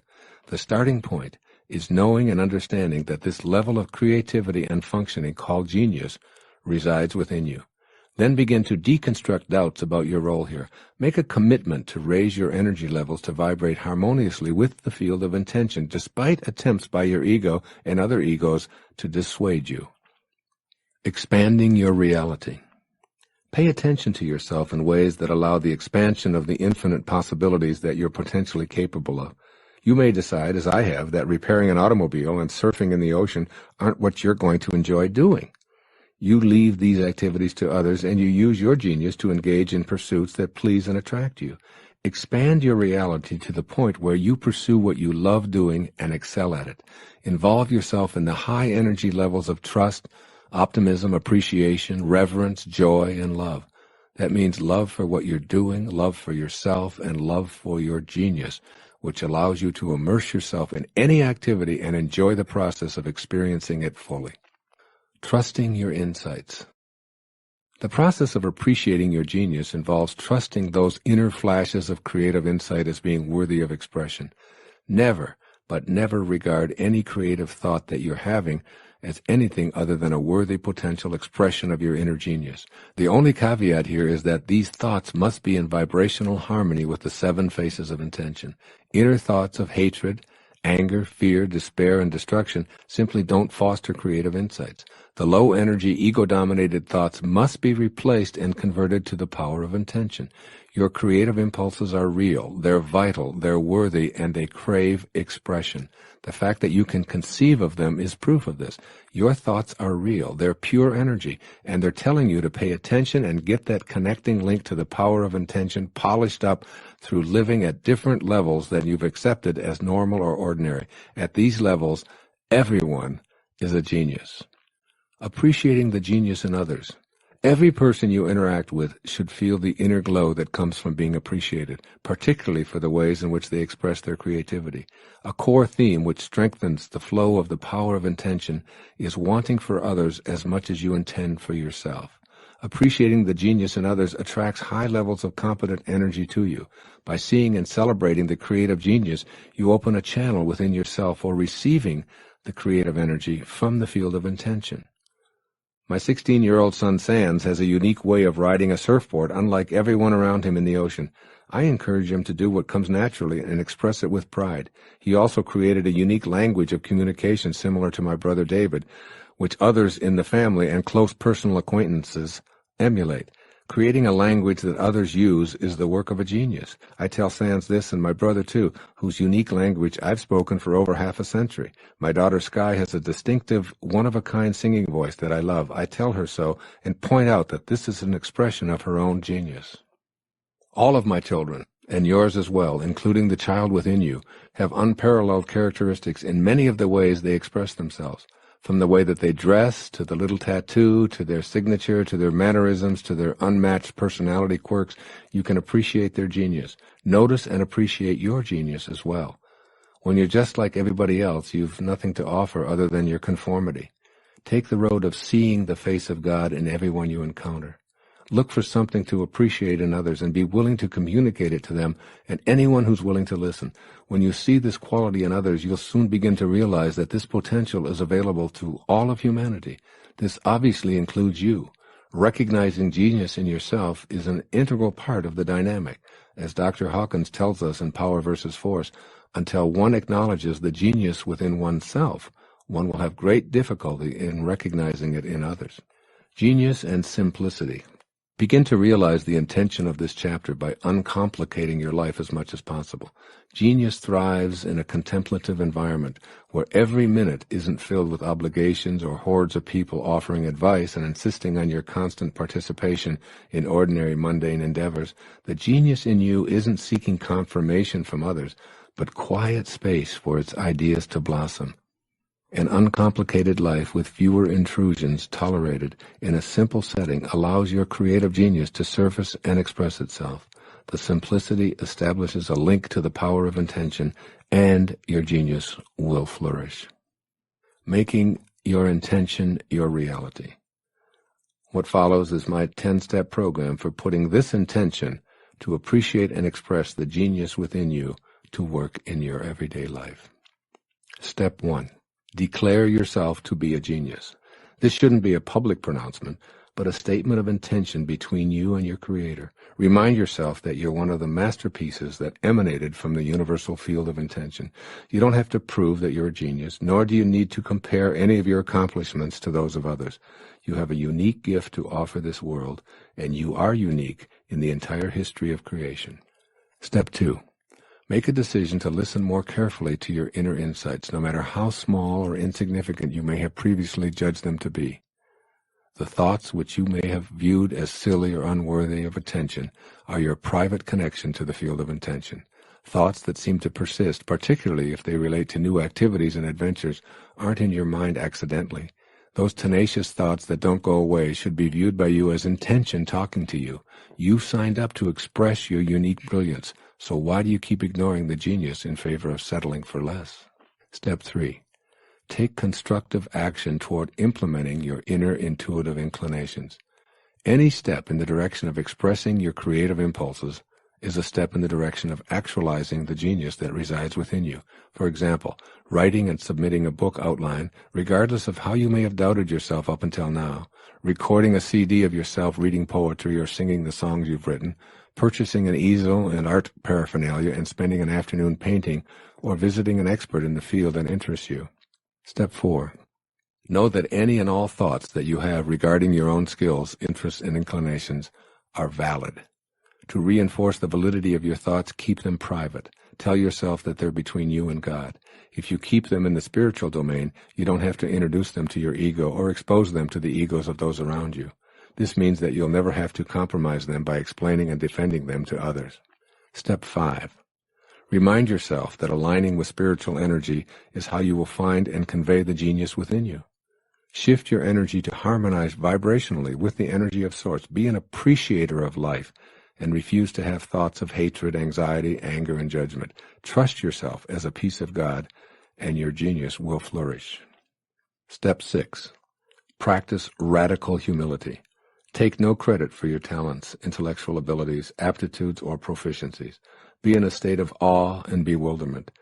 Even as I sit with my pen in my hand, observing how words appear before me, I'm in a state of bewilderment. Where do these words come from? Is this really Wayne Dyer writing, or am I watching Wayne Dyer put these words on the paper? Is God writing this book through me? Was I intended to be this messenger before I showed up here as a baby on the 10th of May in 1940? Will these words live beyond my lifetime? I'm bewildered by it all. I'm humble in my inability to know where any of my accomplishments come from. Practice radical humility and give credit everywhere except to your ego. Step 7. Remove resistance to actualizing your genius. Resistance always shows up in the form of your thoughts.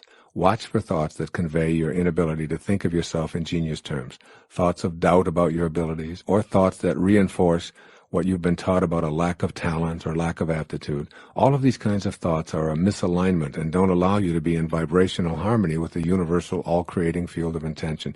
Your source knows that you're a genius. Any thought you have that challenges this notion is resistance, which will inhibit you from realizing this intention. Step 8. Look for the genius in others. Pay attention to the greatness you observe in as many people as possible, and if you don't see it at first, then spend some mental energy looking for it. The more you're inclined to think in genius terms, the more natural it becomes for you to apply the same standards to yourself. Step 9. Simplify your life.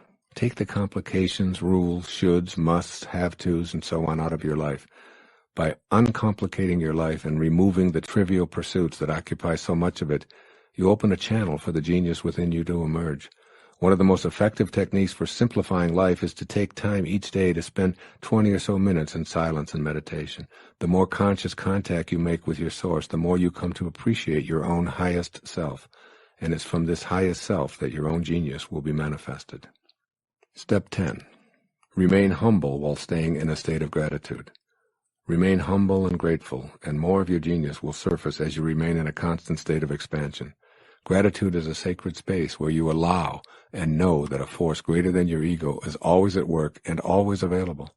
The man who inspires me every day, Ralph Waldo Emerson, whose photograph looks back at me as I write, put it this way: to believe your own thoughts, to believe that what is true for you in your private heart is true for all men, that is genius, unquote. Take this awareness and apply it in your life. Another genius tells us how to do this. Thomas Edison once said, genius is 1% inspiration and 99% perspiration. Are you sweating yet?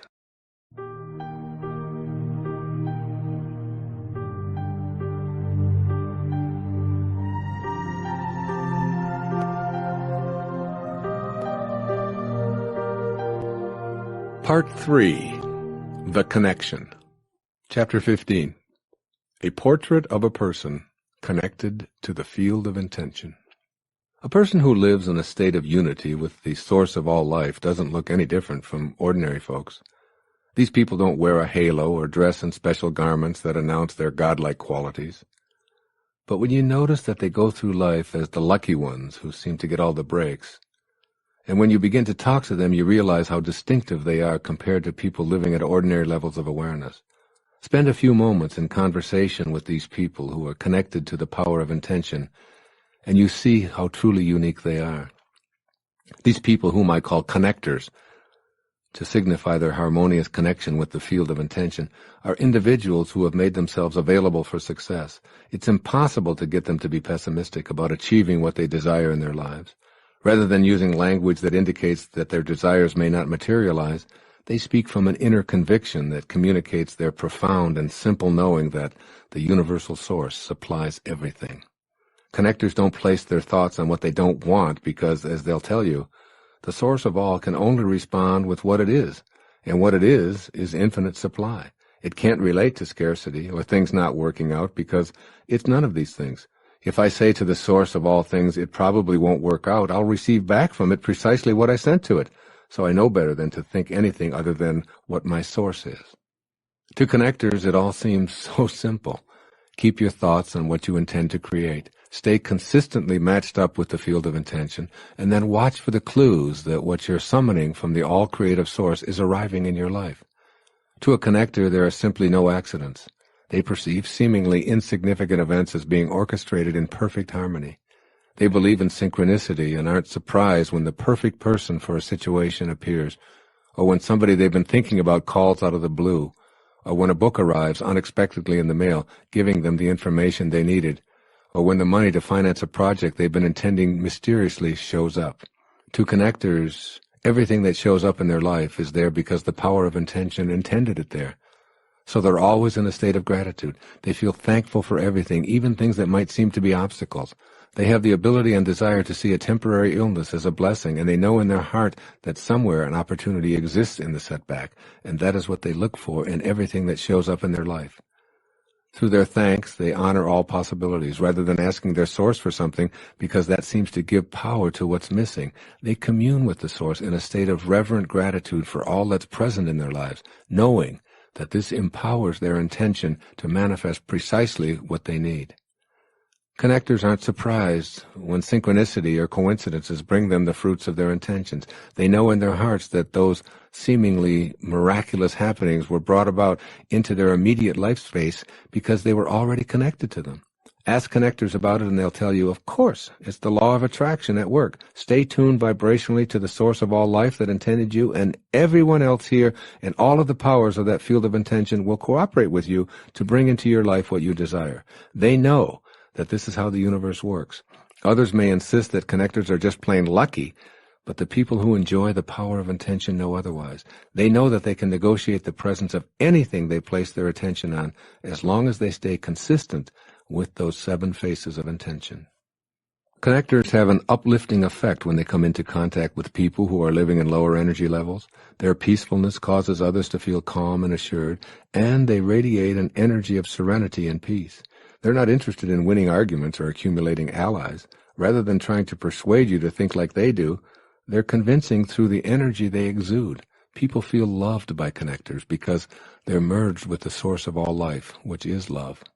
Connectors tell you without hesitation that they choose to feel good regardless of what's going on around them or how others might judge them. They know that feeling bad is a choice and that it isn't useful for correcting unpleasant situations in the world. So they use their emotions as a guidance system to determine how attuned they are to the power of intention. If they feel bad in any way, they use this as an indicator that it's time to change their energy level so that it matches up with the peaceful, loving energy of the source.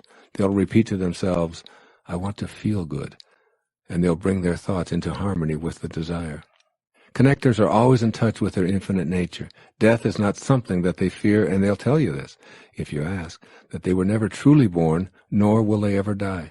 They see death as like taking off a garment or moving from one room to another, merely a transition. They point to the invisible energy that intends everything into existence and see this as their true self, because connectors always feel aligned to everyone and everything in the universe. They don't experience the feeling of being separate from anyone else or from what they'd like to attract into their lives. Their connection is invisible and non-material, but it's never doubted. Consequently, they rely on this inner, invisible spiritual energy that permeates all things. They live in harmony with spirit, never seeing themselves as separate. This awareness is key to their seeing the power of intention at work on a daily basis. Connector people are exceptionally generous. It's as if what they want for themselves is dwarfed only by wanting it even more for other people. They take great pleasure in giving. Others may wonder how they ever accumulate anything for themselves, yet their lives are filled with abundance, and they seem to lack nothing that they desire. The secret to the power of intention, they'll tell you, is in thinking and acting the same as the all-providing source from which all originates. It's always providing, and I choose to be a provider too. The more I give of myself and all that flows to me, the more I see flowing back to me. Connectors are highly inspired people. They live more in spirit than in form. Consequently, they're inspired and inspiring, as opposed to informed and filled with information. These are people who have a strong sense of their own destiny. They know why they're here, and they know that they're more than an encapsulated collection of bones, blood, and organs in a skin and hair-covered body. They're all about living this purpose and choosing to avoid being distracted by the demands of the ego. They have great reverence for the world of spirit, and by communing with this source, they stay inspired. Connectors will encourage you to stay in vibrational harmony with Source out of a sense of responsibility to the entire planet, and they regard this as a vital function to emulate. This isn't something they think about and discuss from a purely intellectual perspective. It's what they feel deeply within themselves and live passionately every day. As you observe these connectors, you'll note that they don't dwell on illness and disease. They move through their life as if their body is in perfect health. They actually think and feel that any current disease pattern has never been present, and they believe that they're already healed. They believe that they attract the new outcomes because they know that there are many possible outcomes for any given situation, even for a condition that may seem to others to be impossible to overcome. They'll tell you that the possibilities for healing outcomes are here and now, and the course that an illness will take is a matter of their own perspective. Just as they believe that external turbulent systems become peaceful in the presence of our peace, they see this as a possibility for internal turbulence. Ask them about their healing capabilities, and they'll say, I'm already healed, and I think and feel from only this perspective. You'll often see your illnesses and physical complaints disappear when you're in the presence of exceptionally high energy connectors. Why? Because their high spiritual energy nullifies and eradicates the lower energies of illness. Just as being in the presence of connectors makes you feel better because they exude and radiate joyful, appreciative energy, so too will your body heal by being in this kind of energy field. Connectors are aware of the need to avoid low energy. They'll quietly retreat from loud, bellicose, opinionated people, sending them a silent blessing and unobtrusively moving along. They don't spend time watching violent TV shows or reading accounts of atrocities and war statistics. They might appear docile or uninteresting to people who wallow in the horrors being discussed and broadcast. Since connectors have no need to win, to be right, or to dominate others, their power is the fact that they uplift others with their presence. They communicate their views by being in harmony with the creative energy of the source. They're never offended because their ego isn't involved in their opinions. Connectors live their lives matched up vibrationally to the field of intention. To them, everything is energy. They know that being hostile, hateful, or even angry toward people who believe in and support low-energy activities which involve violence in any form will only contribute to that kind of debilitating activity in the world. Connectors frequently mirror the 7 faces of intention spoken about in this program. You'll see people who are extraordinarily creative, who have no need to fit in or to do things the way others expect them to. They apply their unique individuality to tasks, and they'll tell you that they can create anything that they place their attention and imagination upon. Connectors are exceptionally kind and loving people. They know that harmonizing with source energy is replicating the kindness from which they originated. Yet it's not an effort for connectors to be kind. They're always grateful for what comes to them, and they know that kindness toward all of life and our planet is how to display gratitude. By being kind, others want to return the favor and become allies in helping them to achieve their intentions. They associate with an unlimited number of people, all of whom are full of love, kindness, and generosity, assisting each other in fulfilling their desires. You'll also notice how connectors see the beauty in our world. They always find something to appreciate. They can get lost in the beauty of a starry night or a frog on a lily pad. They see beauty in children, and they find a natural radiance and splendor in the aged. They have no desire to judge anyone in low-energy negative terms, and they know that the all-creating source brings only beauty into material form, and so it is always available. Connectors never know enough. They're inquisitive about life, and they're attracted to every manner of activity. They find something to enjoy in all fields of human and creative endeavors, and are always expanding their own horizons. This openness to everything and all possibilities, and this quality of always expanding, characterizes their proficiency at manifesting their desires. They never say no to the universe. Whatever life sends them, they say, "Thank you. What can I learn, and how can I grow from what I'm receiving?" They refuse to judge anyone or anything that the Source offers them, and this always expanding attitude is what ultimately matches them up with Source energy and opens up their life to receiving all that the Source is willing to provide. They're an open door that's never closed to possibilities. This makes them totally receptive to the abundance that's always ceaselessly flowing. These attitudes that you see in connector people are precisely the reason that these folks seem so lucky in life. When you're around them, you feel energized, purposeful, inspired, and unified. You're seeing people whom you want to hang around with because they energize you, and this brings you a feeling of empowerment.